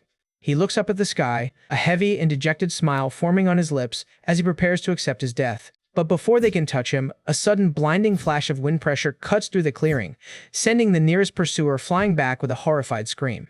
The group scrambles back in absolute panic, frantically shouting and demanding to know what coward is launching a surprise attack from the shadows. Out of the dark bushes, Sol slowly steps into the clearing, her wooden sword glowing with a brilliant blue-white lightning aura. The killers freeze in absolute disbelief as they recognize the famous young rookie standing before them. She looks at them with a completely frozen and deadly expression. It looks like his savior has arrived just in the nick of time, and these poison users are about to face a very shocking lesson. Moving with lightning speed, Sol leaps into the clearing and draws her sword to save the cornered Jinha. She parries their poisoned weapons in a flash, her blade carving a protective boundary around her new ally. Jinha looks up in absolute shock, unable to believe that the famous rookie actually showed up to save his life. In a matter of seconds, the aggressive poison users are completely neutralized, sprawling across the forest floor. She stands quietly among the fallen attackers, her expression as calm and deadpan as ever. She slowly walks over to the fallen leader's body, her footsteps silent on the grass. Jinha remains frozen on the ground, staring at her in a daze as he struggles against the fast-acting toxin. He weakly raises a hand, pleading with her that he has absolutely no hostility toward her and wasn't part of the ambush. Ignoring his pleas, she leans down and searches the leader's belt, quickly retrieving a small, elegant antidote bottle. She evaluates the medicine, noting to herself that this is definitely the antidote to the Hellblood Castle's poison. This will make dealing with any other poison users much easier. She suddenly tosses the bottle toward him, catching him completely off guard as he struggles to sit up. He catches it with trembling hands, confusedly asking what she is doing. She calmly points out that he got hit by the Hellblood Castle's poison. He stares at the antidote, muttering that the toxin will completely spread through his entire body in less than half a moment if he doesn't drink it. As she starts to walk away, she coldly tells him not to misunderstand her intentions. She explains that she came to this island to kill everyone, and she is only leaving him alone because he doesn't seem worth wasting her energy on. Jinha grits his teeth, looking dejected as he admits she is right. He mutters that since he is just another competitor she needs to eliminate, he is destined to die here anyway. Desperate to survive, he makes a high-stakes proposal. He asks her to let him use the antidote in exchange for his absolute loyalty as her ally. Sol stops in her tracks, turning her head to evaluate his desperate offer. She looks at him coldly, bluntly asking why on earth she should agree to such a deal. He explains that there are only about 20 candidates left on the entire island, and all of them are forming large, coordinated alliances to hunt down lone targets. He argues that no matter how powerful she is, she cannot hope to face all of them alone. He points out that cooperating with him will serve as a massive advantage since he knows every candidate's specific martial arts. He looks her dead in the eye, offering his sacred word that if she saves his life today, he will never betray her. She recalls how he stood up for her earlier against the intermediate hall bullies. She notes that while he has immense pride, he does not seem like the type of person who would stoop to cheap deception. She finally relents, asking what the official conditions of their alliance will be. He proposes that they combine forces to deal with all other candidates, promising that they won't attack each other until they are the absolute last two survivors remaining on the island. Yeon-sul looks down at him, silently accepting the terms, and walks back toward his position. Jinha looks up with a tense, sweaty expression, waiting to see if she will actually let him use the medicine. She quietly holds out the antidote bottle to him, signaling her agreement to the alliance. She hands the medicine over, her expression completely calm as she seals their pact. Jinha quickly pops the cork and drinks the antidote, letting out a heavy relieved gasp as he mutters his thanks. He slowly pushes himself up, the color returning to his face. Yeon-sul is already walking away, her focus returning to the broader trial. Her sharp senses suddenly pick up a distant metallic rumble. Her eye glows crimson as she wonders if another restricted zone has just been activated. Jinha frantically tells her they need to evacuate immediately. Eun-sul looks around, pointing out that this specific forest sector doesn't seem to be restricted yet. He explains that since most of Hell Island is already restricted, the activation of another zone will force all the remaining candidates into a tiny claustrophobic bottleneck. Right on cue, the rapid sound of multiple heavy footsteps echoes through the trees, closing in on their position. A smug, creepy-looking candidate emerges from the bushes, a predatory grin on his face as he spots the two geniuses. Behind him, a massive, coordinated group of elite candidates steps out from the shadows, completely blocking their escape paths. The candidates draw their weapons, looking incredibly confident now that they have cornered the two most famous rookies on the island. Yeon-sul and Jinha find themselves completely surrounded by a highly organized, heavily armed hunting party. Yeon-sul realizes that they have run out of time. She notes to herself that the remaining contenders have systematically converged on this single sector. Up in the branches, two highly skilled candidates watch the scene with calm, analytical eyes, waiting for the slaughter to begin. Among them is a remarkably calm, composed expert, wearing a distinctive red hair tie, who watches Yeon-sul with intense interest. She locks onto him, noting that his aura carries a completely different and vastly more dangerous atmosphere compared to the standard candidates. The hostile leader laughs, suggesting his allies put aside their differences for a moment and focus entirely on eliminating the two biggest threats in the room first. He points his sword at her, identifying her as the famous rookie who mastered the Wolffang Pavilion's legendary beast path. He then points at Jinha, warning his squad that his sword skills are highly formidable and he has extensive intelligence on everyone's styles. He cautions them not to underestimate either of them. The leader grins, noting that he never expected the two lone wolves to actually join hands. He realizes they must have formed a strategic alliance to survive. Yeon-sul and Jinha stand back to back, their eyes narrowing as they prepare to face the overwhelming horde. Jinha quietly reaches into his pocket, a sudden desperate plan forming in his mind to create an escape window. He retrieves the empty antidote bottle, realizing that the remaining residue inside is exactly what he needs. He throws his hand forward, scattering a massive thick cloud of purple powder into the air. He screams at Yeon-sul that he is releasing the highly lethal soul-snatching powder to create their opening. The giant cloud instantly engulfs the front line of the hunting party, catching them completely off guard. The candidates cover their mouths in absolute panic, screaming that it is the infamous Hellblood Castle's poison. Seizing the distraction, Yeon-sul and Jinha immediately sprint through the dense smoke barrier, escaping the encirclement. The panicked candidates continue to cough and stumble, too terrified of the supposed poison to give chase immediately. The purple cloud slowly starts to disperse, revealing the empty center of the clearing. The hostile leader quickly realizes the ruse, roaring in anger that it was nothing but ordinary smoke powder designed to deceive them. He barks at his squad to catch up immediately. As they sprint through the forest, Jinha points out that fighting such a large group in a wide-open area is suicide. They desperately need a narrow bottleneck. Yeon-sul agrees, confidently stating that she knows the perfect spot to make a stand. Jinha is amazed, muttering that he still finds it hard to believe how incredibly prepared she is. She keeps her eyes locked on the path ahead, her senses fully focused on navigating the terrain. She shoots a quick glance at Jinha, still curiously wondering about his true identity and why he has so much information. Behind them, the furious hunting party is hot on their heels, their heavy footsteps shaking the forest floor. They sprint through the rugged, winding forest pathways, utilizing their agility to stay just a step ahead of their pursuers. They finally arrive at the Rocky Mountain Pass, but the sight that greets them is absolutely terrifying. Jinha slides to a stop, his eyes widening in horror as he looks at the entrance of the pass. A thick, eerie purple mist completely blocks the entrance. He mutters in panic, noting that something is terribly wrong. Yeon-sul stares at the shifting purple clouds, her survival instinct screaming that this is a setup. Out of the misty shadows, the chilling white mask and glowing red eye of a death demon slowly materialize. Behind him, several other enforcers stand in silent, terrifying unison. They've completely blocked the pass. She realizes with a wave of dread that this pass has been officially designated as a restricted zone. The administrators are actively monitoring their movements to force a final confrontation. She deduces that the moment they attempted to run toward this safe cave, the administrators deliberately sealed it off to prevent them from hiding. Jinha curses, frantically asking what they should do now since the death demons will attack if they step over the boundary line. The boundary line lies just behind them, a wall of certain death if they are forced back. She draws her wooden sword, calmly noting that if they are forced to fight anyway, this location actually offers a unique tactical advantage. She explains that by standing with their backs to the restricted zone, they have effectively created a natural wall preventing any flankers from attacking their blind spot. Jinha draws his blade, a fierce, determined smile forming on his face as he agrees they have no choice but to stand and fight. The two elite candidates stand back to back, ready to unleash their combined power against the incoming horde. The massive group of candidates sprints toward them, weapons raised as they prepare to overwhelm the two allies. Several attackers leap into the air, their blades whistling through the wind. Yoon Seol and Jinha maintain their solid, unwavering stances, entirely unfazed by the terrifying number of enemies. They wait for the absolute perfect microsecond to launch their coordinated counter. The lead assailant comes crashing down, his heavy blade aimed directly at Yoon Seol's head.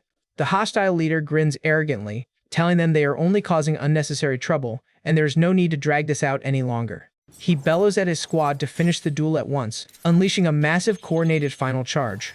Yoon Seol's blade moves in a blinding, beautiful arc of golden and red energy as she parries multiple attackers midair. What a spectacular way to start this alliance.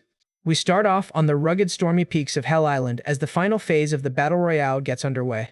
The chief instructor watches from high above, knowing that this is the defining moment for all the remaining candidates. This is the absolute final battle to determine the 10 demonic successors, and the level of violence is beyond anything we have seen so far. Projectiles whistle through the air as candidates use every underhanded trick and hidden weapon to secure an edge. Shrapnel and flying daggers rain down across the battlefield, forcing everyone to stay constantly on the move. Candidates flip and twist through the air, desperately attempting to avoid the relentless, multi-directional attacks. Swords meet with incredible force, the sparks from their clashes lighting up the dark, dusty field. A heavy slash tears through a candidate's defense, blood spraying across the stone tiles as he collapses. It is an absolute free-for-all where alliances are forged and broken in a matter of seconds. Yoon Seol moves like a ghost through the chaos, her wooden sword parrying strikes from all directions with ease. She meets a heavy overhead chop head-on, her physical balance remaining completely undisturbed by the impact. Beside her, Jinha fights with a wild, desperate ferocity, his heavy sword carving a safe zone around their position. He blocks a coordinated double strike, the impact sending shockwaves through his arms. With a sudden roar, he swings his massive blade in a wide circle, forcing the surrounding attackers to leap back. An agile candidate leaps from a high rock, his spear aimed directly at Jinha's exposed shoulder. But the two allies remain perfectly coordinated, parrying the flankers with seamless teamwork. The scale of the battle royale is immense, with the ground littered with the bodies of fallen contenders.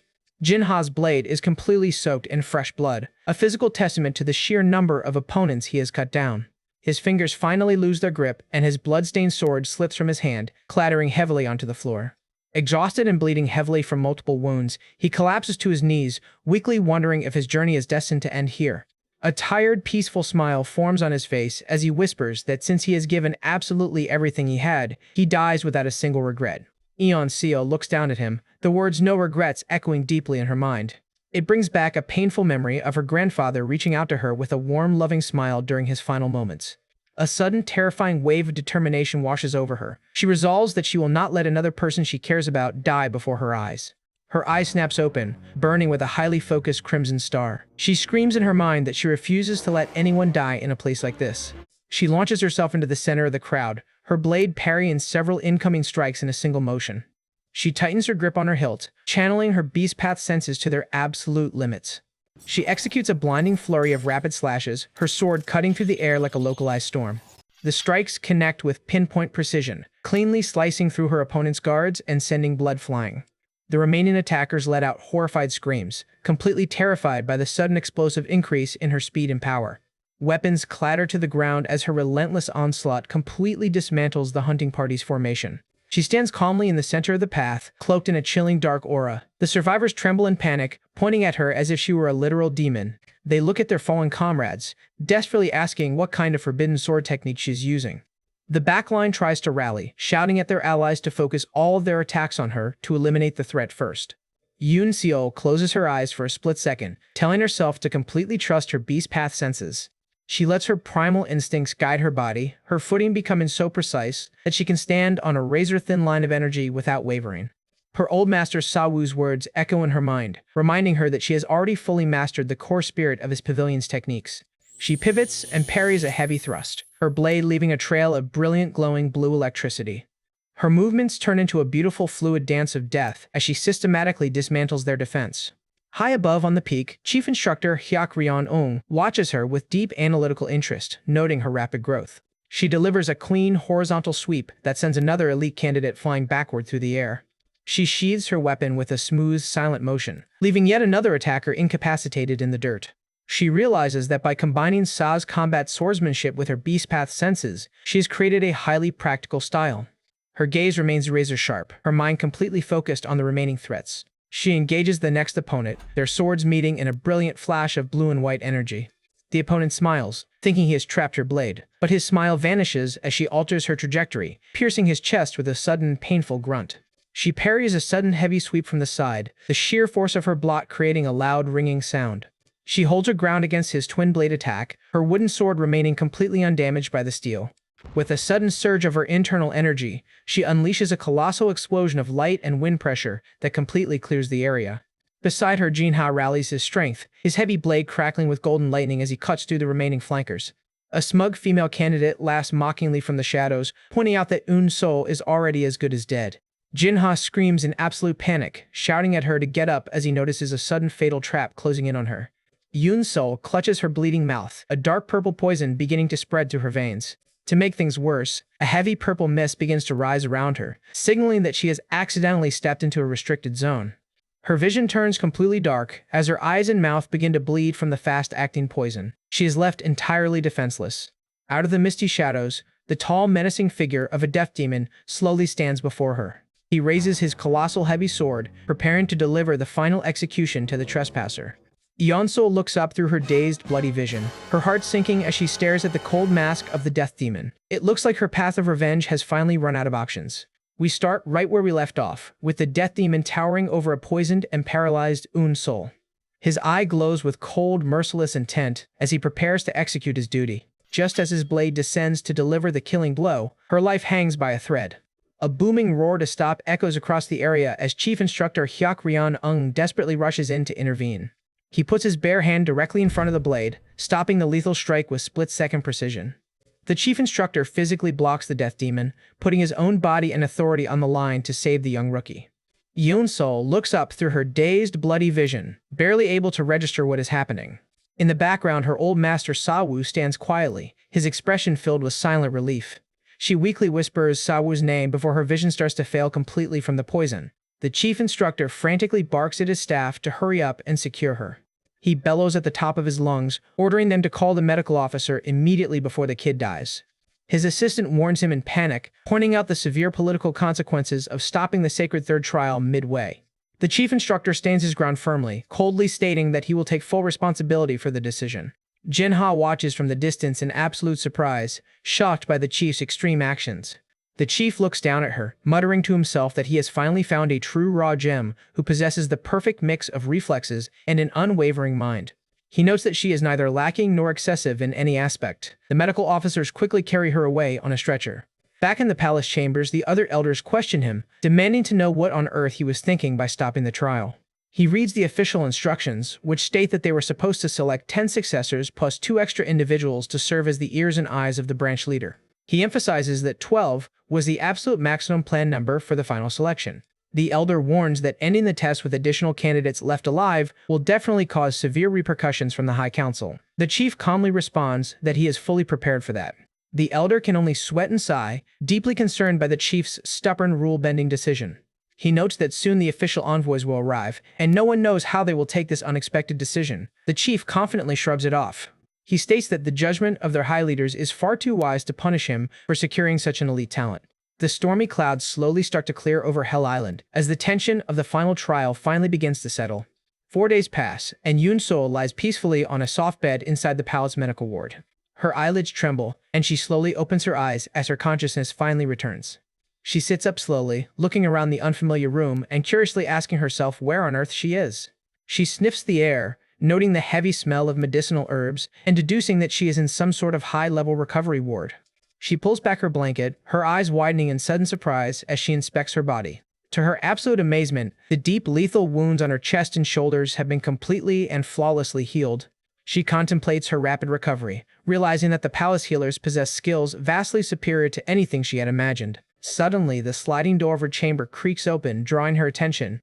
She looks out to see an incredibly grand and beautifully decorated corridor stretching into the palace. A polite palace disciple bows to her, warmly noting that she is finally awake and asking her to follow him down the hall. She quietly follows him down a grand wooden staircase, her mind still trying to piece together the events of the trial. She keeps her eyes wide and alert, analyzing her surroundings with her usual sharp focus. They walk past several ancient pillars, the sheer scale of the palace interior looking incredibly majestic. She stops beside a large circular wooden window, which offers a breathtaking bird's-eye view of Hell Island's central fortress. She asks where exactly they are, and the disciple proudly responds that they are in the literal heart of Hell Island. She reflects on his words, remembering that this central sector was strictly off-limits during their initial investigations of the island. He leads her into a dining hall where a chef politely asks if she would like to order, offering to cook absolutely anything she desires. Yeon-seol sits quietly at the table, a sudden nostalgic memory flashing in her mind. She holds up 2 fingers, politely asking him to prepare 2 simple bowls of noodles. A few minutes later, 2 steaming, delicious-looking bowls of noodles are placed on the table. She stares at the noodles in silence, the warm broth bringing back comfortable memories of her past. She fondly remembers sitting in their quiet mortuary, eating warm noodles with her grandfather under the soft candlelight. Those were the happiest days of her life. As she begins to eat, a long-haired student quietly slides into the empty chair opposite her. It is Jinha, wearing a warm, teasing smile as he points out that she must really love noodles since she ordered 2 bowls. Yoon-sol looks up, calmly asking him what is going on. He hesitates slightly, a rare quiet look crossing his face. He remains silent for a long moment, looking unusually sincere. He closes his eyes and delivers a soft, genuine smile, offering his deepest thanks to her for saving his life in the forest. Yoon-sol just blinks blankly, completely confused by his sudden display of gratitude. She tells him she only cut down the enemies directly in front of her. Jinha looks at her in surprise, asking if she seriously doesn't know about the trial results. He holds up a peace sign, explaining that originally only 12 survivors were supposed to pass the 3rd trial. He reveals that because she got poisoned, the chief instructor abruptly stopped the entire exam to save her life, resulting in a total of 14 survivors. He admits that because the exam was stopped early, he managed to survive as well, adding awkwardly that he isn't usually the type of person who goes around saying thank you. Yoon-seol remains completely quiet, her sweat-dropping expression making it obvious she had absolutely no idea. Jinha informs her that she has been unconscious for 4 whole days. She is stunned, sweating as she admits she thought she had only slept for a single day. Jinha laughs, telling her she was incredibly lucky because a legendary palace doctor happened to be on the island to treat her. This brings up the story of the legendary divine healer, a genius who became the world's greatest physician after failing to save his beloved from a terminal illness. She looks at her hands, realizing the immense value of the treatment she received from such a legendary figure. A quiet, sad thought crosses her mind. She tells herself that if only her grandfather could have met this doctor before his tragic death, things might have been so different. Jinha continues eating, offering to share some crucial palace politics with her as a final show of camaraderie. He starts explaining the secret behind the terrifying death demons they fought during the trials. He reveals that they are actually elite masters dispatched directly by the High Council, and their formal evaluations will determine who officially becomes a 10 demonic successor. They sit quietly, absorbing the weight of this information as she starts to understand the complexity of the selection process. She leans in and quietly asks him if he knows why on earth the chief instructor risked his career to save her. Jinha points his chopsticks at her, admitting he wanted to ask her the exact same thing. He wonders if her clan has a special connection to him. She closes her eyes and firmly shakes her head, confirming she has absolutely no connection whatsoever to the chief. Jinha sighs, noting that it makes his actions even more bizarre. He reveals that the chief instructor received a heavy punishment for stopping the exam, forcing him to step down. Yoon-seol is left silent, the weight of the chief's immense sacrifice pressing heavily on her mind as she finishes her meal. Suddenly, the loud, resonant ring of the palace gathering bell echoes through the hall. Jinha stands up, putting his bowl down, and announcing that it is finally time for them to head out. He explains that this bell signals the arrival of the final decisive phase of their selection process. The massive temple doors swing open, revealing a group of incredibly powerful high-ranking lords stepping into the courtyard. The heads of the demonic palace have officially arrived. We transition back to the main demonic palace, where the 14 surviving candidates have been gathered. They sit quietly on their mats inside the grand red-carpeted hall, waiting for the final evaluations of the demonic palace elders. Yuan Sale maintains a completely calm and focused demeanor, her bandaged face showing the physical toll of her battles. Suddenly, the giant temple doors creak open, letting in a blinding wash of light. A group of incredibly powerful high-ranking elders slowly steps into the hall, their combined energy making the room's atmosphere intensely heavy. Yuan Sale notes to herself that the room has gone dead silent. She is deeply impressed by how so many powerful experts are moving across the floor without letting out a single audible footstep. They take their places at the front of the hall, looking down on the 14 survivors with cold, calculating expressions. A muscular elder holding a heavy ceremonial staff examines the rows of candidates, checking their potential. He suddenly raises his hand, his finger pointing directly at one of the candidates. It is Vice Master Bolsa of the Death Command Gate. He points directly at Jinha, formally asking if he will become the successor of his gate. Yunseo looks on in surprise, not expecting the selection to begin so abruptly. Jinha looks up, pointing at himself in confusion as he asks if the elder is really talking to him. Vice Master Bolsa repeats his offer with an intense, unwavering expression, giving him no room to joke around. Jinha stammers, pointing out that he has only ever trained in blade techniques and has zero experience with spears. Bolsa dismisses the concern, explaining that Jinha's incredible bone structure was completely wasted on swordplay and is naturally optimized for spear techniques. Bolsa commands him to follow him out if he understands. Jinha quickly bows and complies, thrilled to have secured his spot as his successor. A sinister masked elder laughs creepily, announcing that it is finally his turn to pick. He formally introduces himself as Jok Ya-hon, the Vice Castle Lord of Hell Blood Castle, also known as the 10,000 Poison Venerable. The candidates whisper in absolute terror, recognizing him as a legendary poison master who can kill all life within a massive radius with a single gesture. He points his long, claw-like finger directly at Yuan Sale, calling out her name. He holds out his hand, inviting her to become the official successor of his Hell Blood Castle. Yuan Seo is left wide-eyed in utter disbelief, shocked that a legendary poison-using lord is recruiting her. Her mind flashes back to her past, remembering that she has always been hailed as a sword prodigy. She looks at him, asking why a gate that creates poison masters is attempting to recruit a swordsman like her. Jok Ya-hon smiles sinisterly, poetically stating that the most terrifying and potent poison in the entire world is a poison heart. He points out that even before the third trial officially began, she was manipulative enough to use a female candidate to eliminate other students. He adds with a grin that once her plan failed, she showed zero hesitation in immediately silencing and killing the girl. Yoon Sol raises her voice in frustration, arguing that the girl tried to kill her first and calling it a calculated silencing is a massive leap. Jok Ya-hon simply chuckles, telling her he isn't blaming her at all. In fact, he is praising her. He strokes his chin, looking highly pleased by her ruthless pragmatism. He explains that her ability to take human lives without a shred of hesitation is the exact mental disposition required to master their castle's poison arts. He warns her that while she possesses decent talent with the sword, that level won't let her dominate the martial world, noting that only a select few are destined to rule through blades. He raises his hand, which begins to glow with a toxic purple energy, claiming that her true supreme potential lies in the art of poison. Eun Sol remains completely silent, sweating as she absorbs the weight of his evaluation.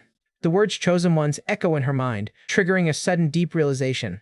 She remembers how she parried and defeated seasoned experts who had trained for over 10 years, despite her having only picked up a blade a month ago. A fierce look of resolve returns to her eyes. She realizes that her raw sword talent is indeed on the level of the legendary Chosen Ones and decides to make a high-stakes move. She bows respectfully and declares that she will join the Hellblood Castle, accepting his offer. Jok Ya-hon lets out a wide, triumphant laugh, welcoming her to the bureaucracy of Hell Island. He commands her to follow him to finalize her transfer.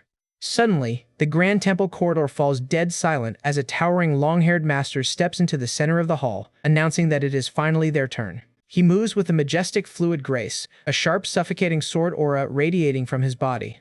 He formally introduces himself as Wee Hyuk Gun, the legendary sword demon of the Fire Rain Sword Gate. He is widely considered the greatest swordsman of the entire demonic path. His eye glows with an intense, terrifying light, sending a shiver through every student in the room. The candidates whisper in sheer awe, recognizing him as the primary disciple of the previous Gate Master and the absolute peak of demonic swordplay.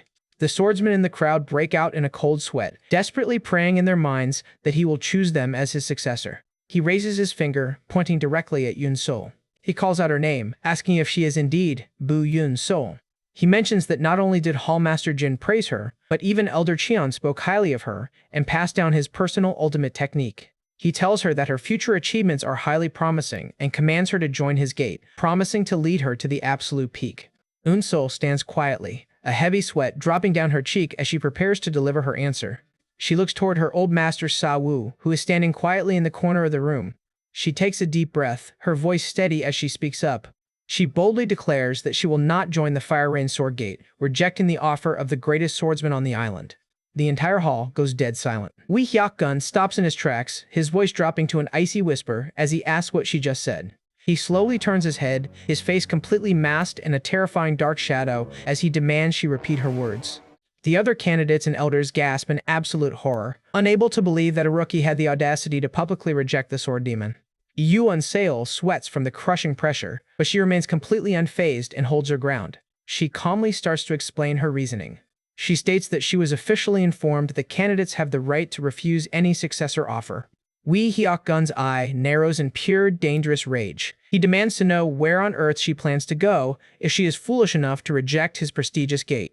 She looks him dead in the eye, her resolve completely steeling. She firmly declares that she will join the Wolfang Pavilion. The hall instantly explodes into frantic muttering as the other students are completely baffled by her choice. They whisper that she is choosing the most declined and run-down pavilion on the island, asking if she is deliberately trying to insult the Fire Rain Sword Gate. The Fire Rain Sword disciples yell at her in a rage, demanding to know if she is intentionally attempting to insult their gate's honor. But Yun-Sol is barely listening to them, her body tensing as she feels an incredibly heavy and oppressive energy wave lock onto her. The sword demon's sheer spiritual pressure is so immense that her bones begin to creak. She realizes that if she stands here any longer, her body will be completely crushed. He stands cloaked in a massive, swirling cloud of dark red energy, demonstrating exactly why he is hailed as the greatest sword master of the demonic path. Suddenly, Master Sa-Wu steps directly between them, his muscular body shielding Yun-Sol from the crushing pressure. The surrounding disciples gasp in surprise as they watch the declined master stand up to the sword demon. Wee Hyuk-gun roars in fury, outraged that Sa-Wu would dare to stand in his way. He bellows, asking how a mere secret transmission master of a declined pavilion has the audacity to block his path. Sa-Wu grits his teeth in pain as he holds his ground against the sword demon's crushing aura, his hand firmly gripping his sword. The other students whisper in absolute panic, wondering if Sa-Wu is really foolish enough to draw his sword against the sword demon himself. Yun-Sol looks up in shock, deeply concerned that her old master is risking his life to protect her. The sword demon sneers, warning Sa-Wu that he is overstepping his boundaries just because of his close relationship with Hallmaster Jin. A beautiful blonde elder in the background watches the escalation, realizing that if the sword demon lets loose, half the candidates in the room will get caught up in the crossfire and die. He quietly reaches for his weapon, ready to intervene before the situation completely spirals out of control.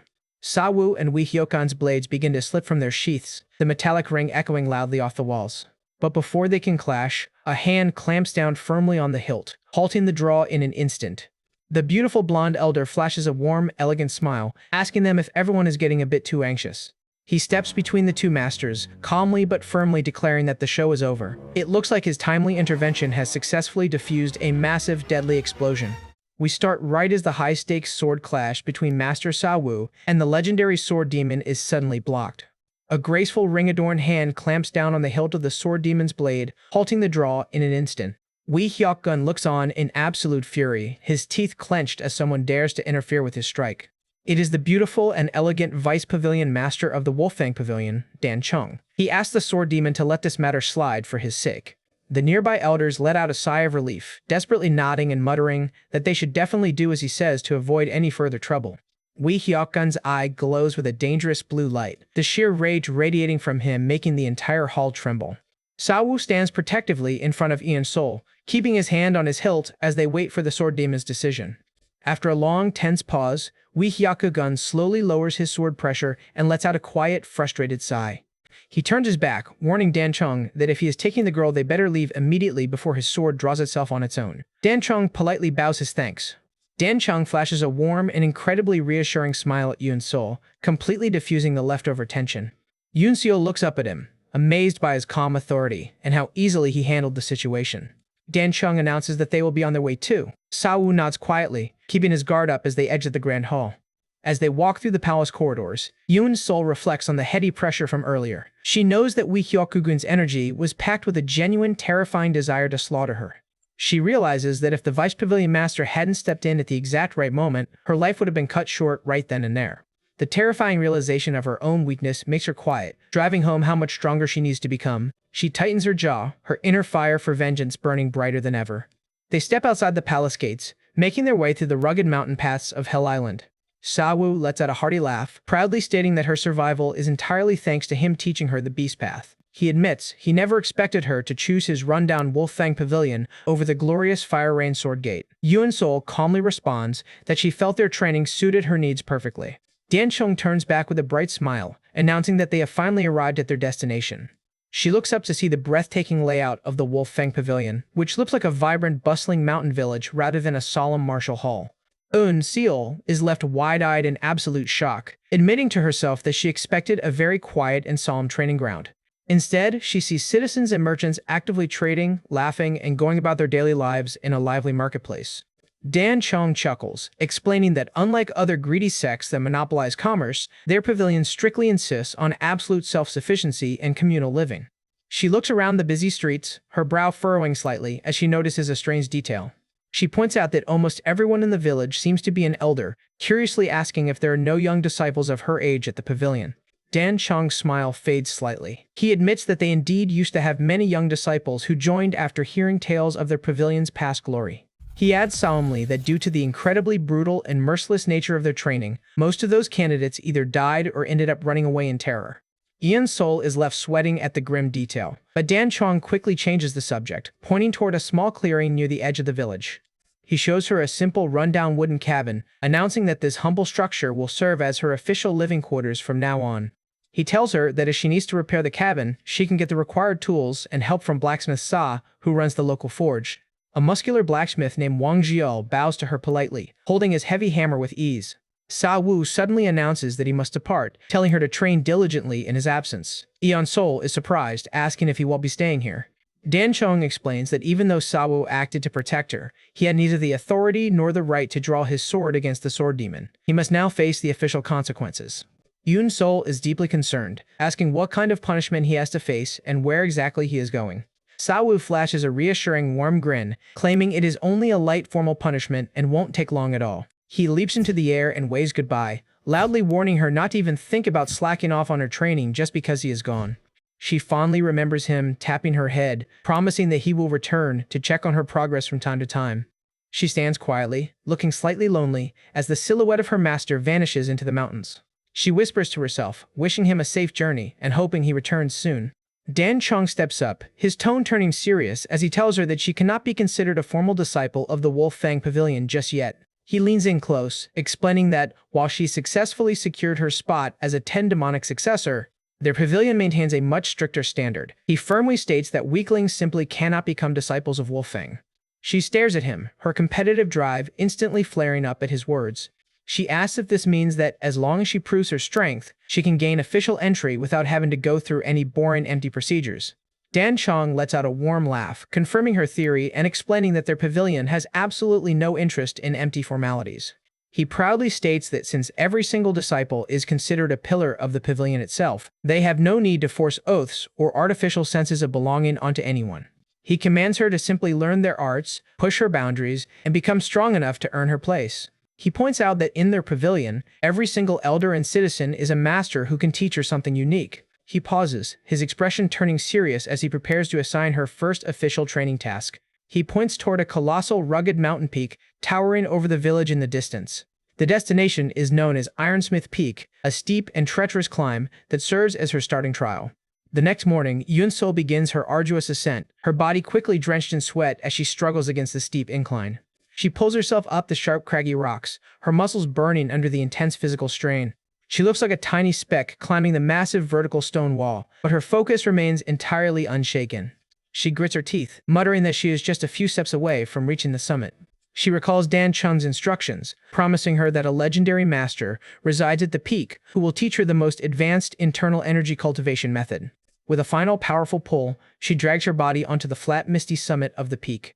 Standing at the edge of the cliff is a massive muscular bald man with his back turned. His deep booming voice asks if she is the rookie chosen as their successor. Yunseo looks up in surprise, sensing an incredibly dense solid wall of energy radiating off his body. He stands perfectly still, looking like a solid stone statue carved into the mountain itself. He slowly turns his head, confirming that Dan Cheng told him about her arrival to learn their sacred internal energy cultivation method. He looks at her closely, assuming that she must have already learned a basic cultivation method, but wants to push her limits to reach a higher realm. He points out that he can feel a massive dense flow of internal energy radiating from her body, looking like something systematically built up since early childhood. Yoon's soul is left completely blank, explaining that she spent her entire life working as a humble mortician and has never practiced a single day of formal internal energy cultivation. The master lets out a cold, cynical laugh, stating that her claim can only mean one of two things. He leans in close to her face, accusing her of either being the absolute greatest and most shameless liar in the world. Eun-so looks back with complete, unwavering honesty, calmly responding that it is absolutely not a lie and inviting him to check her meridians himself. The master narrows his eyes, evaluating her calm and steady tone to see if she is bluffing. He suddenly reaches out and grabs her wrist, warning her that if she is lying, his inspection could completely and permanently destroy her internal energy system. She does not flinch or show a single trace of fear, calmly replying with a simple, "Of course." He closes his eyes and begins to channel his energy into her wrist, initiating a deep meridian scan. A split second later, his eyes snap open in absolute raw shock. He is completely floored by what he is feeling. He notes that her body is literally packed to the brim with a massive reservoir of internal energy, yet there is absolutely zero circulation or flow through her meridians. He realizes this means she has somehow accumulated a colossally dense pool of energy in her lower dantian without ever practicing a single cultivation technique, muttering that such a feat is physically impossible. The sheer intensity of his spiritual scan puts an immense physical strain on her, forcing her to let out a pained grunt. Completely rattled, the master tightens his grip on her wrist, demanding to know who on earth taught her. His face is filled with absolute wide-eyed panic as he yells, demanding to know the identity of the legendary figure who taught her how to accumulate such a colossal volume of energy. It looks like her past as a mortician holds a massive secret. We start right as Yoon Seol faces the mysterious monk, asking if he is really going to teach her how to accumulate internal energy. He grabs her wrist, asking her if she has ever learned any special meditation techniques or breathing methods from her past. She mentions her grandfather once taught her a basic breathing pattern. He tells her to demonstrate the technique, and she immediately closes her eyes, entering a deep state of meditation. She inhales and exhales slowly, her breathing perfectly steady as she centers her focus. The monk is utterly stunned, shocked that she can practice advanced standing cultivation and muttering that her breathing method is extremely profound. He suddenly yells at her to stop, snapping her out of her trance. He asks her in disbelief if her grandfather really taught her this specific breathing technique. She simply nods, confirming it. She fondly remembers practicing the technique as a child, when she used to play the corpse game with her grandfather. He explains that this isn't just a simple breathing pattern, but rather a legendary orthodox method designed to accumulate massive amounts of internal energy. He reveals that her lower dantian is already packed with a colossal pool of internal energy that would take any normal martial artist over 10 years of hard training to obtain. His expression turns incredibly serious as he asks for her late grandfather's name. She tells him her grandfather's name was Bu Jianyang. The name immediately sends a chill through his spine. He recognizes the name instantly, remembering the legendary former Vice Lord of the Demonic Palace and the greatest bladesman of the Demonic Path. Yuan Sol is left silent, her mind spinning as she learns about her grandfather's legendary past. She asks in disbelief if her grandfather was really the legendary Vice Lord of the Demonic Palace. The monk is also deeply confused, wondering why such a legendary high-ranking master would choose to live out his final days as a humble mortician. He points out another massive mystery. The secret breathing technique she learned is actually a sacred method belonging to the Orthodox Shaolin sect. Yuan Sol is completely shocked, realizing that her grandfather was secretly teaching her a top-tier Orthodox technique and wondering if he was originally an Orthodox master. A wave of dread washes over her as she realizes the danger of this secret. If the High Council ever finds out she is practicing an Orthodox style, she would be immediately branded as a spy and executed on the spot, ending her entire quest for vengeance before it even began.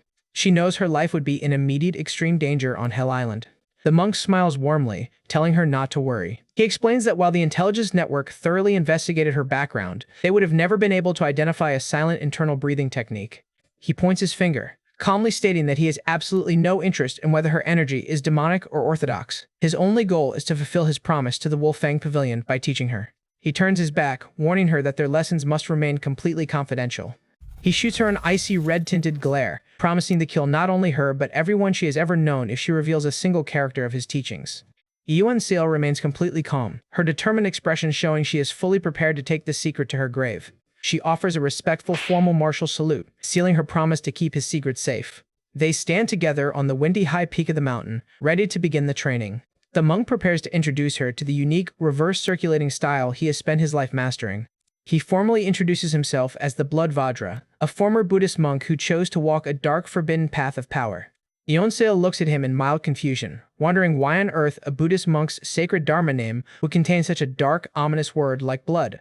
He ignores her question, asking if she knows the core difference between the orthodox and demonic internal energy cultivation methods. She admits she doesn't. He explains that orthodox methods build power naturally and gradually, working in harmony with the body's natural channels like a slow, steady stream.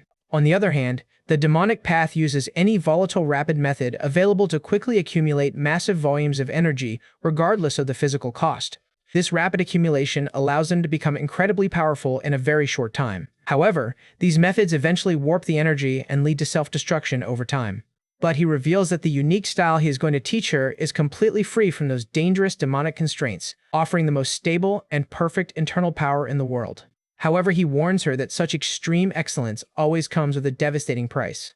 The training process is so unimaginably painful that most candidates end up losing their minds or dying from the sheer agony. He reveals that during his own training, the pain was so intense that he actually bit off and swallowed his own fingers to cope with the agony. He explains that only the absolute elite who can endure such indescribable pain can successfully synchronize their internal energy with their blood flow. He shares his tragic past, revealing that he was once a respected master of the Tianlong Temple who was falsely accused and expelled. He tells her that if she cannot master this style, his promise to the pavilion will remain unfulfilled. Because of that, he decides to put her to an official test. He announces that he will use his own energy to simultaneously force open all 365 of her acupoints. He warns her that this simultaneous opening will unleash a wave of excruciating, unbearable pain, offering her one last chance to back down if she lacks confidence. Yoon Seo simply smiles, her expression filled with a cold, unwavering resolve. She looks him dead in the eye, calmly stating that she will do it without a single second of hesitation. Loving her courage, he yells at her not to regret it as he channels a massive blinding wave of golden energy directly into her chest. Ian Seol is completely engulfed in a brilliant dome of golden electricity as her acupoints are violently forced open. A colossal explosion of light and wind pressure shakes the entire summit of the mountain. The raw force pours into her body, the process feeling like several sharp knives are actively scraping against her bones. The monk watches her closely, fully expecting her to scream out in agony or collapse from the intense pain. But to his absolute shock, her expression remains completely calm, and she doesn't let out a single groan of pain. Her meditation posture remains flawless. A single silent tear of pure concentration slips down her cheek as she successfully channels the colossal power through her body. The monk can only stare in absolute dazed disbelief, unable to comprehend her inhuman level of tolerance. He notices that her acupoints are absorbing the energy with bizarre efficiency. The blinding light slowly starts to fade, leaving the two masters standing in the quiet, misty mountain air. His jaw is practically on the floor as he realizes what just happened. He notes to himself that her acupoints contained absolutely zero impure energy from the very beginning. Her blank slate dantian was the perfect vessel. He suddenly bursts into a loud, joyous laugh, completely thrilled by her incredible potential. Yoon Sol looks up, her expression calm as she waits for his official assessment. He proudly announces that starting today, he will officially transmit his unique peak reverse extremity style to her. We fast forward 6 months later as winter begins to settle over the rugged peaks of the island. Yoon Seol stands tall on the edge of the snowy cliff, her presence looking vastly more imposing than before. The monk steps forward, lifting a colossal heavy boulder with a single hand to test her physical progress. With a sudden grunt, he hurls the massive stone directly at her face. The boulder flies with incredible velocity, threatening to crush her completely if she misses. But Yoon Seol does not move a single inch, calmly waiting for the stone to arrive. She raises her hand and catches the massive boulder head-on, completely shattering it into a million pieces with a single raw strike. A giant cloud of dust and debris explodes outward from the impact, filling the entire summit. She stands tall amidst the falling rubble with her posture completely steady and her breathing calm. The monk grins in absolute satisfaction, proudly confirming that she has officially reached the very first level of their elite style. She stands with her back turned, revealing an incredibly toned and muscular physique built through 6 months of relentless conditioning. Bu Eun-sul has officially unlocked a whole new level of power, and her path of revenge is about to take a very dangerous step forward. Master Bloodvajra stands towering over Yoon-seol on the windy mountain peak as he assesses her incredible progress. He proudly tells her that it took him 3 full years to master the first level, yet she somehow managed to hit the exact same milestone in just 6 months.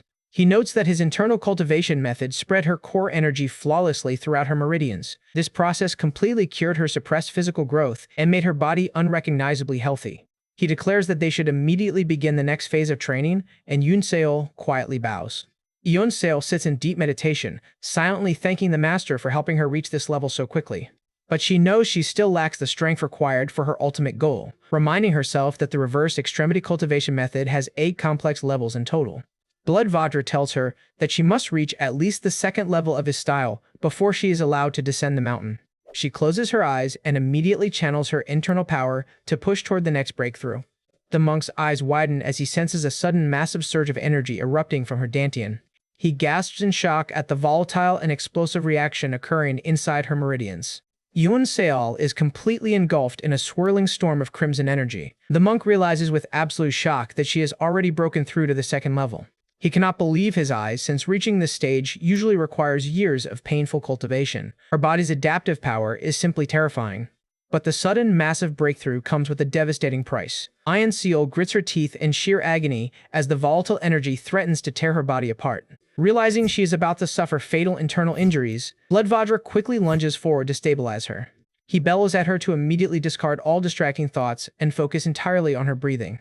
He warns her that her body is unable to control the sudden surge of energy, meaning she will suffer fatal internal damage if they do not lock it down.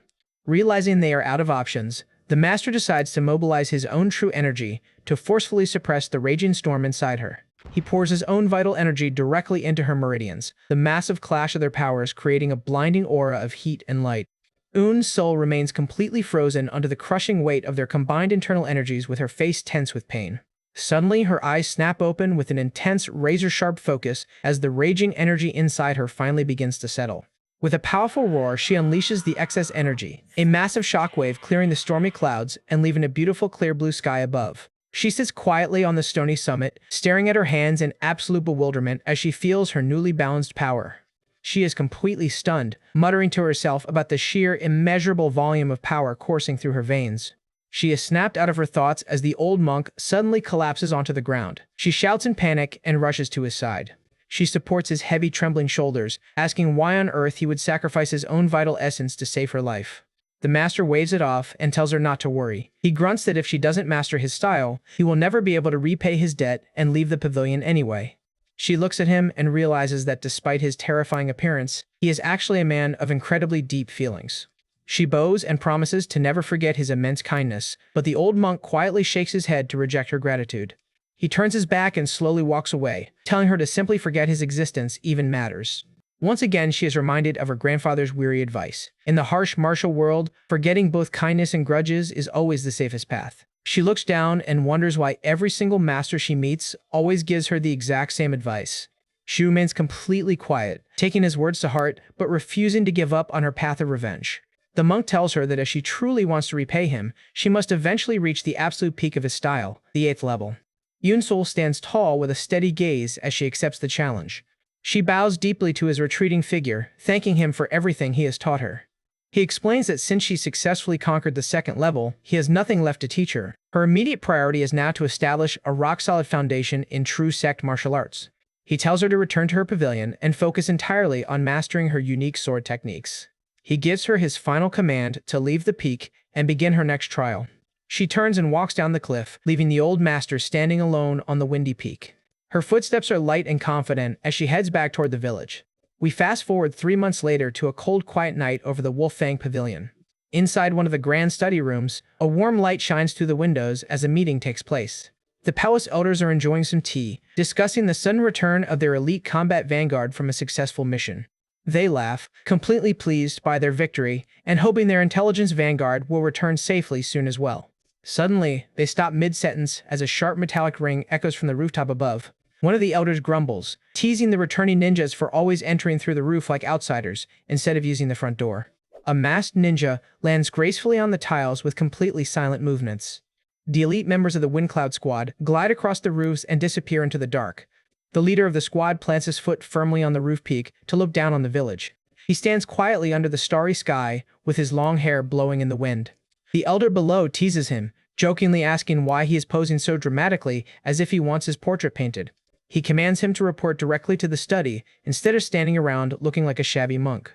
The ninja slowly takes off his mask to reveal his handsome face. His name is Baiyan. He is the formidable leader of the Wolf Fang Pavilion's Wind Cloud Squad. He addresses the Vice Pavilion Master with a respectful nod. Dan Chong smiles warmly, telling him that since they are alone, he is welcome to call him by his first name.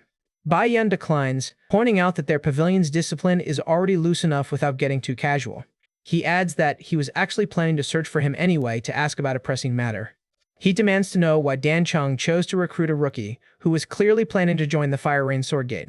Dan Chong chuckles and explains that he didn't force her. She chose their pavilion of her own free will, outright rejecting the Sword Demon's golden offer. He points out that her choice was highly admirable, even though he nearly had to fight the troublesome Sword Demon over it. He adds that her choosing to walk into their declined pavilion on her own 2 feet is a true testament to her unique character. Bai Yan remains silent, still deeply concerned by the potential political fallout. Dan Chong mentions that even the Fire Rain Gate Master expressed deep regret over losing such a raw talent. Bai Yan leans in close, his voice filled with frustration. He reminds him that their pavilion is already under heavy restraint, and her selection will only draw more dangerous scrutiny. Dan Chong simply smiles, calmly reminding him that their pavilion's only true goal is to reach the absolute peak of martial arts. He states that dominating the political sphere is nothing but a shallow, empty ideal that they have no interest in. Bai Yan grits his teeth and decides to drop the debate for now, warning him that they have a highly urgent matter to handle immediately. He locks his gaze onto him, demanding to know exactly where their newly selected successor is hiding out right now. It looks like her quiet training is about to be interrupted by the elite Wind Cloud squad. We start with a serene shot of a single green leaf floating gently on the calm surface of a pool of water. A boot steps cleanly and effortlessly right onto the floating leaf, the water rippling outward, but her foot remaining completely dry. Yoon Seol is putting her newly mastered movement techniques to the test. She glides across the water's surface like a ghost, leaving a trail of glowing blue energy ripples. She floats and twists with absolute weightless grace, executing the advanced footwork in perfect sync with her internal energy flow. She recalls the legacy of her technique's creator, the legendary Grand Bandit Ko-Wol, famously known across the lands for his supreme, shadowless speed. The old monk explained that this elite style was named directly after his own alias to preserve the technique's peak agility. He proudly tells her that every single disciple before her who attempted to learn this movement style ended up permanently crippled because their bodies couldn't handle the shifts. But Yoon Sol moves with the speed of actual lightning, her flawless execution making his jaw drop. The old master yells in utter shock, unable to believe she cleared 3 complete levels in just one single month. Thrilled that a true prodigy has finally appeared to inherit his legacy, he announces that he is closing down his training peak. He advises her to develop her skills further through actual combat before happily walking away. Yoon Sol is left silent with her gaze calm as she watches her master depart. She lands cleanly back on the solid ground, her breathing perfectly balanced after the intense training. Her physical presence looks remarkably more powerful and solid. Her months of grueling conditioning are finally showing their peak results.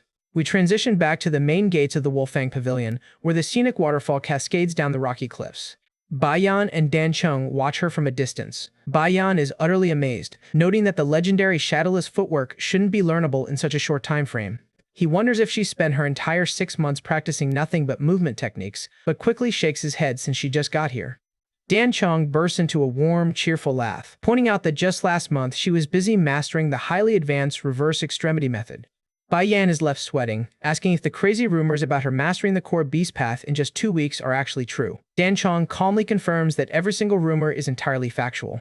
He explains that Sawu went so far as to feed her his entire life savings of spirit water, which allowed her body to adapt with superhuman speed.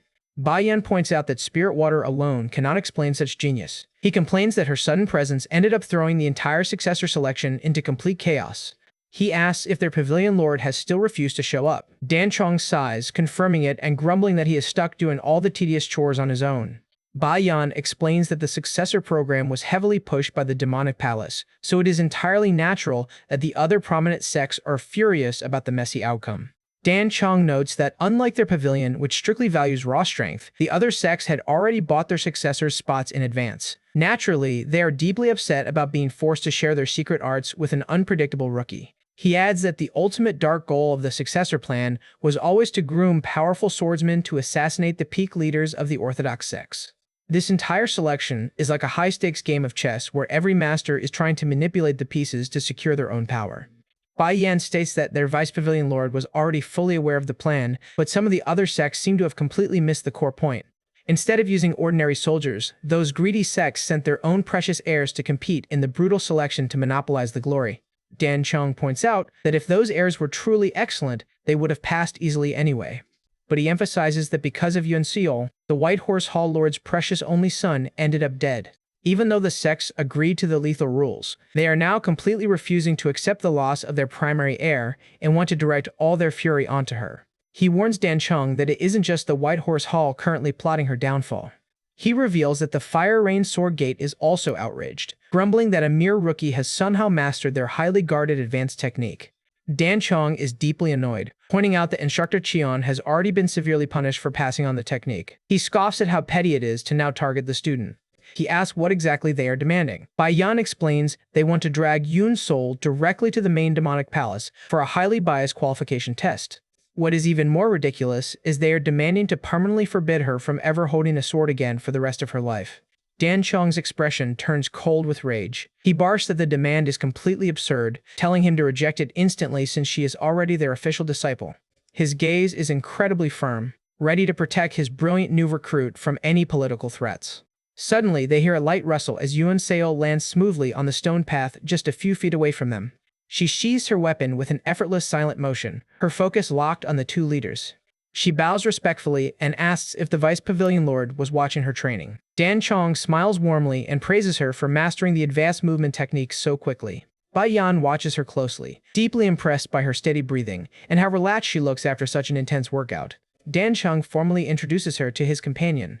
Bai Yan steps forward, formally introducing himself as the leader of the elite Windcloud squad and inviting her to call him Master Bai.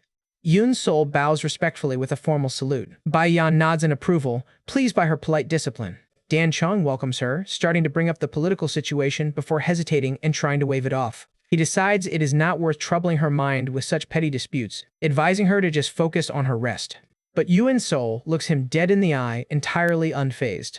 She calmly states that there is no need to hide it, acknowledging that all this political drama happened entirely because of her actions on Hell Island. Bai Yan is surprised, realizing she must have overheard their entire conversation from several yards away. Yen Sol explains she was actively using her Beast Path sensory skills to scan the area. Bai Yan is utterly flabbergasted, asking in disbelief how she could possibly utilize a ground vibration sensory technique while executing weightless movement. She calmly explains that she merged the two styles, tracking the subtle ripples on the water's surface to maintain her sensory grid even while moving at supreme speed. Dan Chung bursts into another proud laugh, teasing Bai Yan about her absolute genius. Bai Yan is just left completely speechless by her raw adaptability. He tightens his grip, the sheer unimaginable scale of her growth making him realize how special she truly is. A serious protective resolve finally forms in his mind. They simply cannot allow such a rare genius to be destroyed by the palace's dirty politics. He turns to Dan Chung, suggesting that perhaps they should place their full trust in her and let her face the challenge. Dan Chung is outraged, arguing that sending her to the demonic palace for a rigged test is a filthy trap designed to get her killed. Bai Yan reasons that the demonic palace doesn't actually intend to execute her, as that would spark a massive civil war among the sects. He adds that if they reject the summons, the reclusive Pavilion Lord will be forced to physically step in to protect her. Still, Dan Chung hates the idea of risking her safety. But before they can argue further, Yeon Sol calmly steps forward and delivers her decision. She will go to the demonic palace herself. Both leaders gasp in absolute shock. Dan Chung blinks in surprise, asking her if she really understands the immense danger she is volunteering for. She calmly reasons that Master Bai is right. All the High Lords want is a public show to save face, and executing a young rookie wouldn't help their reputation at all.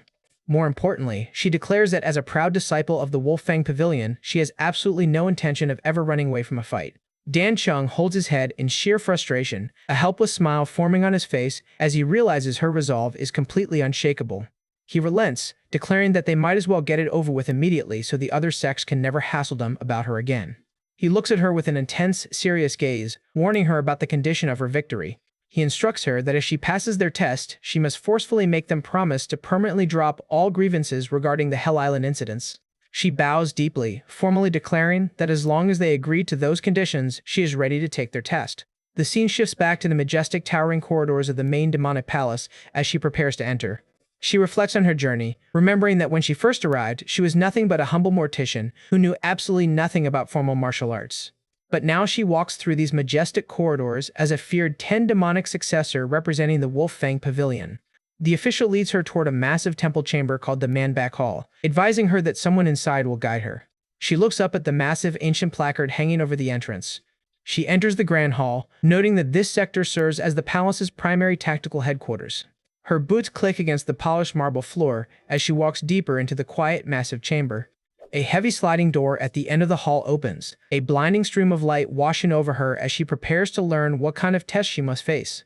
But her eyes instantly widen in absolute raw shock as she looks at the figure waiting inside the room. We step into the majestic, quiet chambers of the Manhwa Hall. The palace disciple bows politely, formally announcing the arrival of the highly anticipated young rookie. Sol bows respectfully to the master behind the desk, greeting him in a calm and steady voice. The master welcomes her with a warm smile, admitting her inner strength is even more formidable than the rumors suggested. He gets straight to the point, asking if she has heard about the political mess she caused. He explains they cannot ignore the furious demands of the 10 demonic gates. Sol asks if the palace and the gates are actually separate political entities. He chuckles, pointing out that she must have been kept completely in the dark since her pavilion remains stubbornly indifferent to martial world politics. He explains that the demonic palace is an alliance formed by the 10 demonic gates joining forces. He reveals a crucial detail. Normally, one of the gates would hold the position of Palace Lord, but the current leader does not, creating a very fragile cooperative relationship. She processes this complex information, realizing that the demonic palace is currently a ticking time bomb of fragile political alliances. He drops another bombshell, revealing that the successor plan was actually a secret project to groom 10 lethal blades to assassinate the leaders of the Orthodox sects. He explains that the entire selection tournament was a grand strategy to counter the martial alliance. The demonic gates initially refused but complied, only for several of their highly promising successors to end up dead during the trials. He locked his eyes onto her, coldly pointing out that they died by her hand. He explains that because of those deaths, they have no choice but to appease the angry demonic gates. He asks if she knew they planned to punish her under the guise of a biased and rigged test. Sol calmly responds that she is fully aware. He smiles, noting that she has indeed prepared herself for the worst. She clasps her hands in a firm, resolute bow, declaring that whatever test they demand, she is more than ready to face it. He stares at her in silence, deeply impressed by her unwavering, fearless attitude. He claps his hands, bringing their discussion to a close and preparing to address the main point. He reveals that the hostile sects have granted her a single privilege before the duel. Seol is highly skeptical. He explains that they are granting her official access to the Demonic Palace's legendary library for a single day. He holds out a golden token, explaining that this grants her access to the first of 3 floors in the library. He notes that even the first floor contains over 25,000 advanced demonic techniques, but he warns her of the harsh truth. They granted this because they are completely confident her chances of surviving the test are nearly zero. Sol narrows her eyes, waiting to hear the exact details of what they are demanding. He reveals the brutal test. She must withstand 5 full-powered strikes from a peak master selected directly by the White Horse Hall. He adds a quiet detail, mentioning that her old chief instructor actually sacrificed his own position to pass her during the trials. He admits he asked several times for the reason behind that sacrifice, but the chief's only response was that he would find out soon enough. Seol clutches the golden token, hoping she will find her own answers during this opportunity. She turns and walks out of the study chamber, her footsteps echoing in the long hallway. Suddenly, she stops as she hears a familiar voice calling out to her from the corridor. It is her beginner instructor, Jingok. He greets her with a warm smile, surprised to see her here. He mentions he heard the news and guesses she came to receive guidance about the test. Sol confirms it and asks what brings him to the palace. He explains that his assignment on Hell Island was actually a substitution duty for the Hall Master. She nods quietly, finally understanding the complex hierarchy of the instructors on the island. Jingok spots the golden token in her hand, asking if she is heading to the library to prepare for the test. He looks at her with a serious, caring expression, deciding to offer her one last piece of advice. He solemnly warns her that the martial world is a treacherous place where no one ever extends kindness without a hidden motive. He warns her that granting her access to the legendary library carries the exact same trap. He pats her shoulder and advises her to remember that a branch ultimately comes from the root, urging her to do her best. She bows deeply, thanking him sincerely for the invaluable advice. He waves goodbye, wishing her the best of luck as she turns toward her next trial. She stands before the colossal heavy steel doors of the 10,000 Demonic Heritage Hall. She stares up at the grand structure in absolute awe, realizing this hall contains over 10,000 years of her sect's history. The heavy steel doors slowly creak open, revealing a blinding golden wash of light. She takes a deep breath and steps into the quiet, massive library, ready to begin her search. As she steps inside, she looks up at the massive shelves in absolute awe. She looks at the thousands of densely packed books, realizing every single scroll on these shelves is a secret martial arts technique. She narrows her eyes, walking over to the nearest shelf to inspect the contents. She pulls a heavy yellow manual from the shelf, flipping through the pages to check its quality. To her surprise, she spots several techniques from the Wolf Fang Pavilion on the shelves. She gathers a heavy stack of manuals, determined to study as many useful techniques as possible before her time runs out. But as she reads, her expression turns cold. She realizes that granting her access to 25,000 manuals for a single day was indeed a calculated trap. She reasons that if she gets greedy and tries to learn too many things at once, she will just waste her limited time without mastering anything. The hostile sects are actively trying to clutter her mind with too many options, hoping she will confuse herself and fail. But she refuses to fall for their trap, telling herself she must find a way to turn this crisis into a massive opportunity. Jingok's advice echoes in her mind that a branch ultimately comes from the root. She repeats the word root to herself, her eyes narrowing as she realizes what she needs to look for. Her eye snaps open with a sudden realization as a brilliant plan forms in her mind. She immediately drops her stack of books and runs deeper into the library, utilizing her movement techniques to slide through the aisles. She scans the shelves frantically, tossing aside any manuals that don't fit her criteria. She continues her search with her focus entirely locked on a specific ancient style. She finally stops, her eyes widening in excitement as she spots a specific dusty volume tucked away in the corner. She reaches out and grabs it from the shelf with a smooth, swift pull. The cover reads, Wolf Fang Single Transmission. It is the absolute root of her pavilion's martial arts. She smiles, completely thrilled to have found the true root of Sa's techniques. As she turns the first page, she focuses all of her internal energy on absorbing the ancient text. Suddenly, a colossal burst of glowing white light erupts from the pages, completely engulfing her in its warm aura. It looks like she has successfully unlocked a legendary hidden teaching. The day of the ultimate test has finally arrived at the majestic demonic palace. The grand training ground is completely prepped and ready for the historic duel. Yoon Seol walks slowly into the center of the massive arena, her footsteps echoing in the quiet morning air. She stands tall, looking entirely calm and composed under the heavy gaze of the crowd. The high-ranking masters and overseers sit on the main platform, their expressions serious as they prepare to evaluate her. She looks up at the platform, waiting to hear the official turns of the test. The lead elder calls her out, formally asking if she is indeed the famous Wolf Fang Pavilion disciple. He introduces himself as Jilbong, a senior member of the Elder Hall who has come to personally oversee her evaluation. He is a legendary figure, the former demonic palace master famously known as the Heaven-Shaking Blood Hand. He introduces the other evaluators, starting with Master Yu of the Fire Rain Sword Gate. Next is Master Neungak, her own senior from the Wolf Fang Pavilion. Lastly, he introduces Master Gogunpyeong, the formidable leader of the White Horse Hall, who will serve as her physical opponent today. Jilbong explains that this evaluation is a direct response to the hostile sects demanding to test her qualifications as his successor. He asks Gogunpyeong directly if his sect will agree to drop all grievances regarding the Hell Island incidents once she passes this test. Gunpyeong nods quietly, confirming their agreement with a firm yes. Satisfied with the terms, Gilbong snaps his fingers to officially start the evaluation. Gogunpyeong steps forward, a heavy, suffocating wave of internal energy flaring around his body. Yoon Seol stands her ground, her body tensing as she prepares to face his first attack. The two duelists stand on opposite ends of the training mat, the tension in the arena reaching an absolute boiling point. Pyong holds up his hand, reminding her that she only needs to withstand 5 of his techniques to pass. Yoon Seol quietly draws her wooden sword, her gaze locked entirely on his fingers. Without a single moment's warning, he thrusts his palm forward, launching a massive, invisible wave of wind pressure. The sheer force of the blast tears through the stone tiles, completely filling her vision with dust. He thinks to himself that while his Hall Lord demanded her execution, he personally hesitates to kill such a young kid. He decides to show a tiny bit of mercy. Instead of blowing her head off, he resolves to simply sever one of her arms. He pivots in an instant, his next strike creating a sharp whistling wind that cuts through the dust. Yoon Seol is forced to slide back, deeply shocked that the strike materialized without him showing a single physical movement beforehand. Her boots slide across the stone floor, her footing barely staying balanced under the pressure. He announces the name of his first official attack. The move is the infamous White Demon Heart Steel, a high-speed invisible strike designed to crush the target's chest center. Go Gunpyeong is mildly impressed as she barely manages to dodge, admitting she has decent foundations for a rookie. He immediately prepares to launch his next strike, giving her absolutely zero room to catch her breath. He unleashes a barrage of high-speed energy arcs that rain down across her path. Yeon Sol's eyes widen as she senses the massive coordinated slashes closing in on her. She utilizes her beast path senses to read the wind currents, barely sliding under the trajectory of the first wave. She flips through the air, her mind racing as she realizes his attack pattern is changing.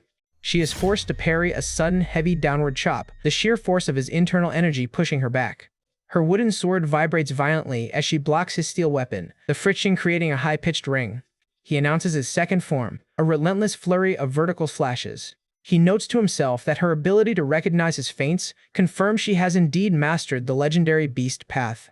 He shoots her a cold, menacing look, warning her that things are about to get infinitely more dangerous. He starts to spin his massive whip sword, creating a deadly silver-tinted barrier of steel cords. He unleashes a colossal vertical pillar of white energy that completely dominates the center of the arena. Eun Sol realizes that the massive blinding light makes it impossible for her to distinguish his real strikes from his illusory feints. She grits her teeth, her body trembling under the crushing spiritual pressure. She resolves to use her agility to dodge every single strike, refusing to let herself get pinned down. The arena floor completely shatters under the force of his strikes, creating a giant cloud of debris. Gogun? Pyong stares into the dust cloud, utterly shocked that a rookie could survive his second technique. He narrows his eyes, focusing entirely on finding her silhouette in the smoke. A fresh dark puddle of blood stains the shattered stone tiles, confirming his strike landed. Yeon Seol stands in the smoke, clutching her heavily bleeding side. She has taken a severe deep cut. She realizes she barely managed to survive by using her supreme speed shadowless technique with her full internal power. She admits to herself that his raw speed and power are on a completely different level. Gogun. Byung is irritated, grumbling that he expected his second technique to inflict fatal wounds. He raises his hand, a toxic dark purple energy beginning to crackle around his fingers. He decides he has no choice but to get serious. A towering, terrifying column of dark energy engulfs him, shaking the entire arena. Eun Sol watches in horror as he skips his third form and goes straight into his fourth highly lethal technique. He thrusts his fist forward, launching a completely silent and invisible energy bullet. Eun Sol is frozen in terror since her beast path senses are completely unable to read or track the invisible strike. Right on the verge of death, her mind flashes back to the ancient manual she read in the library. She recalls the opening pages, which were filled with harsh insults about the Wolfang Pavilion, mocking their disciples for teaching extremely dangerous techniques. She remembers being deeply confused, wondering why a manual belonging to their pavilion would contain nothing but insults. But then her eyes widened in realization as she turned the pages. She realized that the back section contained priceless information on the core weaknesses of the beast path. The insults in the front were a test to ensure only determined disciples would keep reading. The text explained that relying entirely on raw physical senses to read the wind could easily backfire. It advised that a true master must think beyond simple reflexes and learn how to control their perception. The manual instructed the reader to never leave their senses active constantly. Instead, they must learn to suppress their perception and only amplify it to its absolute peak at the exact millisecond of impact. Armed with this realization, she focuses entirely on her core, waiting for the perfect microsecond to trigger her senses. Her eyes snap open, completely normal and calm. She has successfully suppressed her senses to zero. At the exact split second of impact, she amplifies her perception to the maximum, her body sliding out of the path of the invisible energy bullet with impossible reflexes. The invisible blast rushes past her, completely shattering the massive stone wall behind her into pieces. The entire crowd of spectators gasps in utter disbelief. They cannot believe that she successfully dodged his ultimate move. Go Gunpyeong is completely frozen in shock, muttering that his attack is a legendary killing technique that even the veteran masters of his own clan struggle to avoid.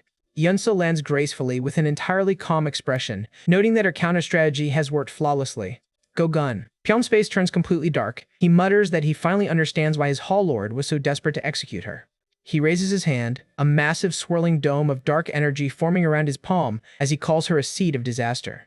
He roars that she must be eliminated immediately, unleashing his ultimate forbidden form. The massive steel whip sword rushes toward her, its path completely unpredictable.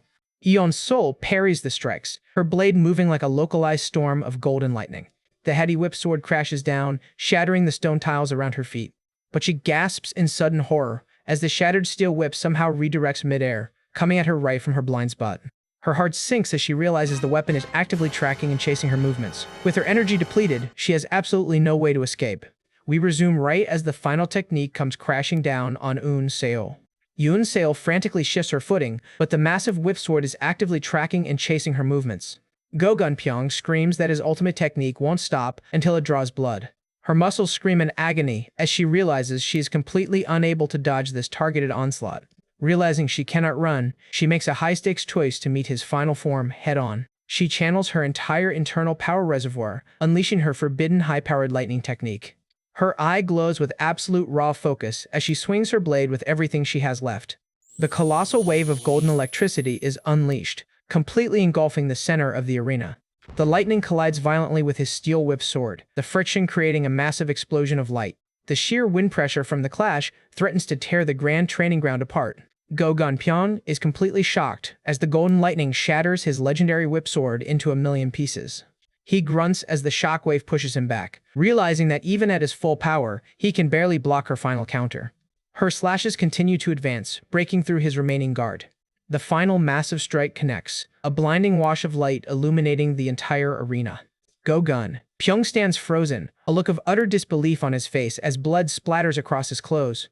He cannot believe a mere rookie has completely dismantled his ultimate secret technique. Her blade cleanly slices through his shoulder, his arm falling limp as blood sprays across the path. The sheer kinetic force of the strike blows him backward across the training ground. He crashes violently into the stone wall, the impact cracking the solid marble.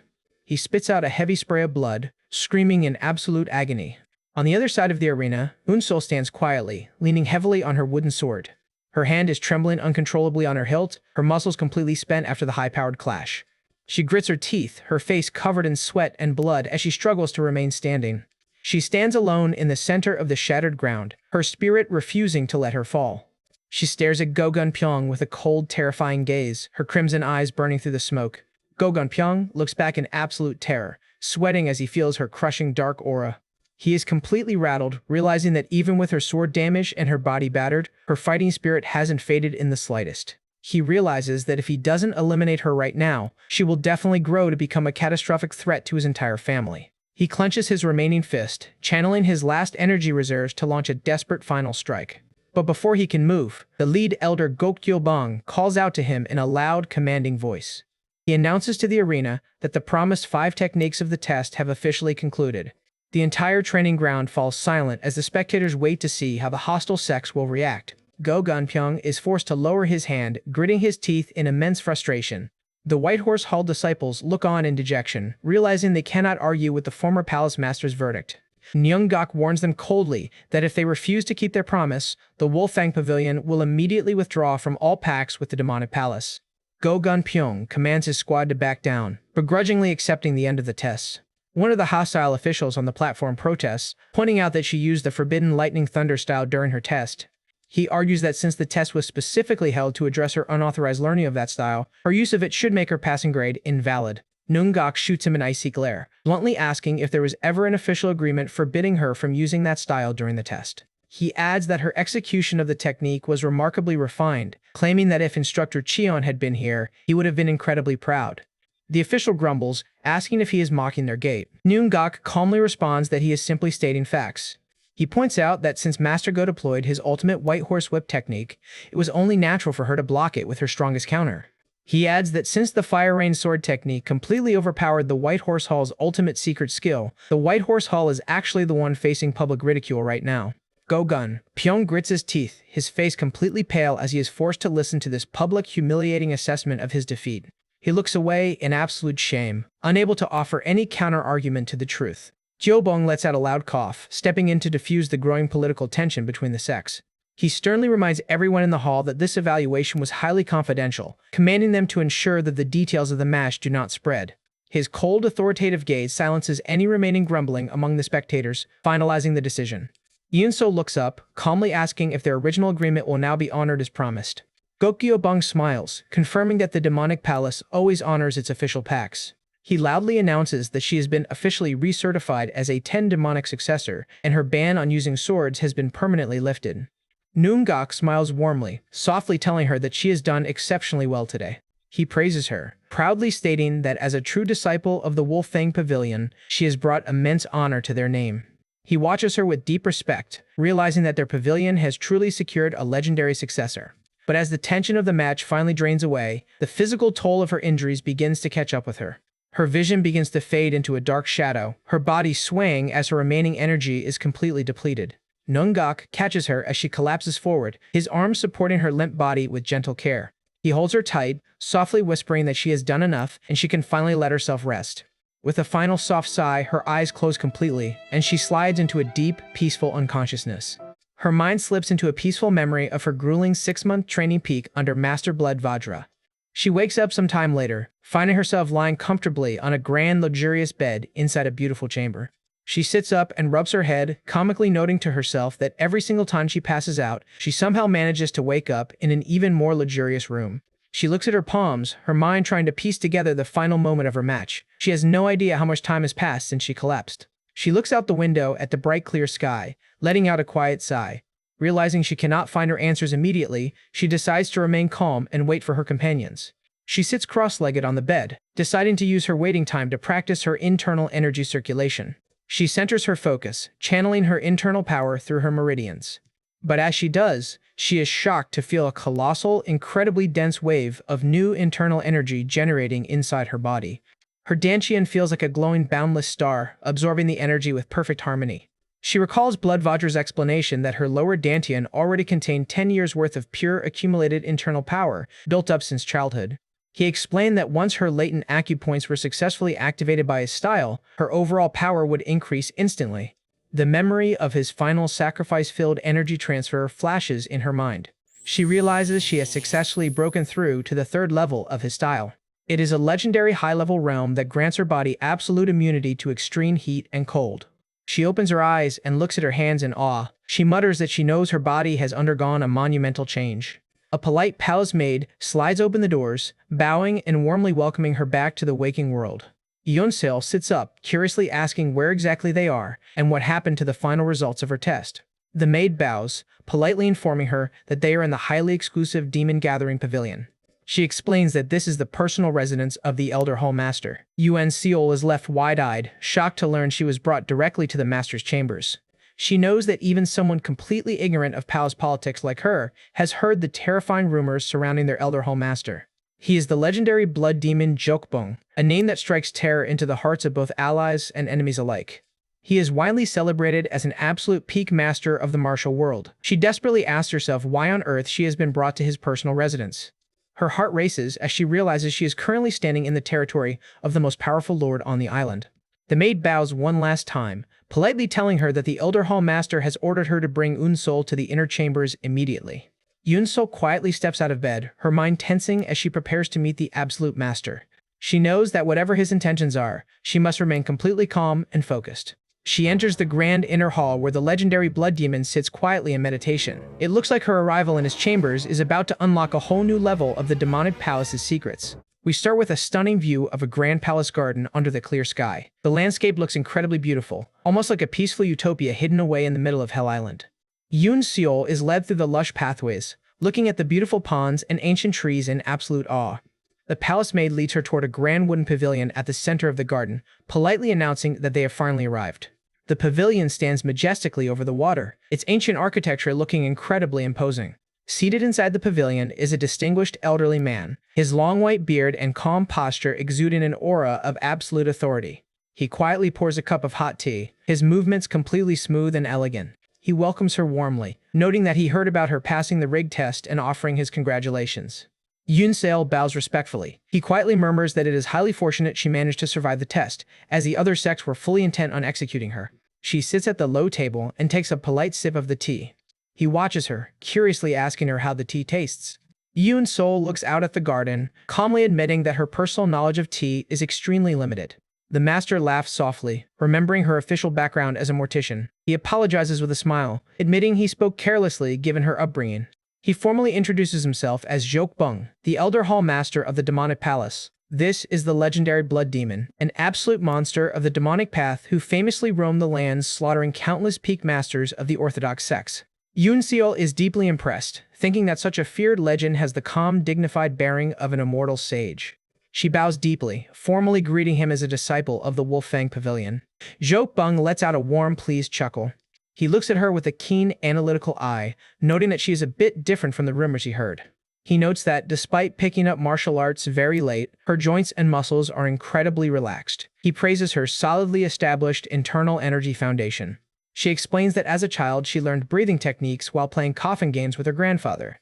Zhou Beng nods slowly, finally understanding the mystery of her incredible internal power reservoir. He reveals the reason why he brought her directly to his personal chambers. He has a highly confidential proposal to make to her separately.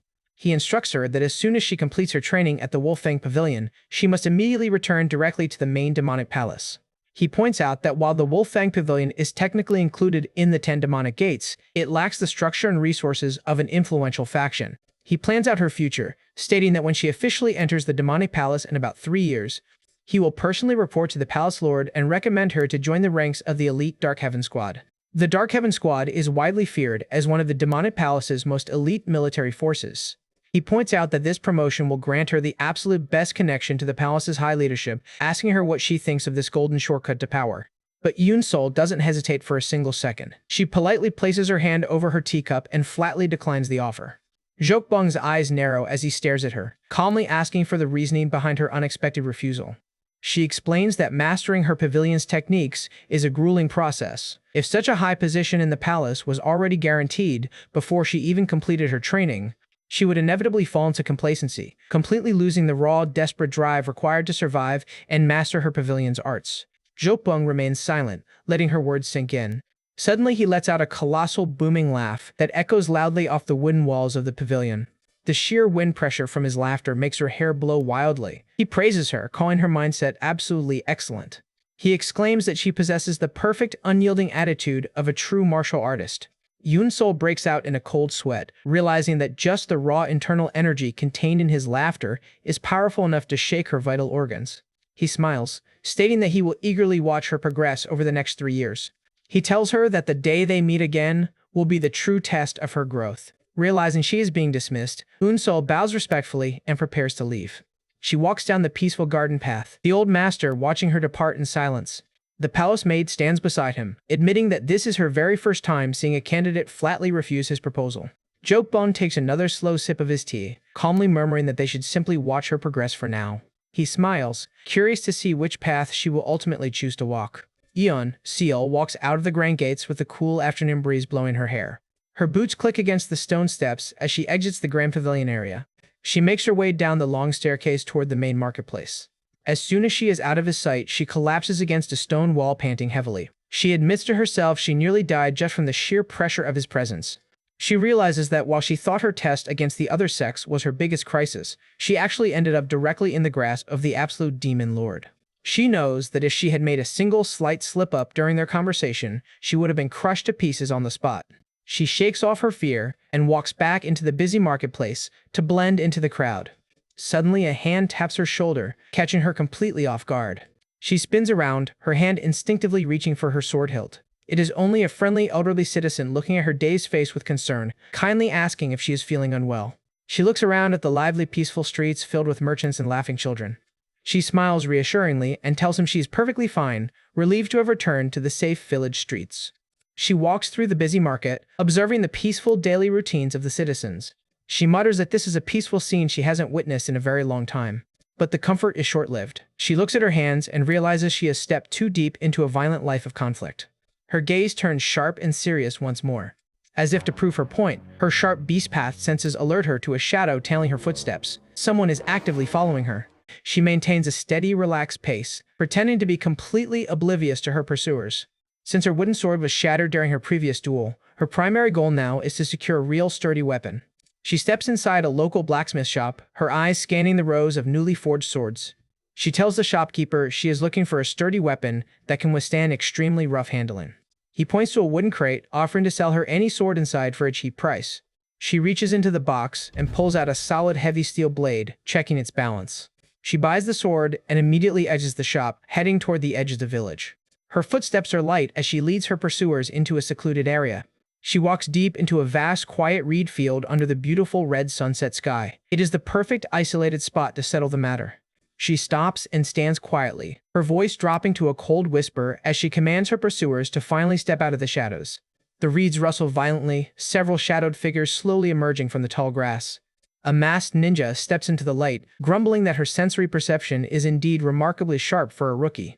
Behind him, a massive, coordinated group of armed ninjas steps out, completely blocking her escape paths. They form a tight, aggressive circle around her, their twin blades drawing in the dim light. Yoon Seal stands completely surrounded in the middle of the field with her hand on her hilt. The leader points his blade and warns her that before she can become a demonic sovereign in 3 years and ravage the world, they must eliminate her. He roars that he will take her life right here and now. The ambush has officially begun, and her new weapon is about to face its first bloody test.